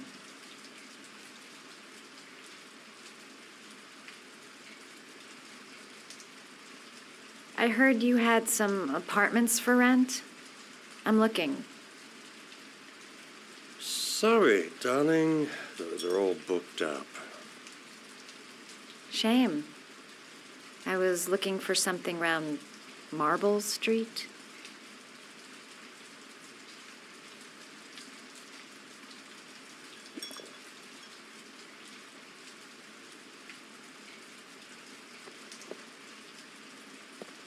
You're not drinking? I'm not really thirsty.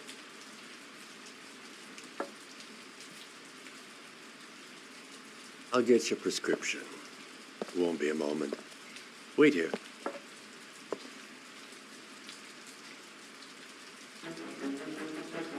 The guy gives me the creeps.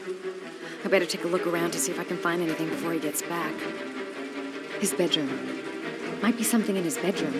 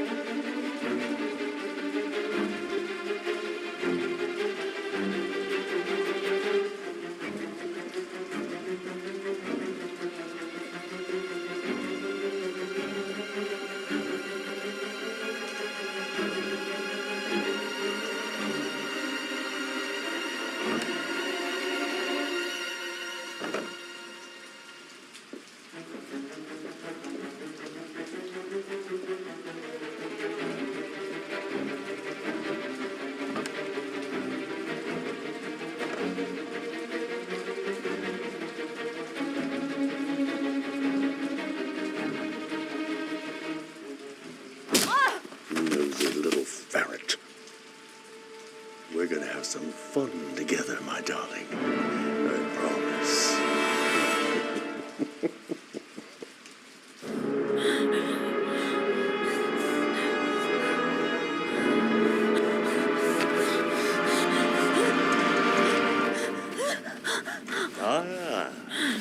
Say hello to Matthew.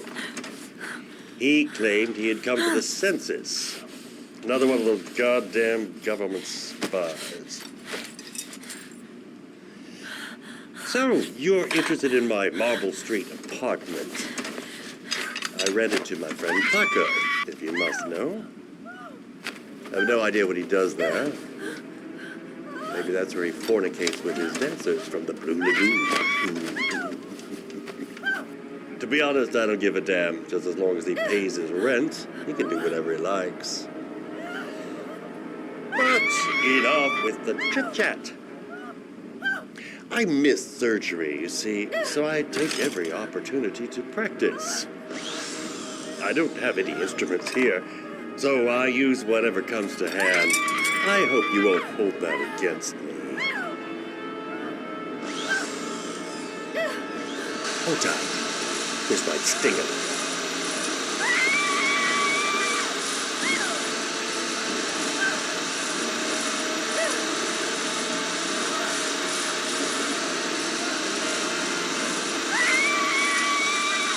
Have you ever noticed, as soon as you start to do a little housework, someone always comes calling? I'll get rid of our visitor and be right back. Don't move. I won't be long.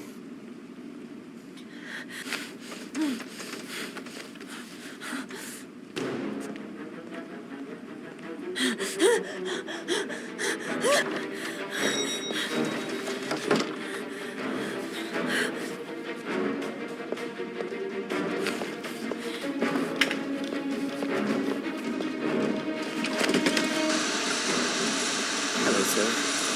I come to bring you the word of the Lord in the form of these magnificent Bibles, which I will gladly leave with you in return for a contribution of only $5.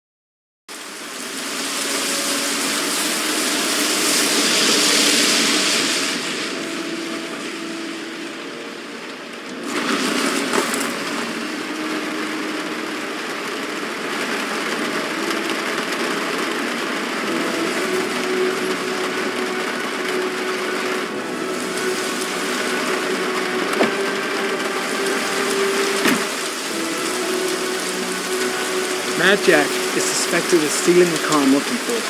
Might be worth asking him a few questions. Goddamn rain. Soaking wet. Feeling sick. Can you stop that thing?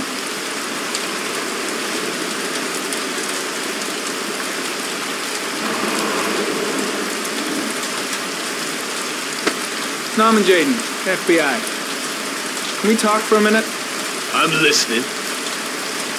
Can we go inside? Blake wasn't in the office when I left.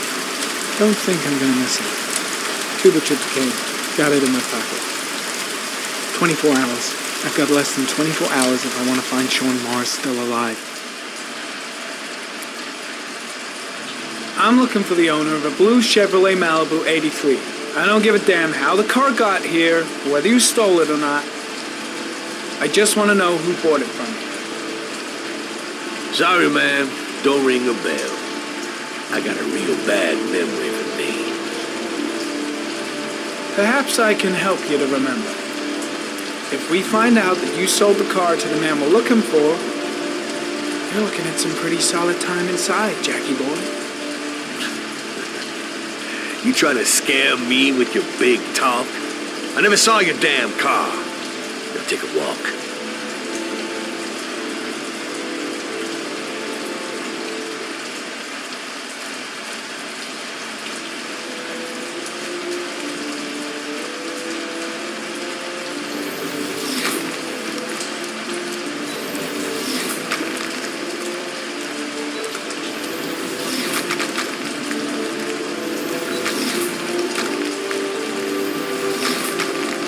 Harry, come in. Traces of orchid pollen in the air inside the garage.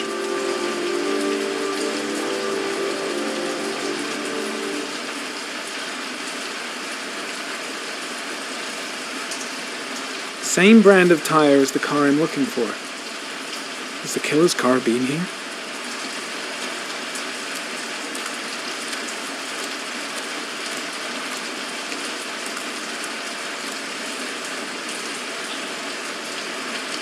Blood. Now why is there blood here?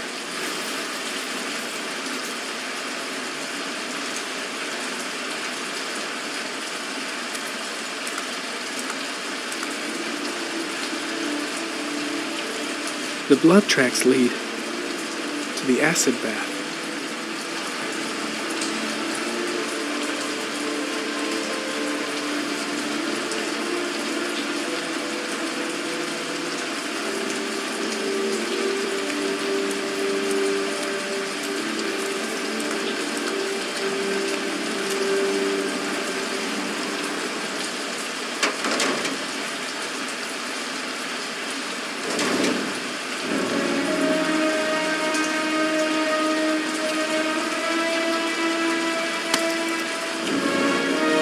One of your cop buddies asking too many questions. I had to solder up his little mouth. Hands on your head, pig. I ain't got time to be playing around with you. Let's just get you out of sight and finish you off.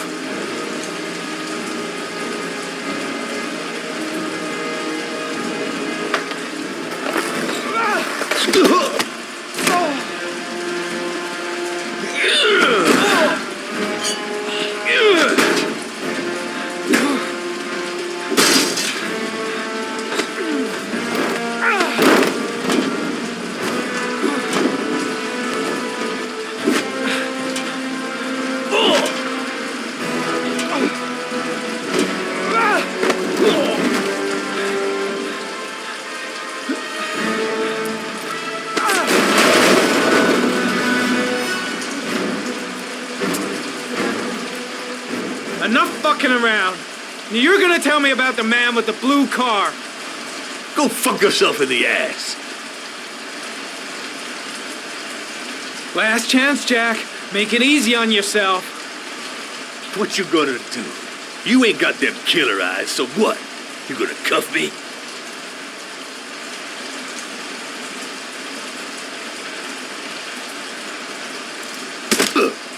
Broke my fucking nose, pig! Next, I'm gonna blow a hole in your face. Spill! All of it. You won't scare me, Mr. CSI. You ain't got it in you. Damn! You out of your motherfucking mind, man? Oh, shit, Jack. Ain't nothing to it. Just a little bit of self-defense. Page 1 of the police manual. Kill or be killed. Whoa, whoa, whoa. Stop. Enough. I'm starting to remember some things. You be cool. I'll tell you the tale. No, I don't know nothing about the guy. He wanted me to get rid of his dirty car. Get him a new one with false plates. He paid cash, and I ain't the questioning kind. Said I was supposed to drop the word to a guy named Paco down at the Blue Lagoon when the car was done. Now, that's all I know. We'll continue this discussion down at the station. You're under arrest. You have the right to remain silent. Anything... Shit, not now. Anything you say can and will be... Hey, you look like you got a problem, man.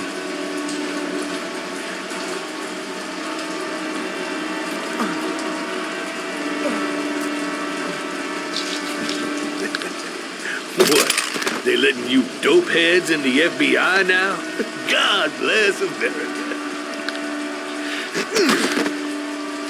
Now, I'm going to give you a little help with your drug problem, Mr. 5-0. Permanently.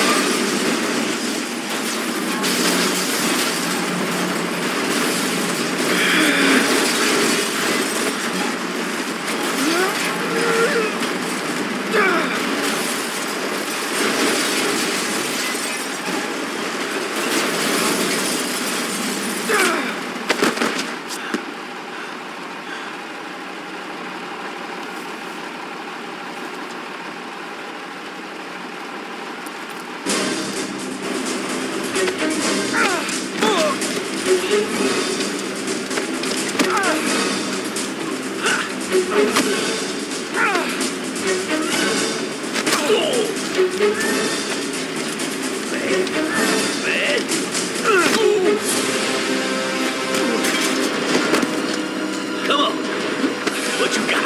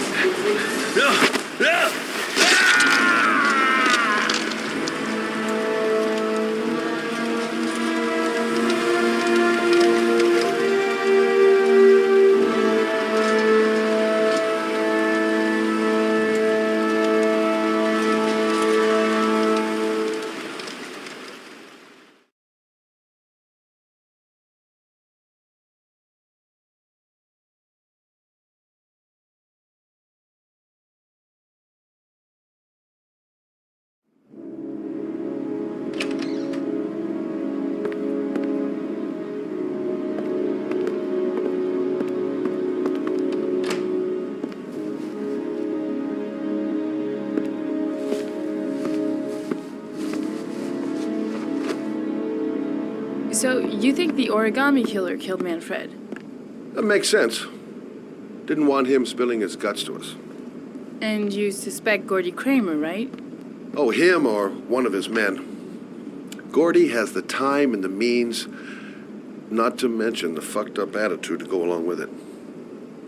He's only a suspect, but he's a pretty guilty looking one. Are these your files on the case? Yeah, I've been working on him for a couple of years. I built up a mountain of paperwork. Magazines about origami? You think the killer could have subscribed to one of those? If he was even remotely interested in origami in the last 30 years, his name may be in there somewhere. Trouble is, there's over 500 names. That gets us squat. I'm starving. Do you have anything to eat? Well, I'm no chef, but I should be able to make some scrambled eggs if you like. Great. I'm soaking wet. I need to warm up a little. Is it okay if I take a shower? Be my guest.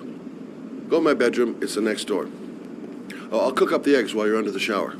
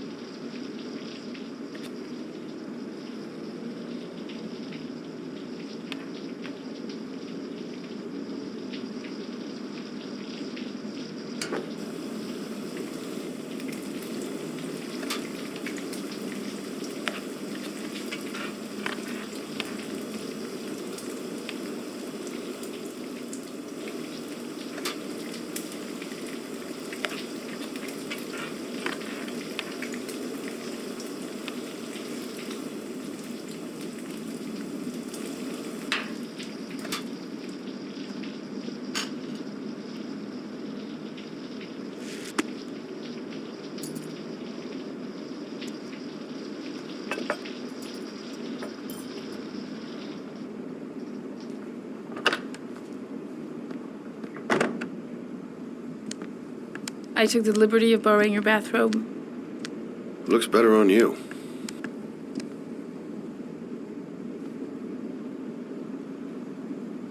I don't really like raw eggs. Maybe I should have told you. I'm sorry. I told you, I'm not a great chef. It's okay.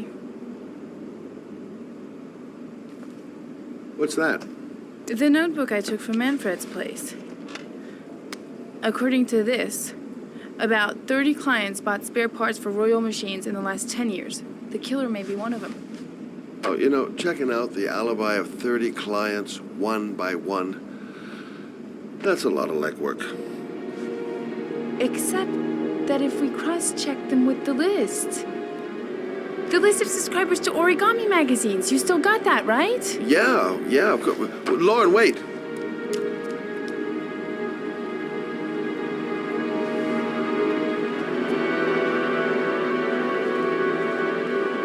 If the killer really used a Royal typewriter and if he subscribed to an origami magazine, his name should be on both lists. Well, Lauren, I mean, that's just an assumption, but yeah, I suppose. His name is here somewhere. Help me. We're gonna find him.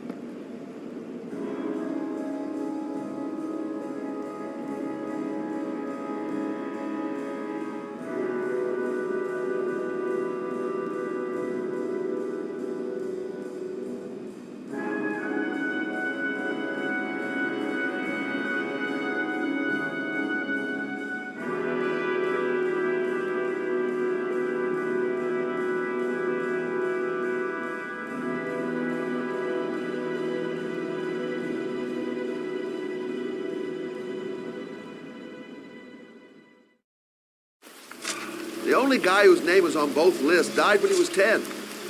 What are you going to do now? Dig up his coffin, make sure he's dead? I know it doesn't make any sense. Unless the killer was only using his name. But why use the name of a kid who died 30 years ago?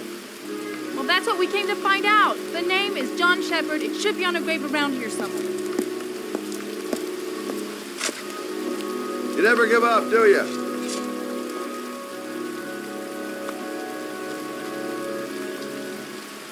She's convinced she's onto something. And here's me, thinking we're wasting our friggin' time in this friggin' cemetery.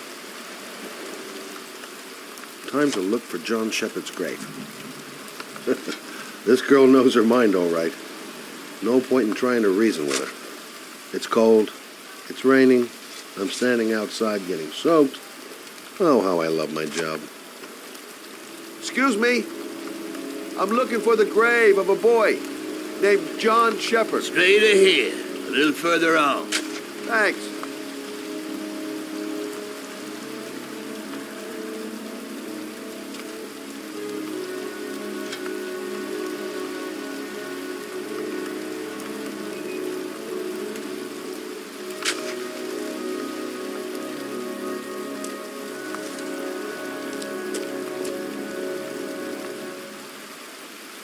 Hey, Scott, where are you going?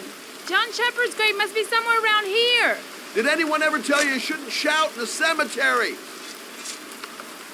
Take it easy. The dead don't mind.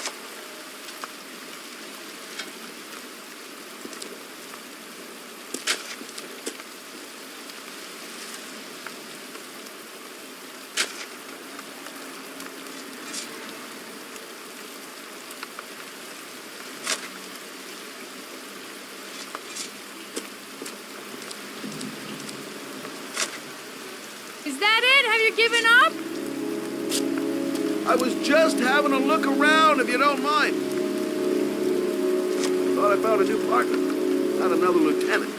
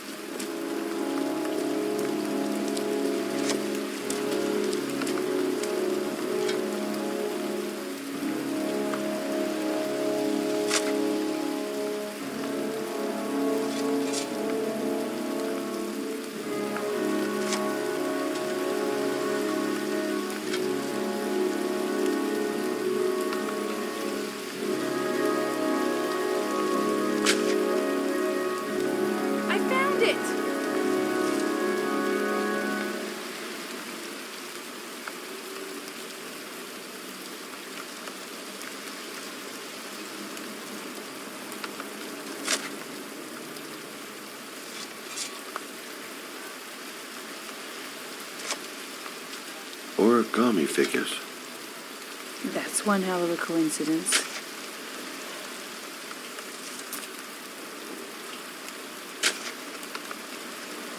These flowers are fresh. Looks like someone's still tending the grave. Oh, youngin'. That one I knew well. You knew John Shepard?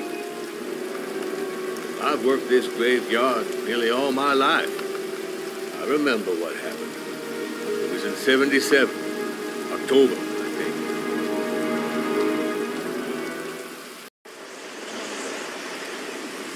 You good-for-nothing hoodlums, get the hell out of here! God, beat it, you lousy no-good brats!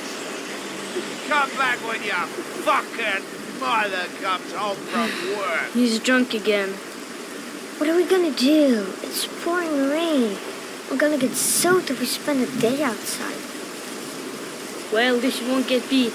Little rain never hurt nobody. Come on, let's go play. Bitch can't catch me! Mom won't be back from work till later. She wouldn't let him treat us like this. John's right. We can't just stand here all day. Might as well go and play. Being out in the rain is nothing compared to being in when he's like that. John is waiting to give me a boost. I better catch up.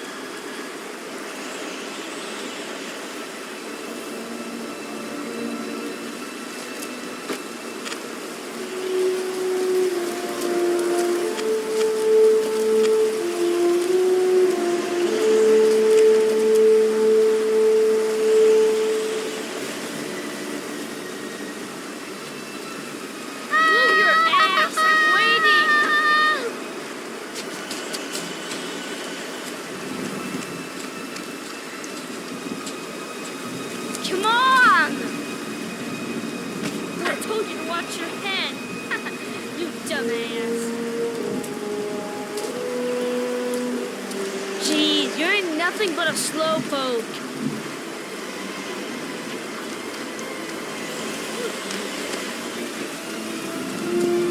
Bitch can't do that.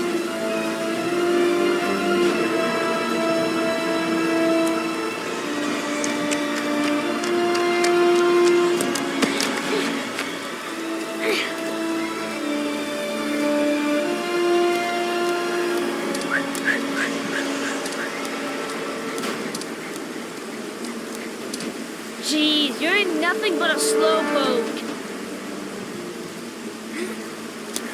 Come on, loser.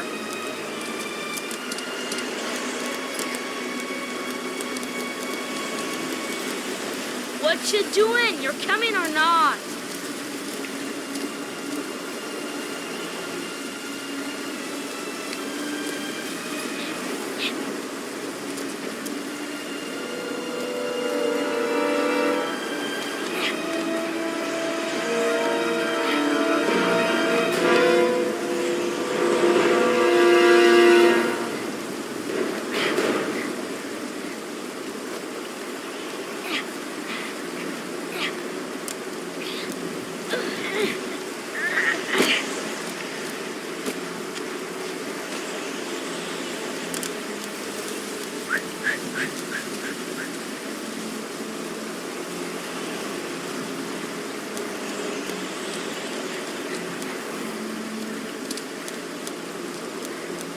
Yippee-ki-yay!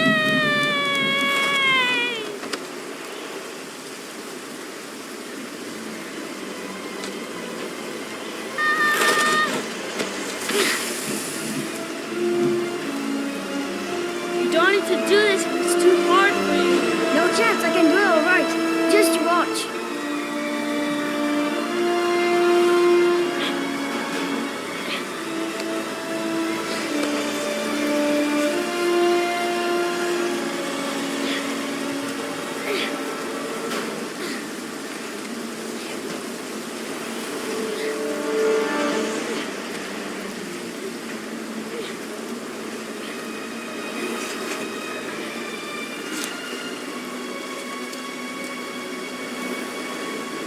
John, wait for me! Get a move on!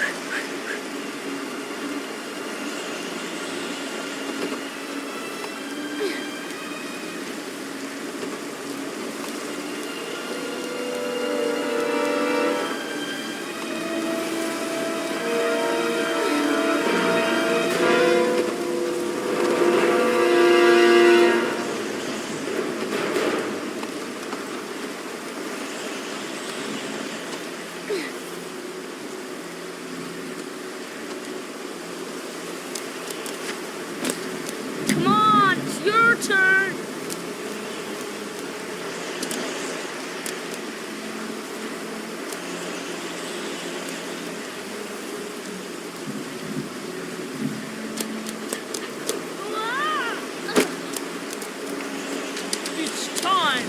Jump up jet!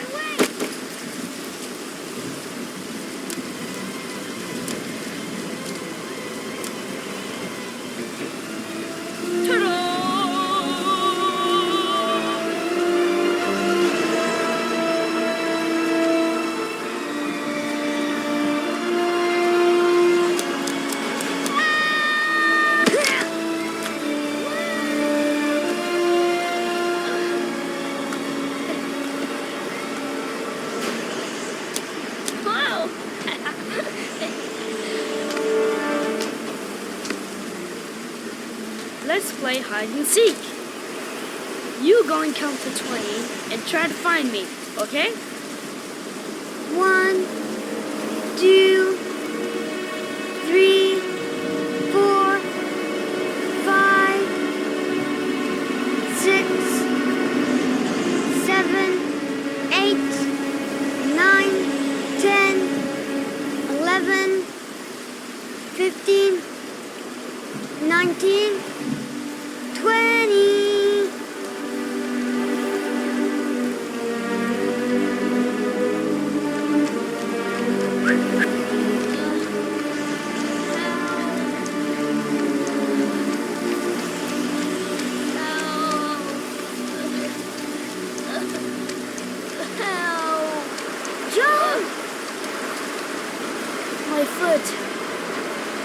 My foot is stuck.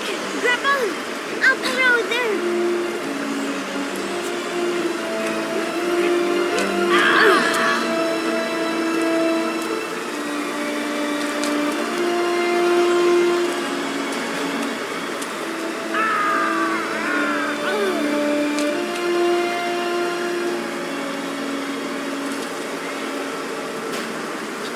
Crap!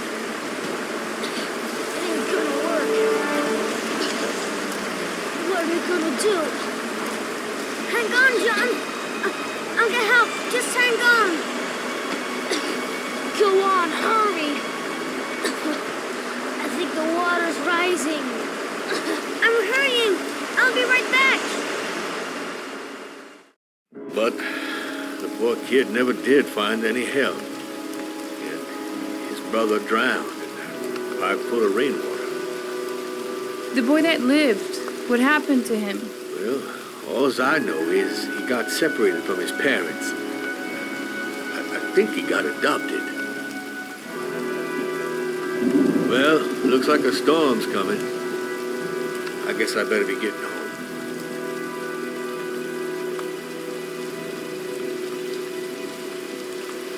Christ, what a horrible story.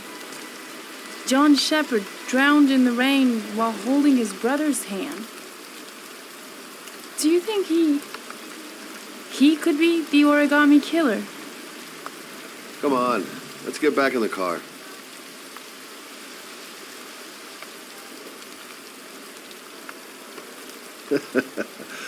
There she goes again, surprising me. I don't usually like surprises. The kid died 30 years ago. Who's still tending the grave after all these years? There's nothing else for us here. Let's go. There's nothing else for us here.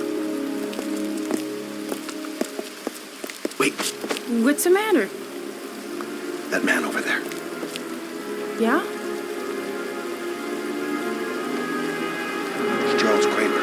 Gordy's father? What's he doing here?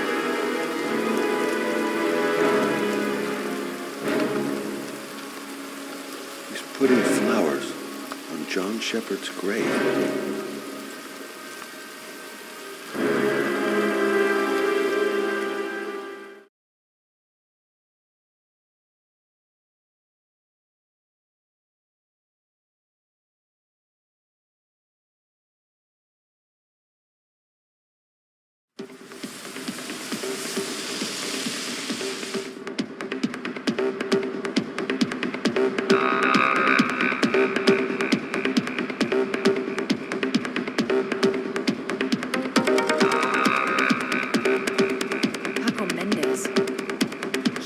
Rented the Doc's apartment on Marble Street. Better be careful.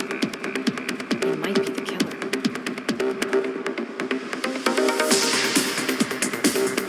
Everything's gonna be alright. Find the guy, I ask a few questions, and then I get the hell out. Bartender. I know where I can find Paco.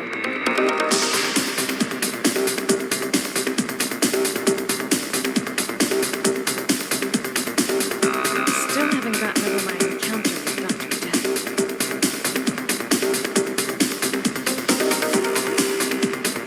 Bartender. I know where I can find Paco.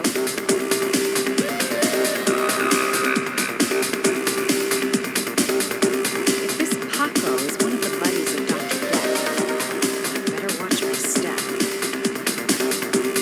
I've nothing against techno, trance, whatever music, but this stuff is really loud.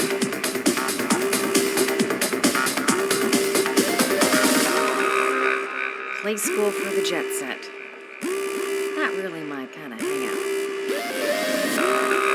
Paco Mendez, the guy the doc lent his apartment to. Not the kind of guy you take home to mom anytime soon. I'm gonna ask him a few questions.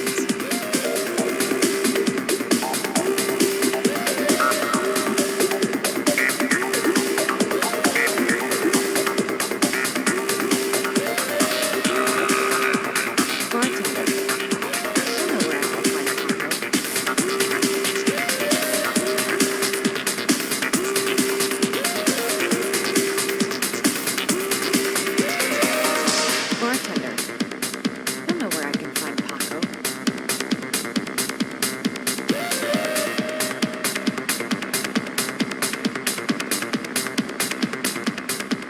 I'm looking for Paco. Paco Mendez? What? Paco Mendez. Do you know him? I should. He's the boss. He's over there in the VIP lounge. Okay. Thanks. A section reserved for select guests. Shouldn't be too hard to find. The bartender says Paco's in the VIP lounge.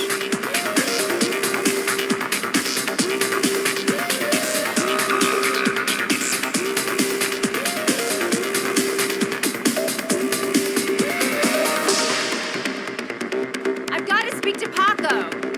That's not possible. Mr. Mendez has asked not to be disturbed.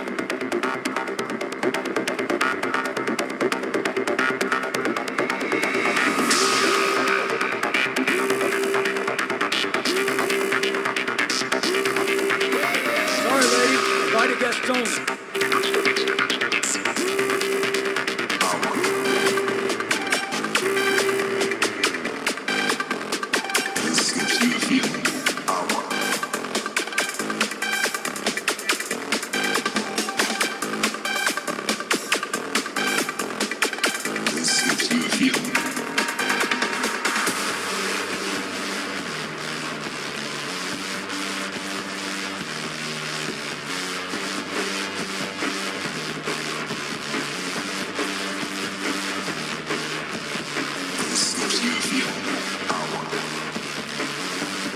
Paco's pet goon is Paco seems to like his girls sexy. Sexy in a kind of dumb way.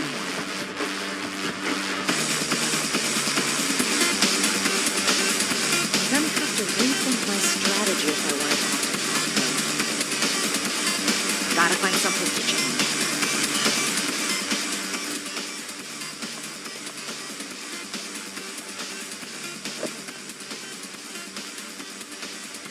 Time to play the sexy girl.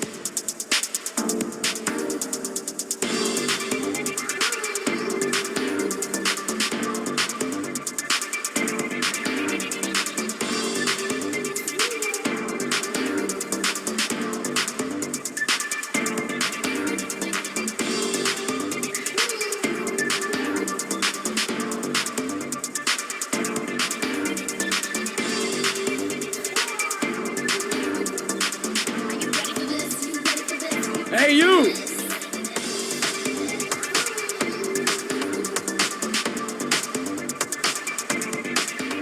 It's your lucky day, sweetheart. The boss wants to invite you to his table. Hey, thanks for accepting my little invitation. You know her out here, honey? I think I would have noticed you before. My name's Paco. Are you? Madison. I'm Madison. Ah, I like the way you move, Marisa. You're making me all hot under the collar.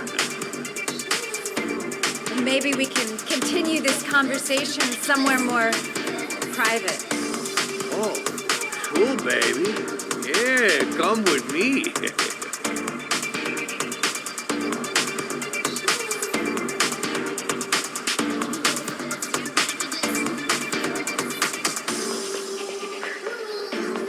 Everything is gonna be all right.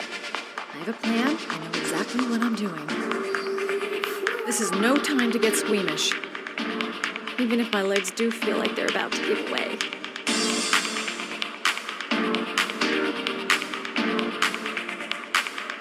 This guy is truly revolting.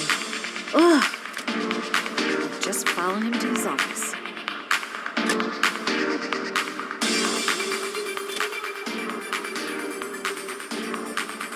Just follow him to his office. I go in, I make him talk to the gun, and I get out of there before I get into big trouble. Everything's gonna be all right. Everything is going to be all right. So, welcome to my little kingdom.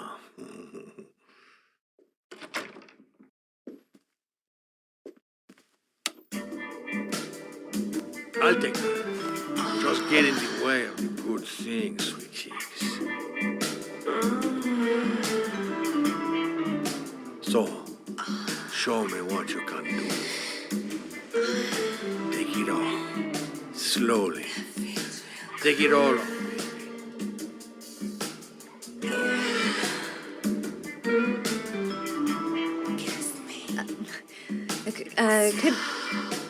Could I have a drink? You know, just a little drink to break the ice. We already broke the ice. Let's get wet. Come on. Do your thing, girl.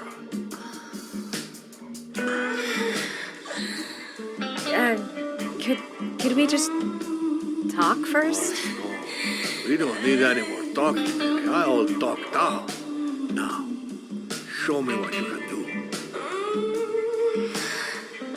I'm sorry. I think there's been a little misunderstanding. Look, I'll just go. No harm done. Another time. I think it is you who have misunderstood. I'm tired of wasting my time. It's now or never, baby. And I never take never for an answer.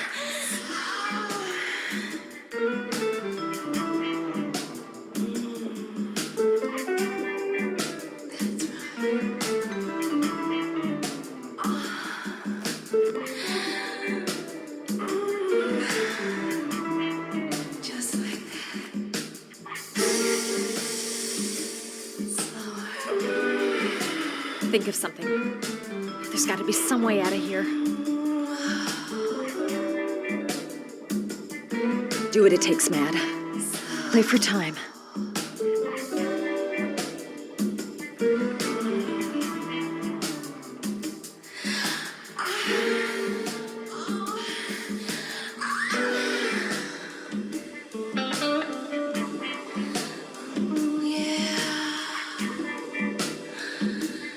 I'll puke if he so much as touches me.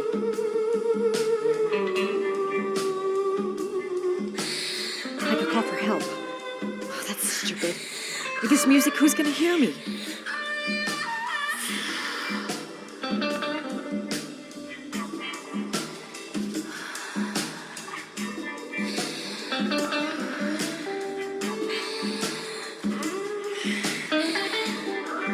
The lamp. If only I could find some way to grab it. Oh, I know!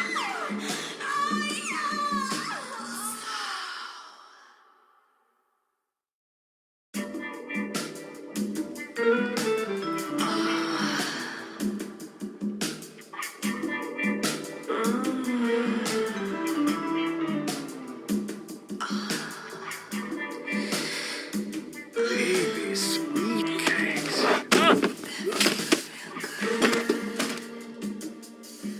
That's what I call kicking butt. You go, girl.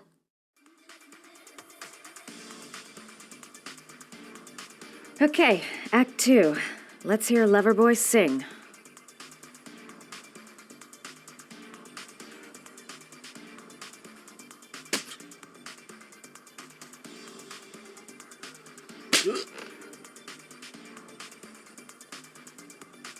Ah!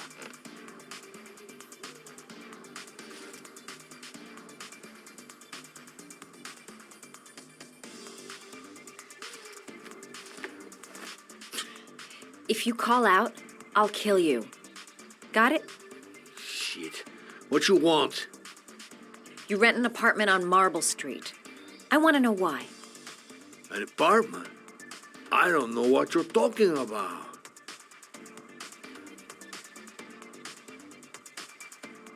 Ugh! You fucking bitch! I'm gonna kill you!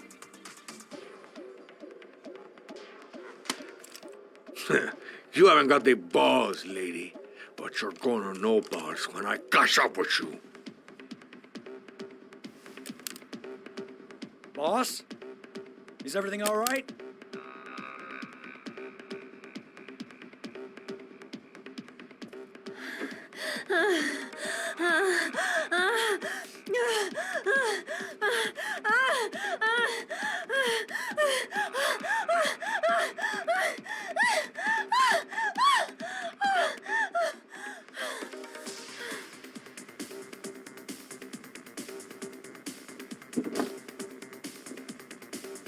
If you value those prize balls of yours, Paco, then it's time for you to talk. Oh! Ah! What you doing? Stop it! Stop it! I'm only getting started. How about some more? I never set foot in that apartment. I gave the keys to some guy. He said he needed a place. He had money. What was that guy's name? I don't know his name. I swear. Ah! Ah! Ah! Shepard. His name is John Shepard. That's all I know. I swear it. Ugh.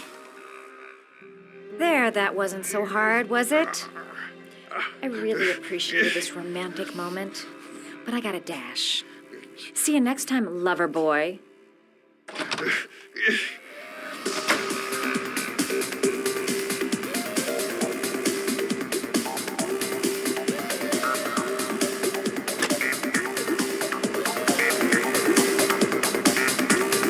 to get out of here. How about that? You didn't do too badly now. Preachy girl. Next time he'll think twice before he takes a cute chick up to his office. Well, that was a pretty good way of getting a guy to spill his guts. The name he gave me, John Shepard. Could that be the name of the killer? Guess I'll soon find out.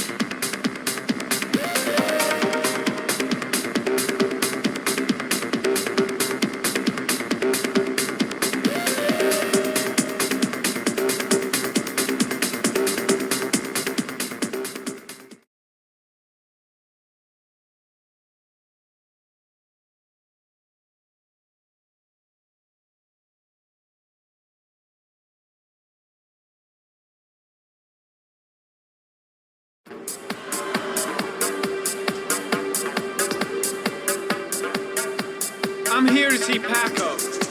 Paco? There ain't no Paco here, fella. Get lost. Are you absolutely certain? He's in his office. Take the stairs over there.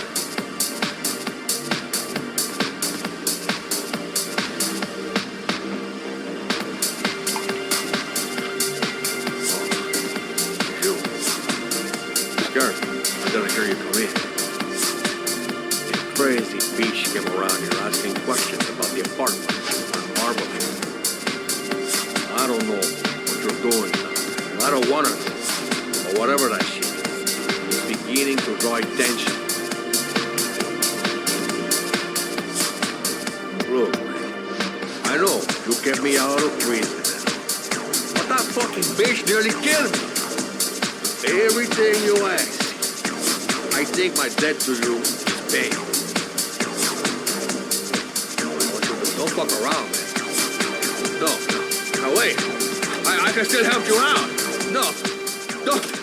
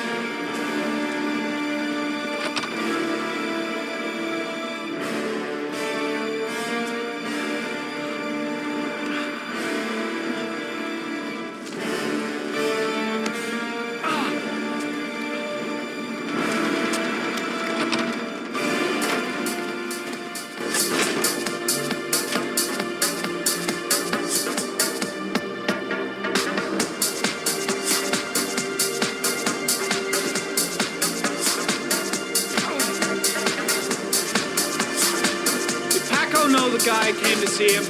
Sorry, I don't speak cop.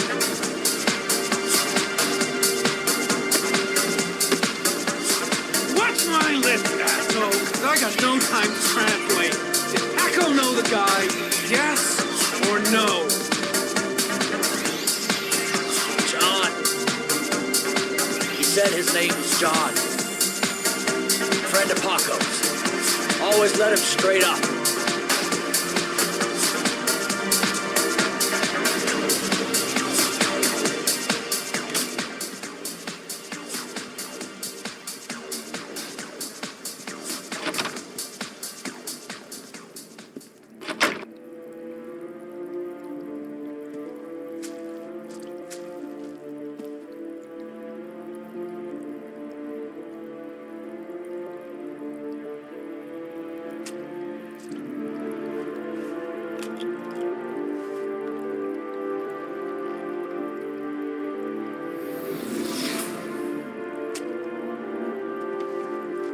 His coat pocket.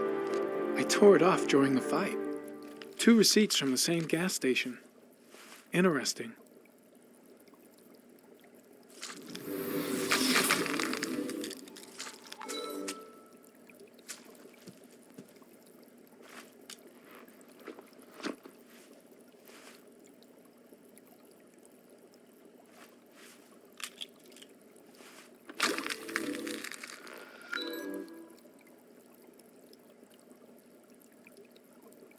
Paco Mendez was no saint. His rap sheet reads like the telephone book.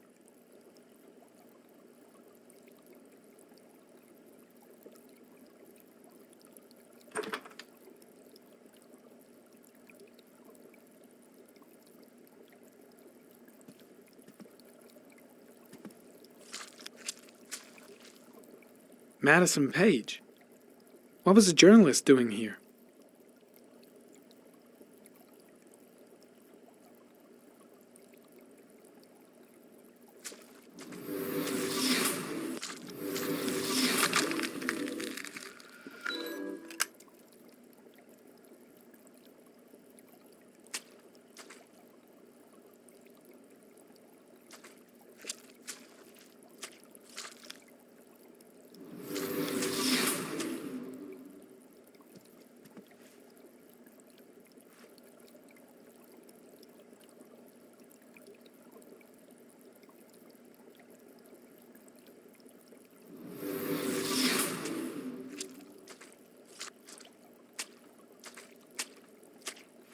Orchid pheromones. The fucking origami killer.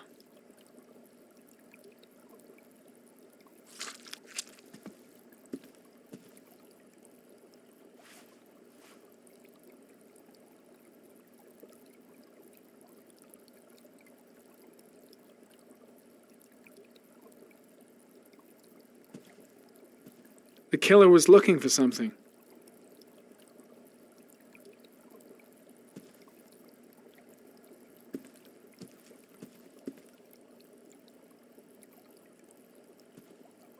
.45 caliber semi-automatic.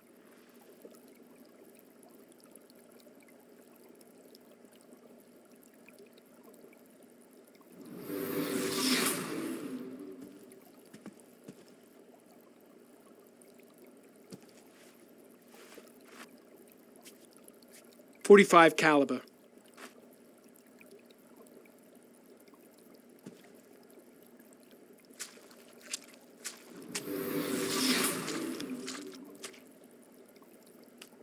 Madison Page? She may be a witness.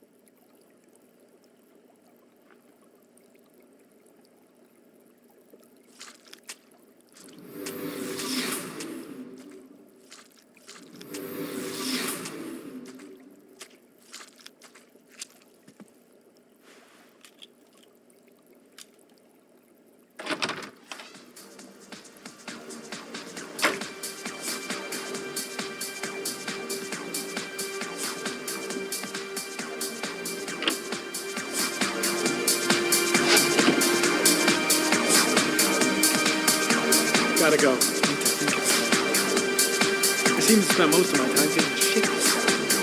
Shit. Looks like a dead end. Road to nowhere. Got the shakes. Oh, it's flats. Get back to the hotel fast. The suspect dead. Someone tries to kill me. On the right track, do you think? Paco knew the killer. That's why he was killed.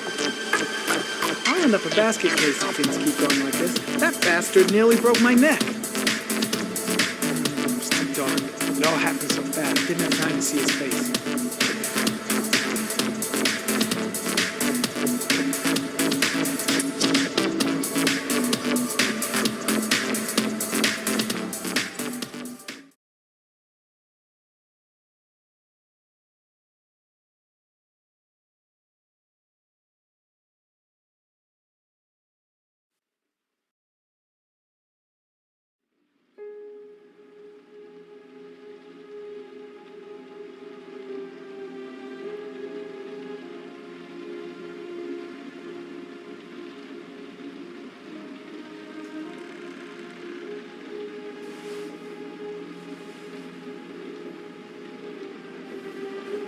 Ethan, are you all right? I couldn't do it. I was supposed to kill him to save Sean. And I couldn't do it. You're not the origami killer, Ethan. You're not responsible for those murders. I can prove it. That changes nothing. Saving Sean is all that matters now.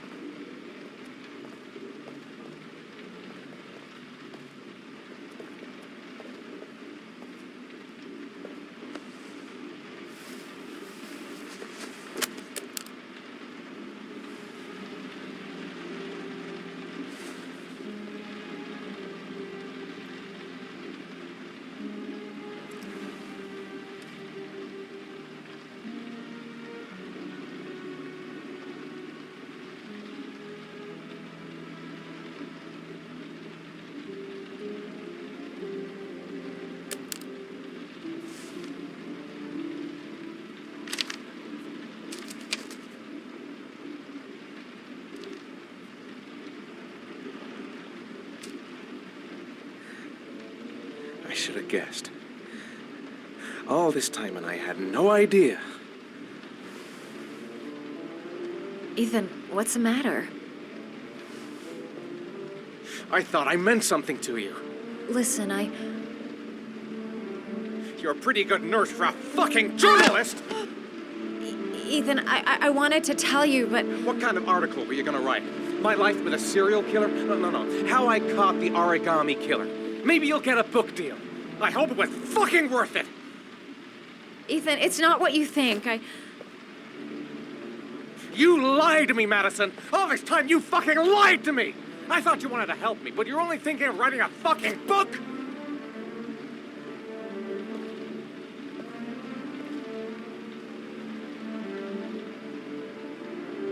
It's true. I'm a journalist. And I knew that you were the father of the boy who had disappeared, and I wanted to cover the story. But then I saw what you were going through to save your son. And I understood how much you love him. I wanted to tell you the truth, but I couldn't. I was afraid that you may not believe me. I was afraid that you'd ask me to go. All I want is for you to find your son alive. And when it's all over, I want to be with you.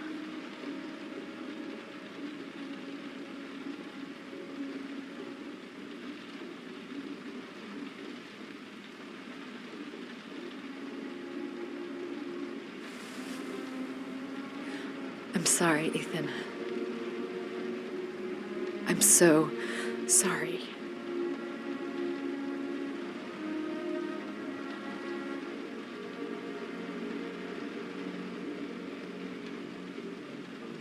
You're leaving, aren't you?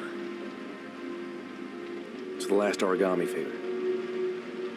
The last letters, then I'll know where Sean is.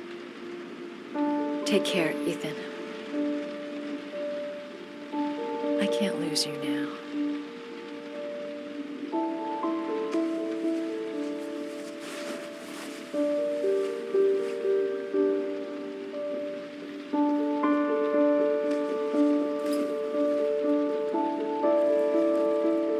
I'm gonna go find something to eat.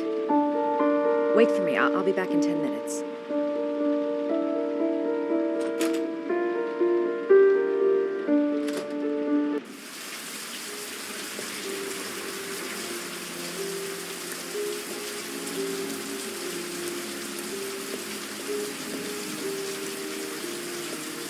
Now we gotta find his son. And I think I know where to start looking. I was so afraid he wouldn't believe me. Wrong move, idiot. I should have admitted everything earlier.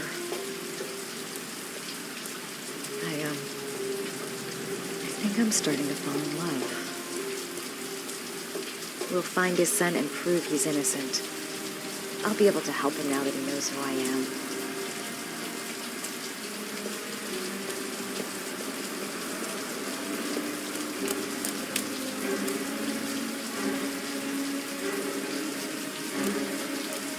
Cops. They're looking for Ethan. It looks like a raid.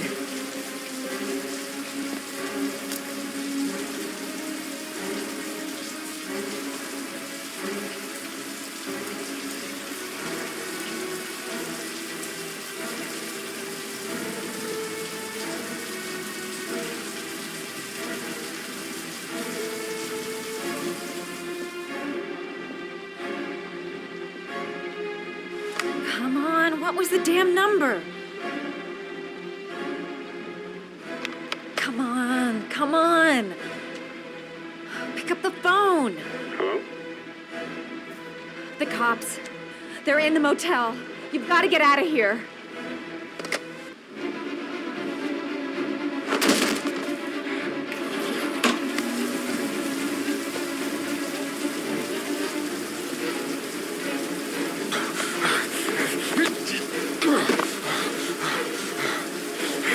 On the move! Get him! He's making a run for it! He's on the balcony!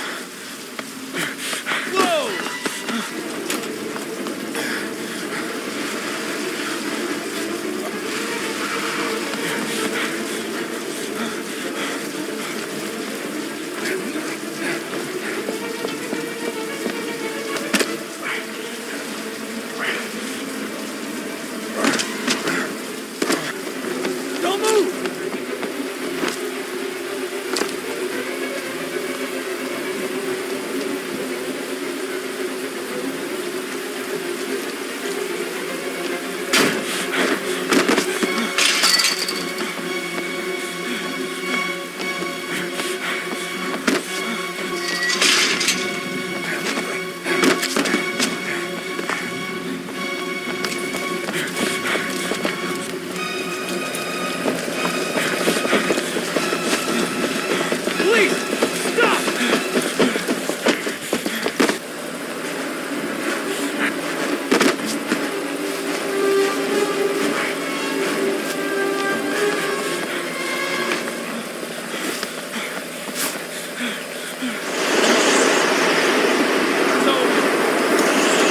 On your knees, hands behind your head.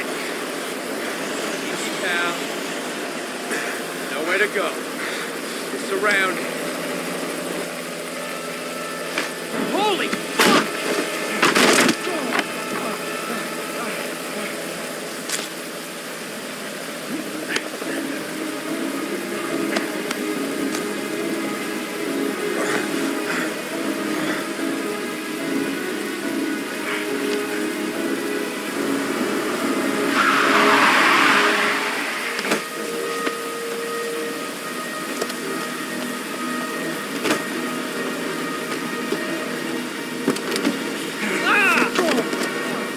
Hey, what's the matter with you?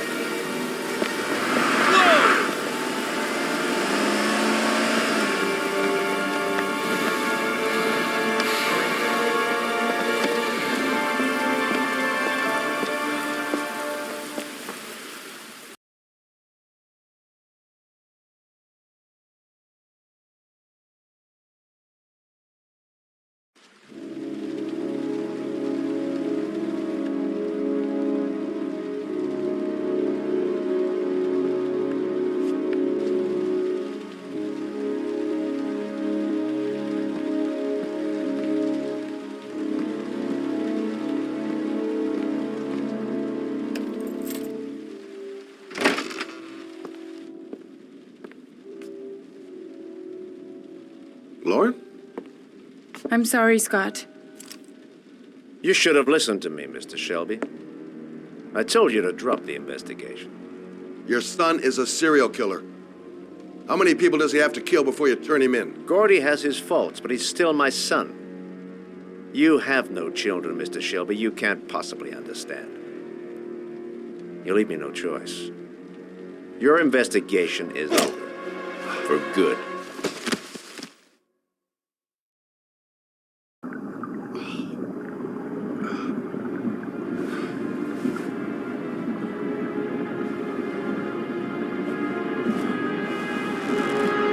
Lauren!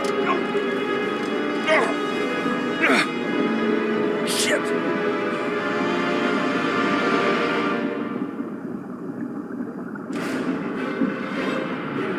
Lauren! Lauren, wake up!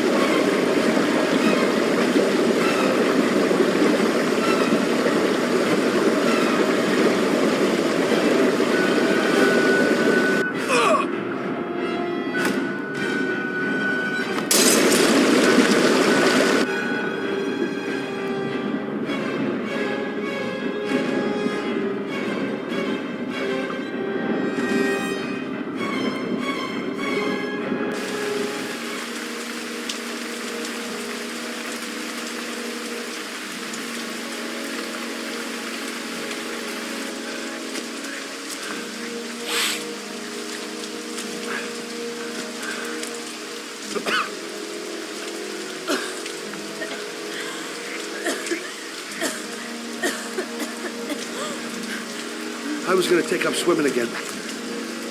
This isn't exactly what I had in mind. You got a car back at your place? Mine's obviously pretty fucked up. Yeah, sure. What are you gonna do? I'm gonna go settle a few scores. Come on, I'll take you home. Oh, lock your doors and windows and don't let anybody in but me. Okay? Be careful, Scott. I don't want to lose you.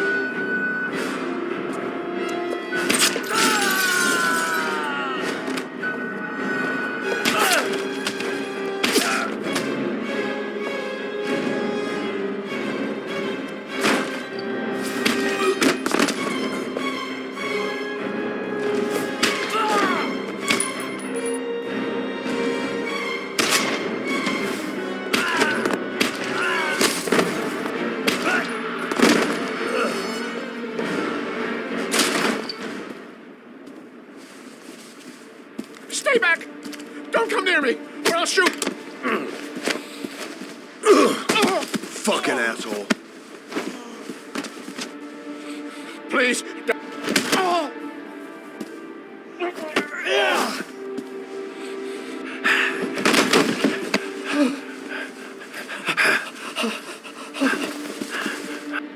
Your idiot son killed all those kids, didn't he? He's the origami killer. No! No! He's innocent! He's not a killer! Not a killer!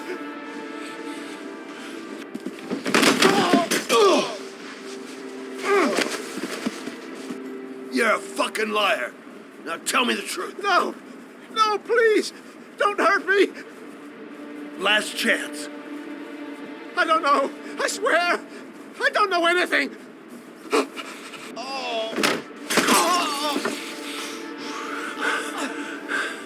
Stop! Stop! I beg you. I'll tell you. I'll tell you everything.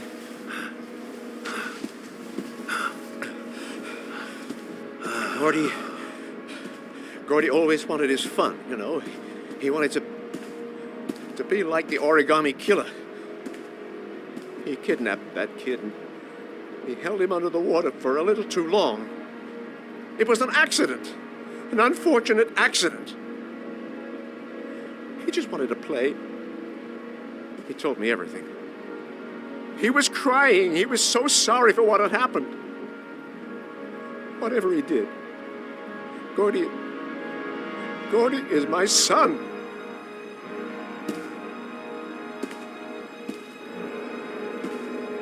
No one will miss him. What? That boy, Gordy killed. No one will miss him. You're street trash, like so many others. Oh, you disgusting pile of shit.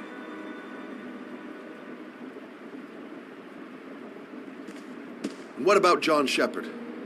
Why did you put flowers on his grave? I own the construction site where he died. I never forgot. I've been putting flowers on his grave for 30 years. John had a twin brother. What happened to him? I don't know. He was adopted, I think. His mother should know. Her name is Anne. Anne Shepard.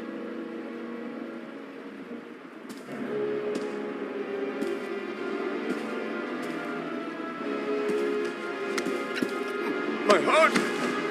My heart! Quickly! I need my pills. In that drawer. There.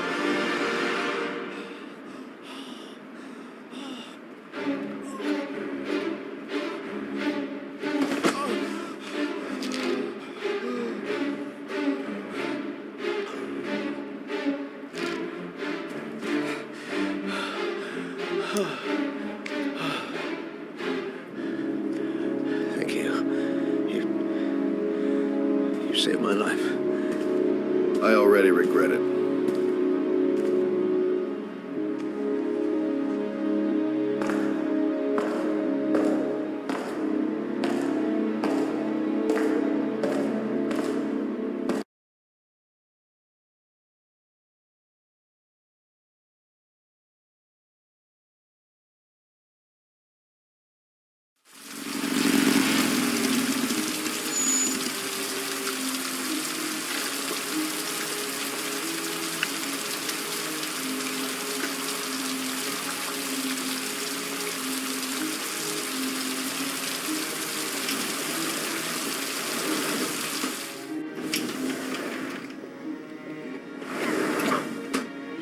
Hello, I'm looking for Anne Shepard's room. Please sign the visitor's book. Are you a member of the family? Yeah, you could say that. Oh, she'll be pleased to have a visitor.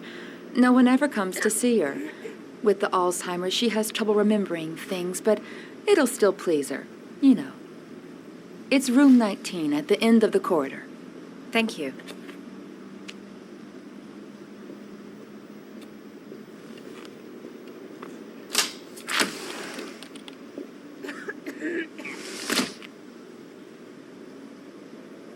Only a few hours left before Sean Mars dies. Hope I'm not wasting my time.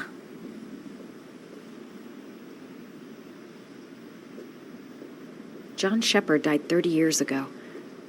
Hope his mother has all the answers to this puzzle. Room 19. Where is that?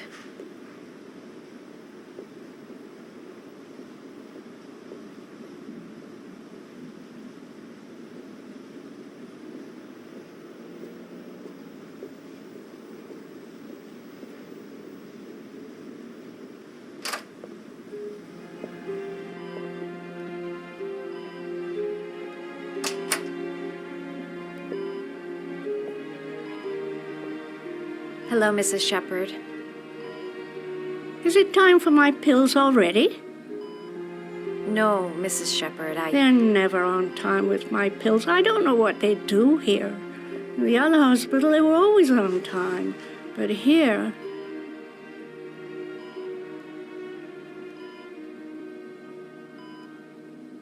My name is Madison Page. I'm a journalist. I'd like to ask you some questions about your son. I don't like this hospital. The food isn't very good, you know.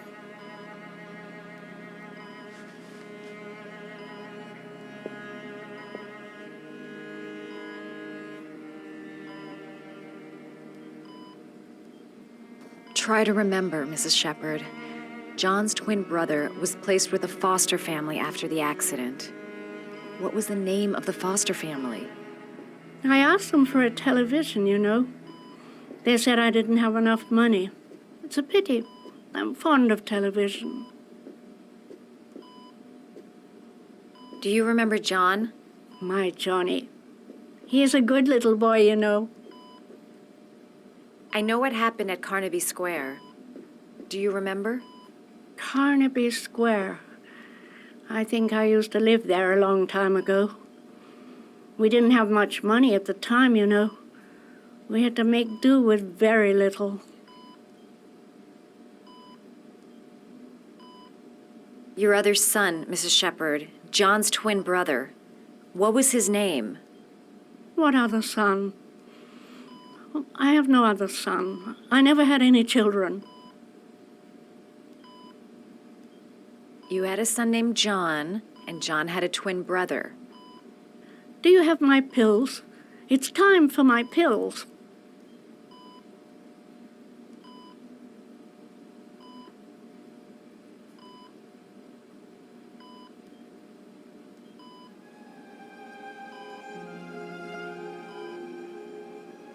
All right, no point in wasting my time. I won't learn anything more by staying here.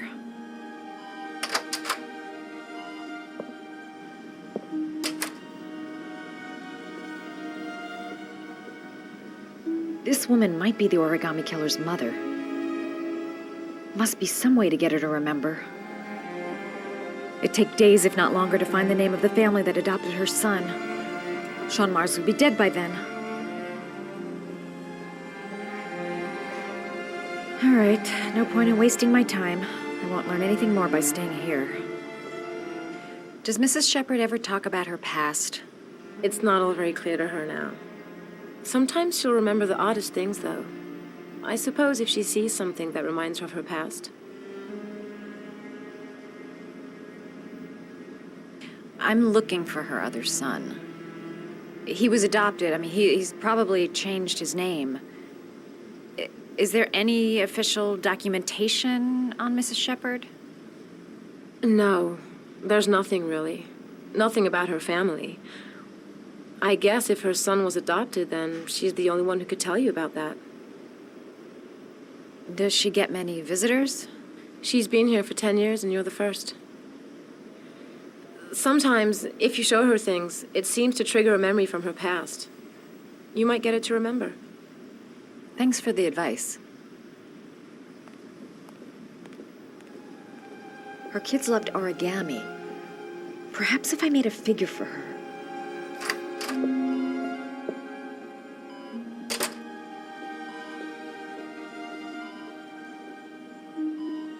What a lovely orchid. My sons loved orchids. We used to grow them in the back. When John died, I laid orchids on his grave.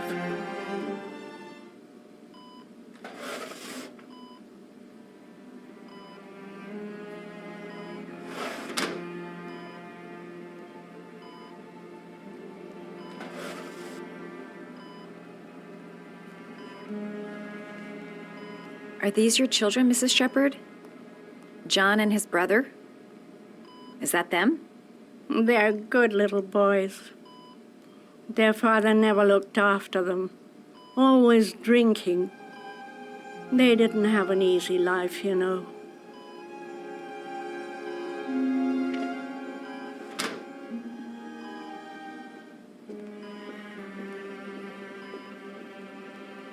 Did you make these origami figures? My little paper animals. They played with them for hours. I showed my boys how to make them, you know. Yes, your boys, Mrs. Shepherd. John and... what was your other son's name again? My other son? I only had one son, my little Johnny.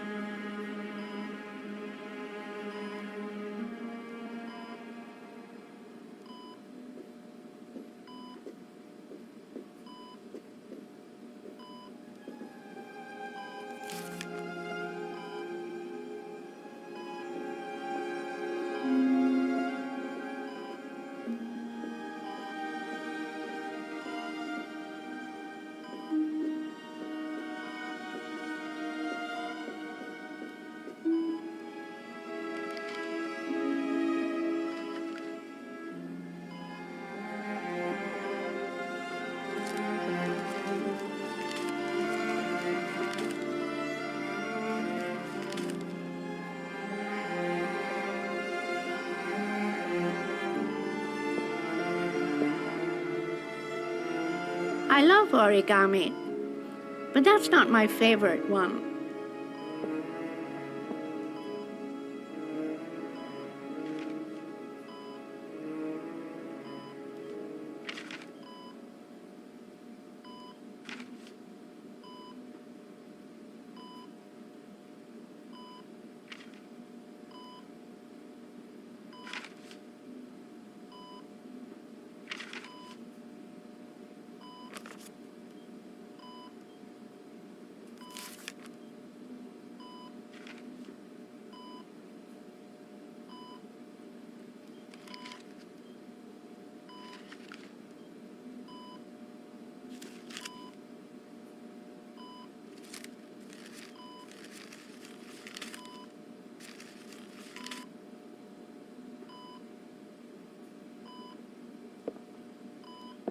I love origami, but that's not my favorite one.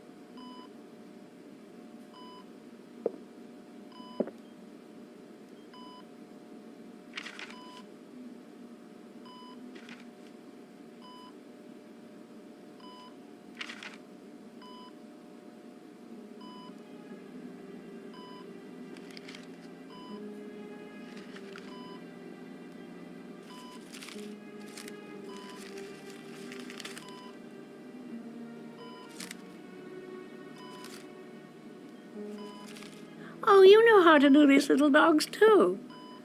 My children loved origami. I taught them how to do it. John loved the little dogs. He always wanted to call them Max. Max, Max, Max? All dogs with the same name. I was wasting my time telling him they couldn't all have the same name. But he always wanted his paper dogs Max. It's funny, isn't it? I cried when they told me. I'd already lost one of my children, and now they were taking away another one, you understand. The foster family, Mrs. Shepherd. What was the name of the foster family that adopted John's brother? They were really very nice people. I met them, you know. In the beginning, I used to go and see my little boy.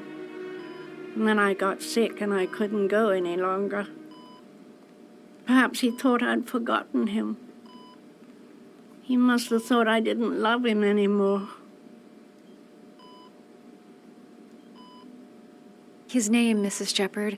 What was his name? But I loved him. If you only knew how much I missed him. Please, Anne. His name. What was his name? Come closer.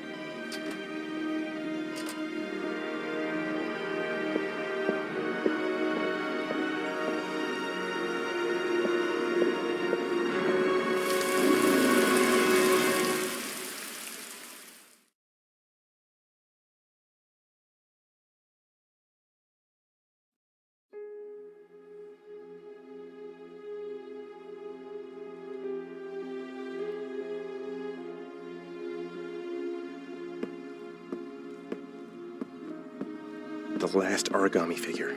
The last trial. The last origami figure. The last trial.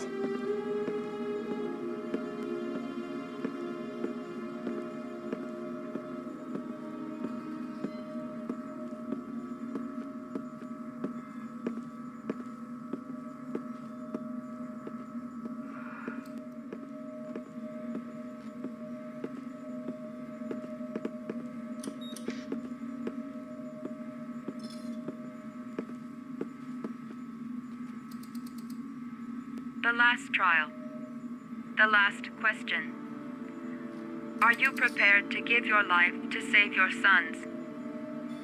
There is a deadly poison in this vial.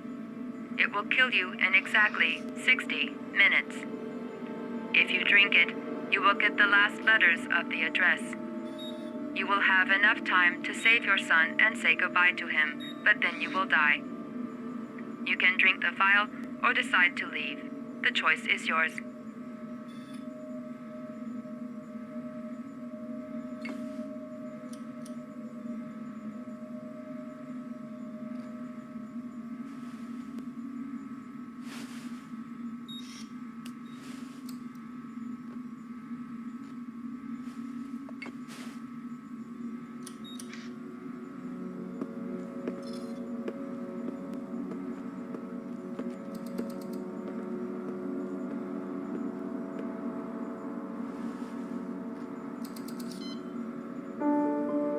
I'll find you, Sean.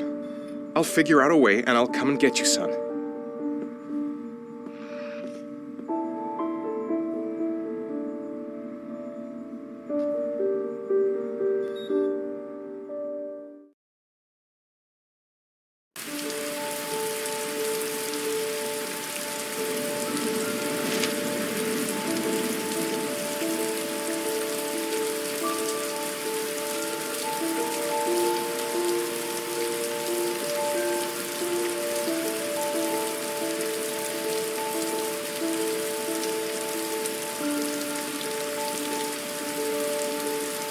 Nowhere, and I'm out of time.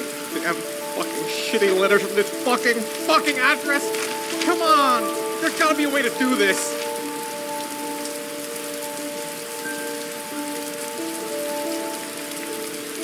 Command Officer. The authorities are still looking for Pete from Mars, the man identified as the Origon.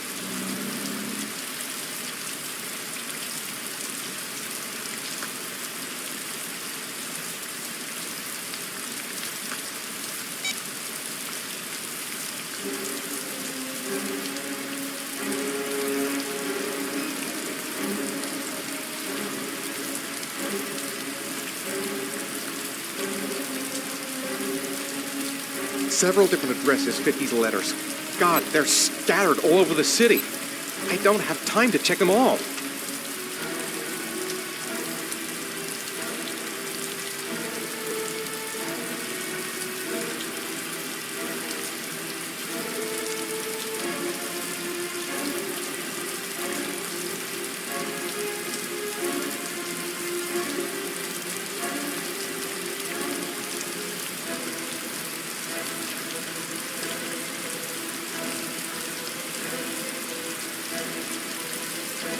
I may only have time for one address. If Sean's not there, I'm done. It's a crapshoot.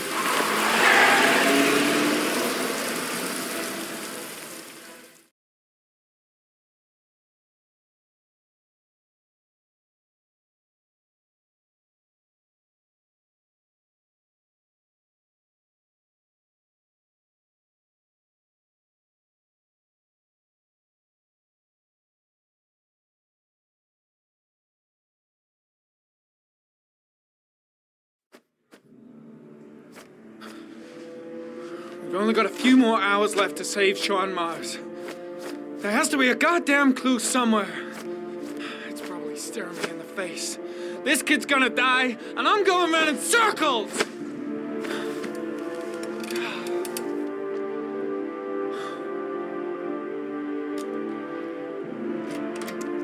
All packed up and ready to go?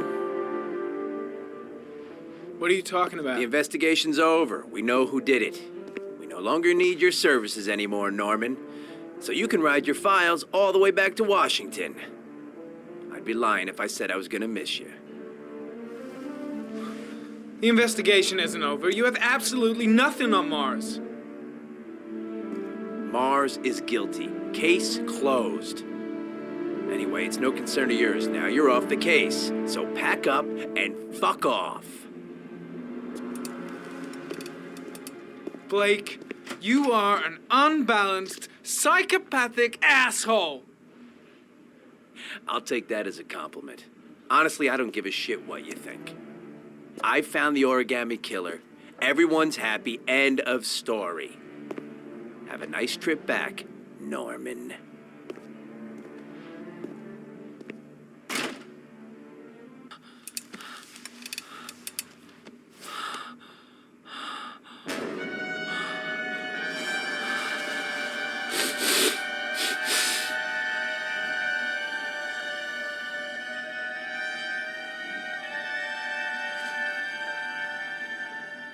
The killer's name is here. Somewhere in this data. I just have to find it. Find it before it's too late.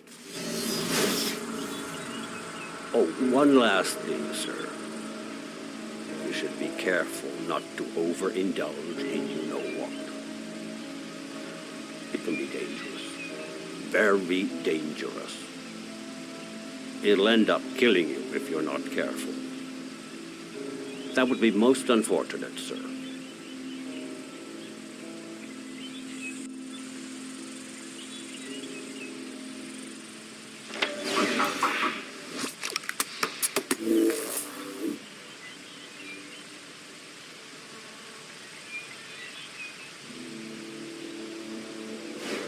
Harry was in record mode when I was fighting with the killer. Perhaps there's something on it.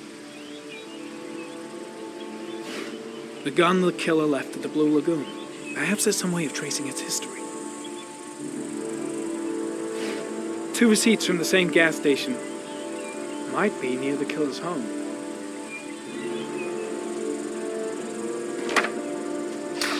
The killer lives in this zone. 342 people live around there. Not good enough.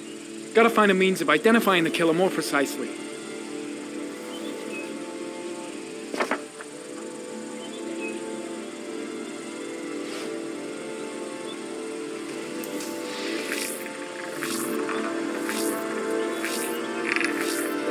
Impounded in a police case 5 years ago. The gun is still supposed to be in police custody. Who checked it out? If not a cop.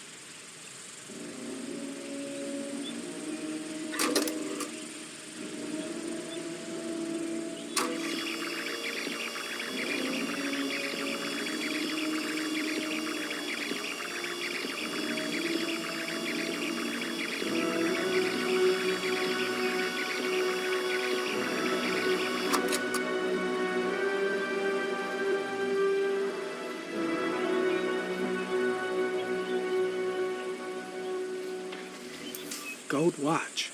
I'm sure I've seen this before somewhere.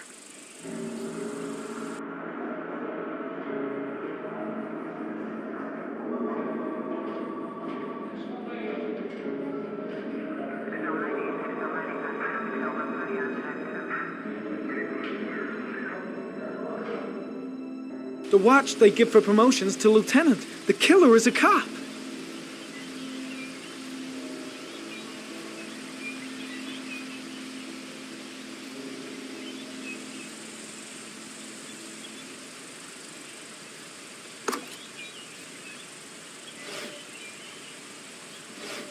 Looks like the killer is a cop. Carter Blake! That would explain the dead-end investigation and his desire to frame Ethan Mars.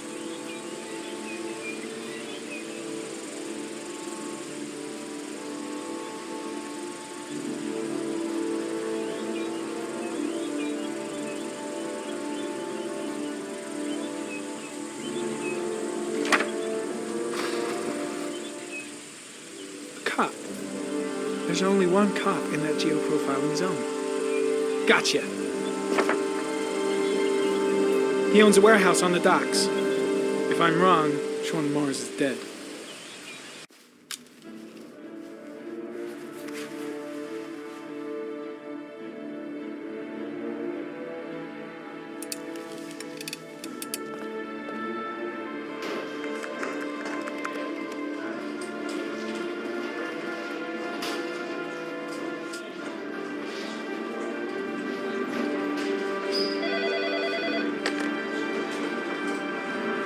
Are you sure it's the right car? At the docks. Call the SWAT team. Oh, and I'll need a chopper. Today? Of course I'll need it today, you fucking imbecile.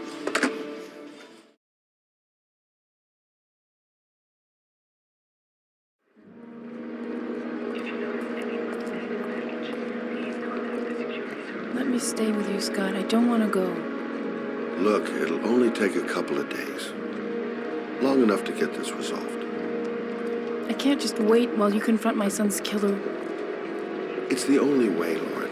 Trust me. Now go stay with your mother for a few days. I'll come and get you when this is all over. Tell me who the origami killer is. I want to know who killed my son. Listen, when I'm done, I'll tell you everything I know. I promise.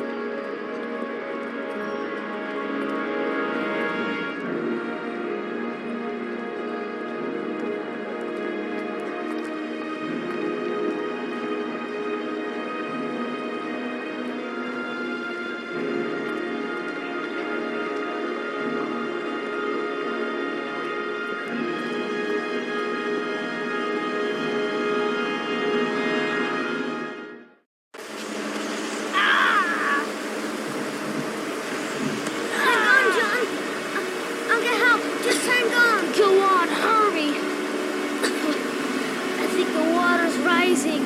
I'm hurrying. I'll be right back.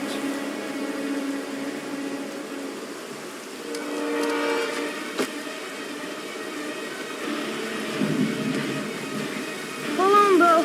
I'll find someone. Then we'll come back and save you. Mom's work is too far away. I'd never make it in time. Gotta find someone. The water's still rising. John won't be able to hang on for long. Need to get help fast. John's gonna drown. John's gonna drown. Dad, I've gotta get Dad. He's the only one that can save John. Gotta move. Dad, it's John. He fell into a pipe. He's Get out of drowning. here, you little pet. Leave me You alone. gotta come, Dad. Come on, John's gonna die. John's gonna Well, die. that'll be one less greedy mouth to feed, won't it? Go away. Please, Dad, I'm begging you. John's gonna die. John's gonna What die, did I tell ya? Dad. Crap! Please, Dad. You've got to save John. I tried, John. I really tried. But he wouldn't come. Please don't die, John. Please.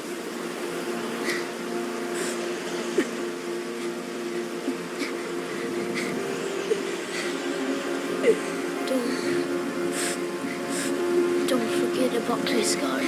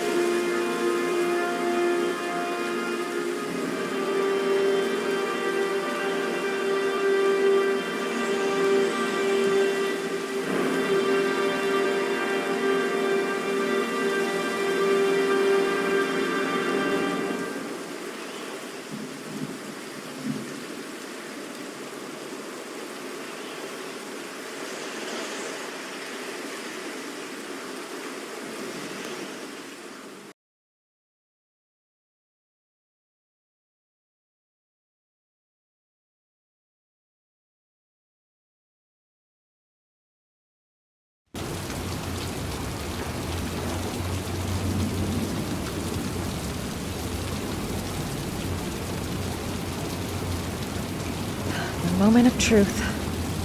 If Ann Shepard gave me the right name, the origami killer lives here.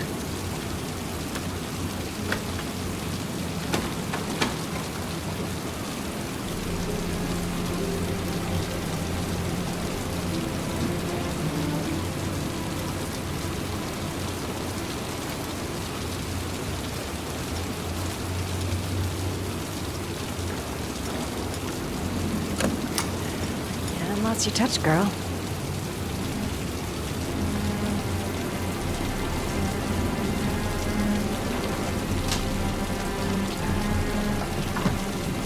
The origami killer's apartment. There must be something that'll tell me where Sean Mars is.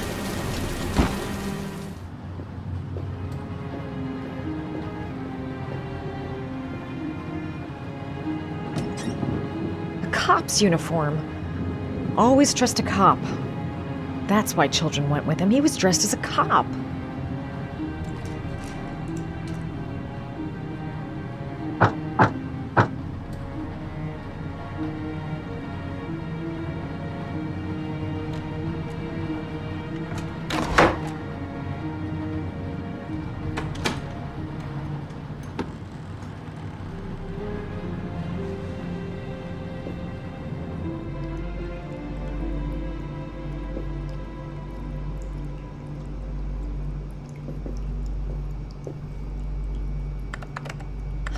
Shit, it needs a password.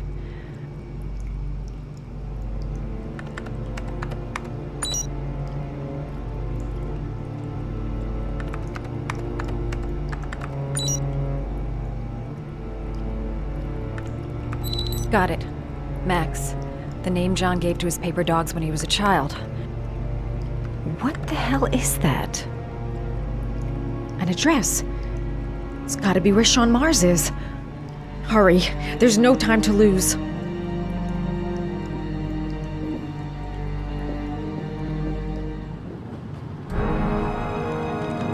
So you found my little secret. It's over, Scott.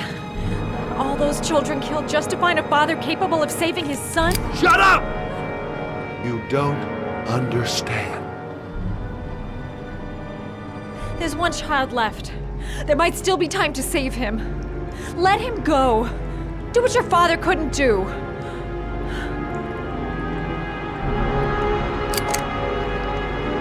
Get in there.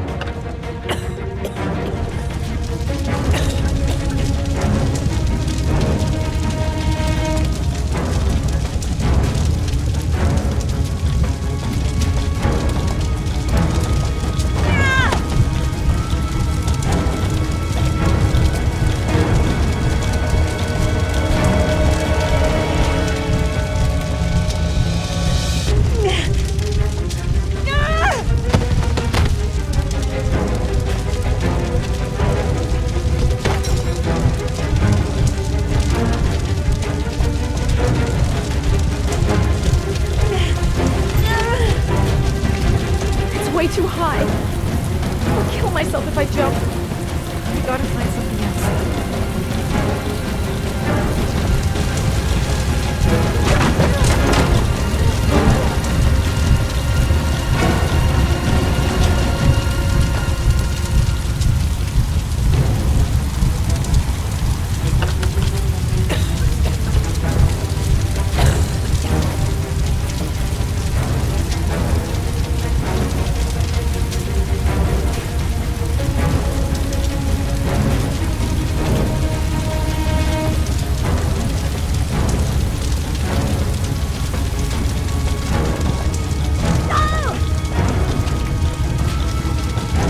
Way too high.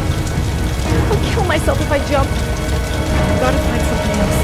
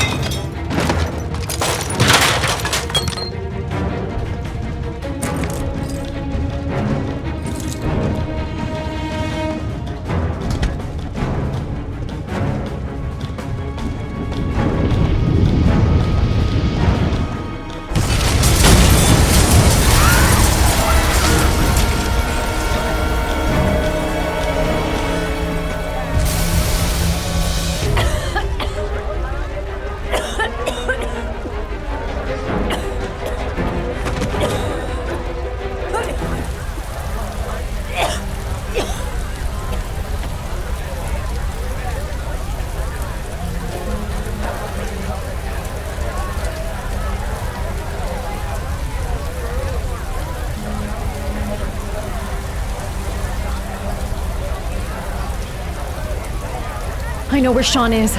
I've got to tell Ethan.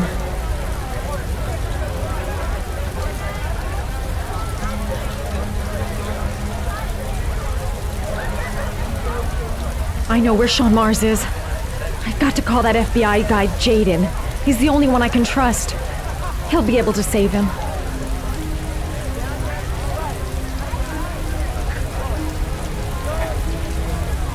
I know where Sean is. I've got to tell Ethan.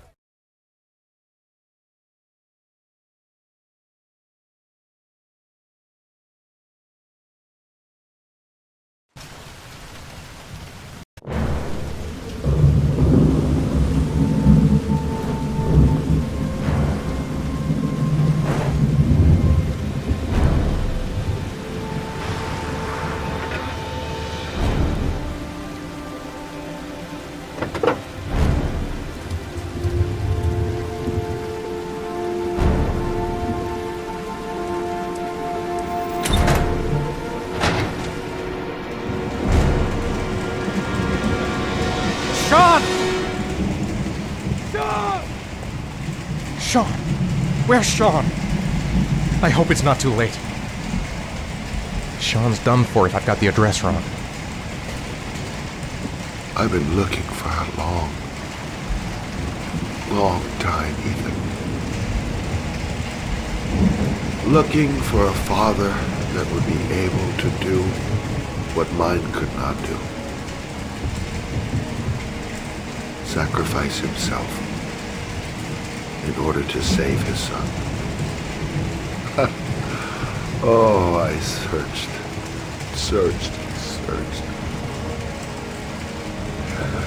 And then I remembered you.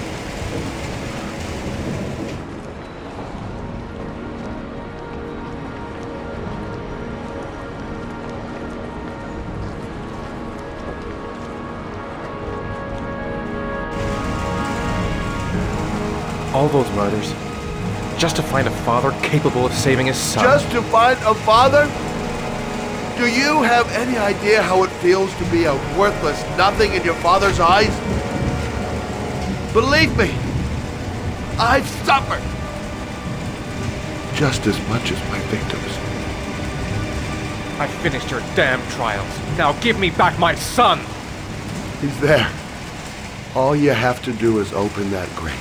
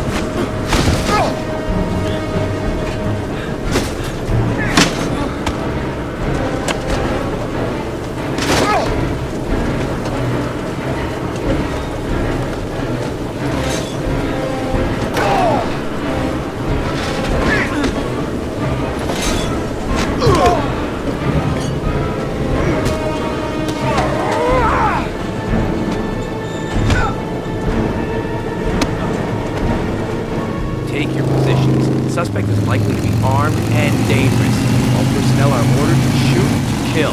I repeat, shoot to kill. Ash, are the snipers in position? Yes, Lieutenant. They're ready on your command. Perfect. He won't get away this time. We'll gun him down as soon as he shows his face.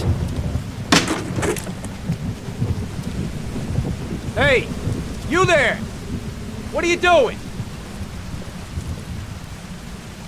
Lieutenant, my name is Madison Page. I'm a journalist. I have proof that Ethan Mars is innocent. He's not the origami Ash, killer. what is a journalist doing here? I thought I told everybody to keep their mouths shut. Now get her out of here. I don't want her getting in the way. Okay, Lieutenant. All right, come on. You're about to make a terrible mistake, Lieutenant. Ethan Mars is innocent. I can prove it.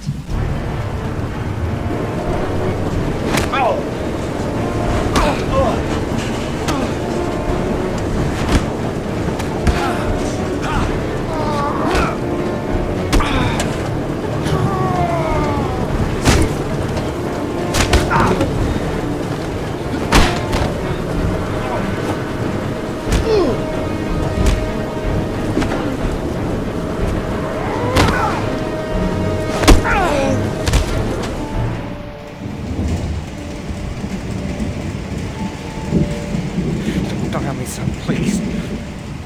Breathe.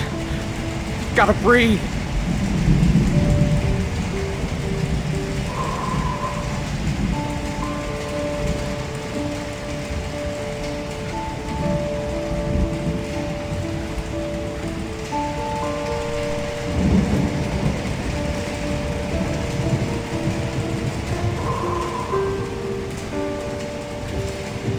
Don't leave me.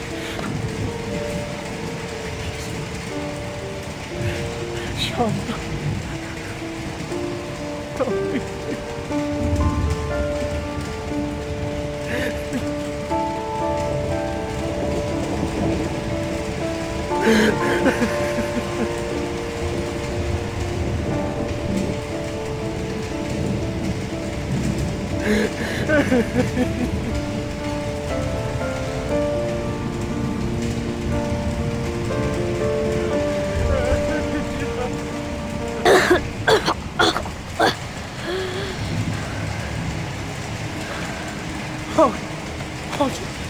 Sean.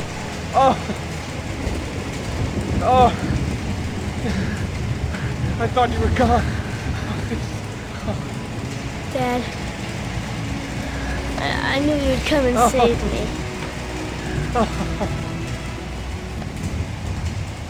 Ash, get her out of my face. Mars didn't do it, for Christ's sakes. He's innocent. Hey, what are you doing?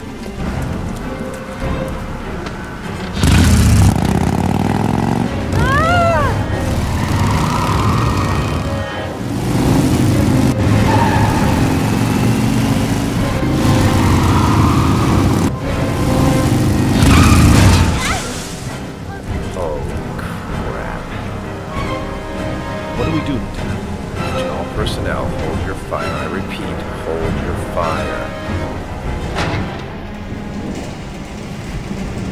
Madison? What's going on? The cops. They're out there. They have the building surrounded. They'll shoot you if you go outside. I'll go out alone. I'll talk to them. I'll explain. You'll be dead before you can open your mouth. Look, we'll all go out together with our hands in the air, and they can't possibly shoot us. I have the evidence that proves your innocence, Ethan.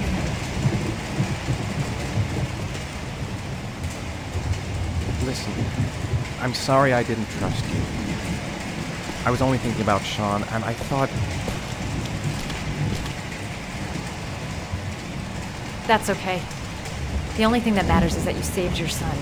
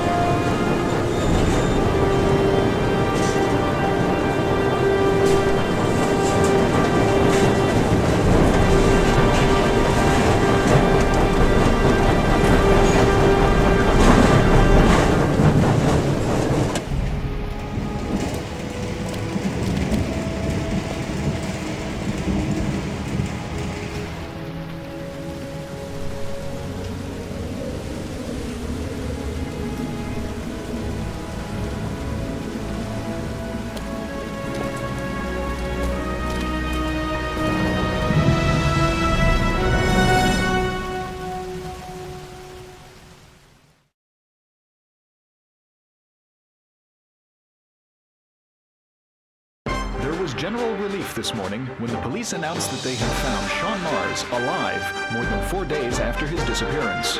Mars had been imprisoned in a well by the man known as the Origami Killer. The successful resolution of this case was made possible only by the bravery of Ethan Mars, who the police believed at one point to be the killer. It is no doubt due to his great courage and tenacity that he succeeded in foiling the plans of the Origami Killer.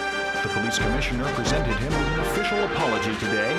Our main headline today: it is reported that the police have identified the man thought to be the Origami Killer. Scott Shelby, 48, is a former police lieutenant who claimed to be a private eye hired by the families of the killer's victims. Shelby was killed during a massive police operation, but further details have not yet been released to the public.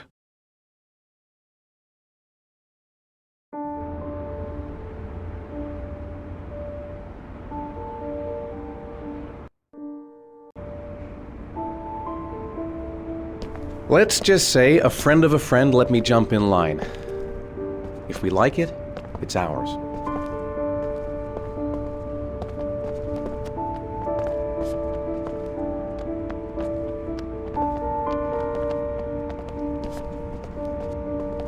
Hey, Dad! I think I found my room! Well, what do you think? It's perfect, Ethan. We'll be able to forget what happened. We'll lead a normal life. And one day, it'll all just seem like a bad dream. We've earned the right to be happy now, Ethan. All three of us.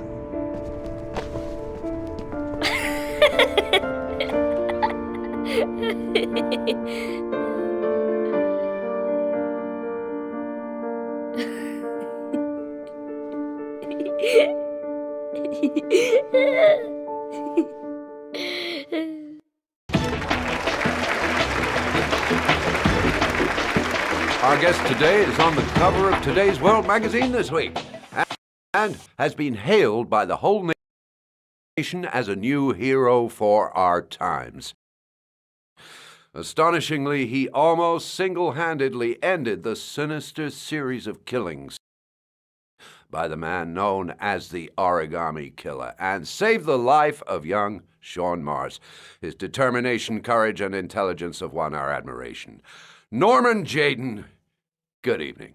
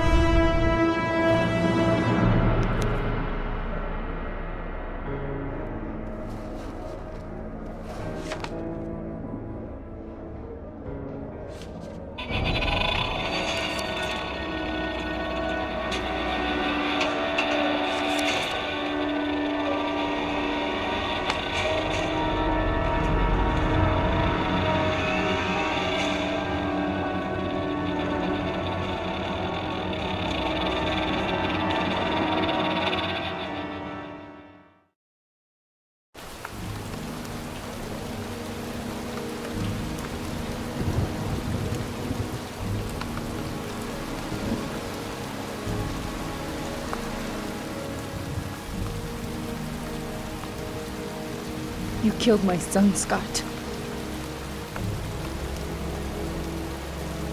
Were you thinking about that when you held me in your arms?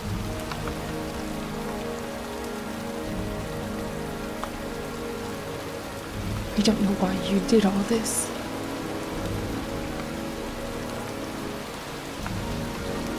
Nothing can justify it anyway.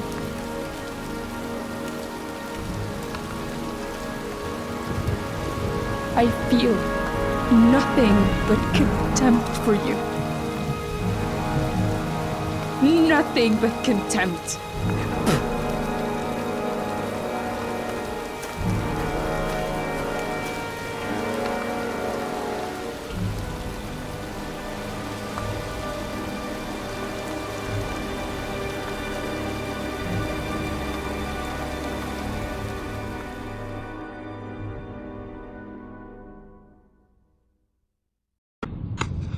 I want to see them again. I'm a father too.